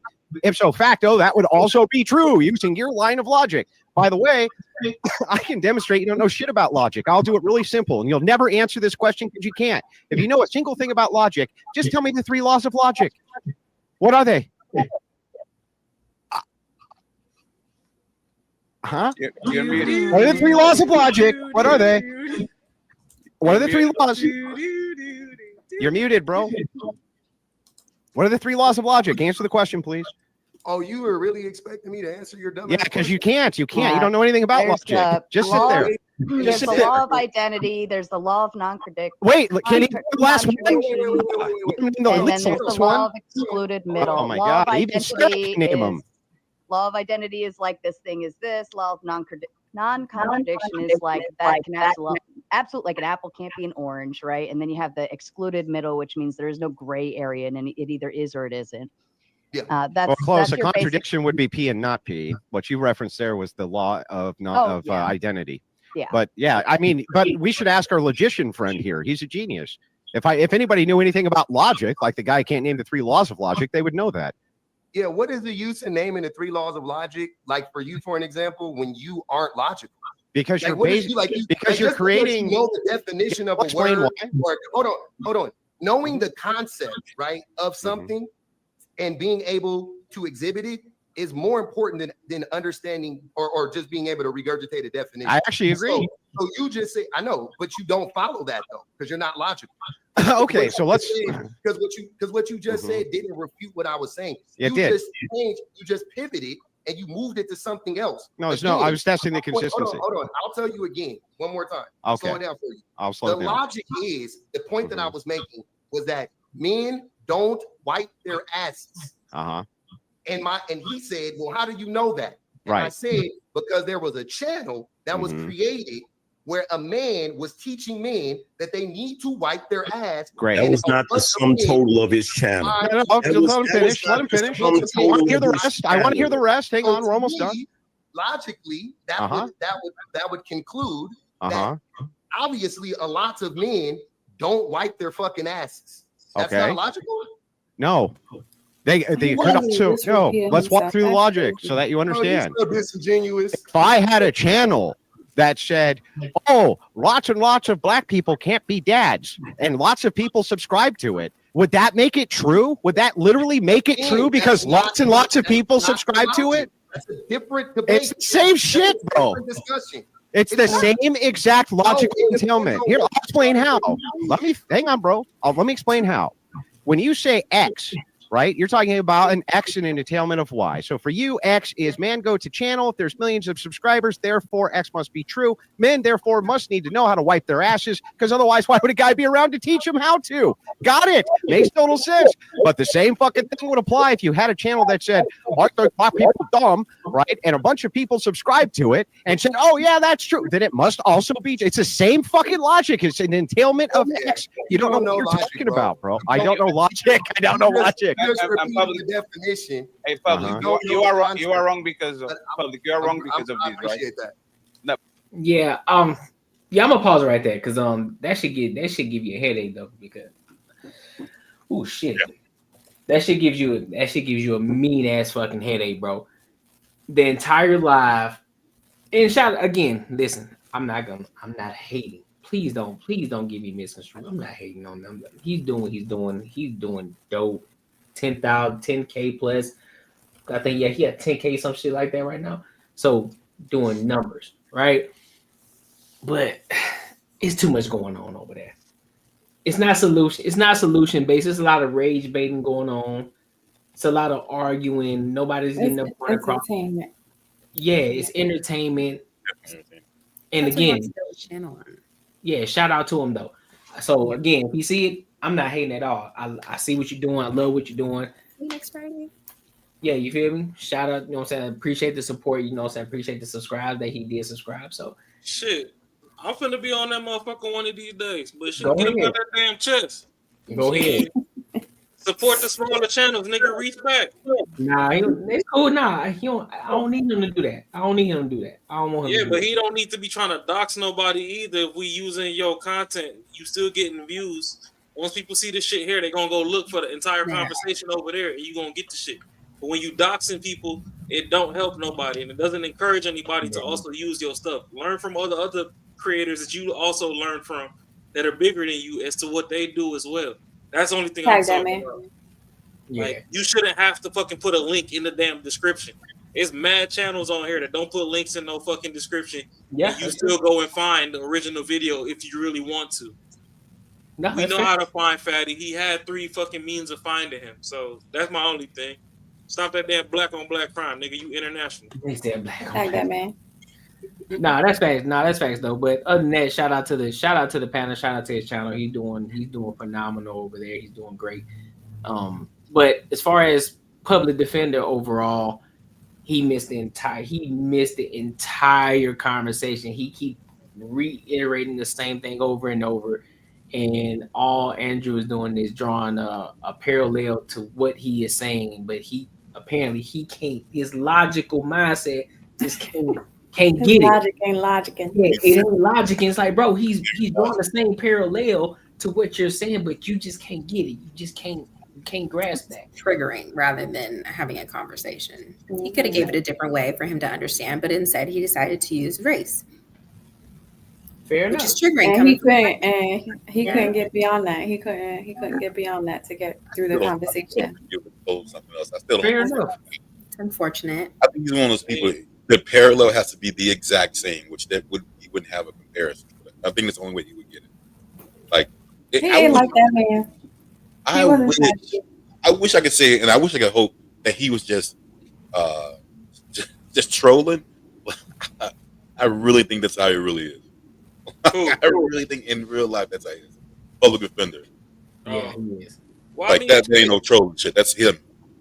Yeah, I mean, some people listen to react, and they don't ever learn how to listen to understand and respond. Not even that part. Just his view on life, his view on everything. It's just fucking jacked up. I've watched him for a while when he's like be by himself and view all these other videos, and this dude, he's worse than a hardcore feminist. Yeah, like, invite him on the show. Hey, man. Hey, you should go watch him his old shit. You probably like it. You don't know he does it bad. I'll invite him. Yeah, that's fine. He can come on to the problem ain't inviting people. I mean, shit. I reached out to Ashley and I reached out to like 3-4 more other people. They ain't fucking hit back. Ashley was on it, and to be honest, I knew that. Once I told Courtney that I had reached out, they were in contact, so I had stopped. I mean, I know our communication stopped, but I already knew that you weren't in touch with the person you needed to be in touch with. That's why I stopped. Yeah, but shit, half these motherfuckers don't even be checking their DMs for no collabs or nothing. So if they want to fucking go be in them little echo chambers and fighting for their life, oh well.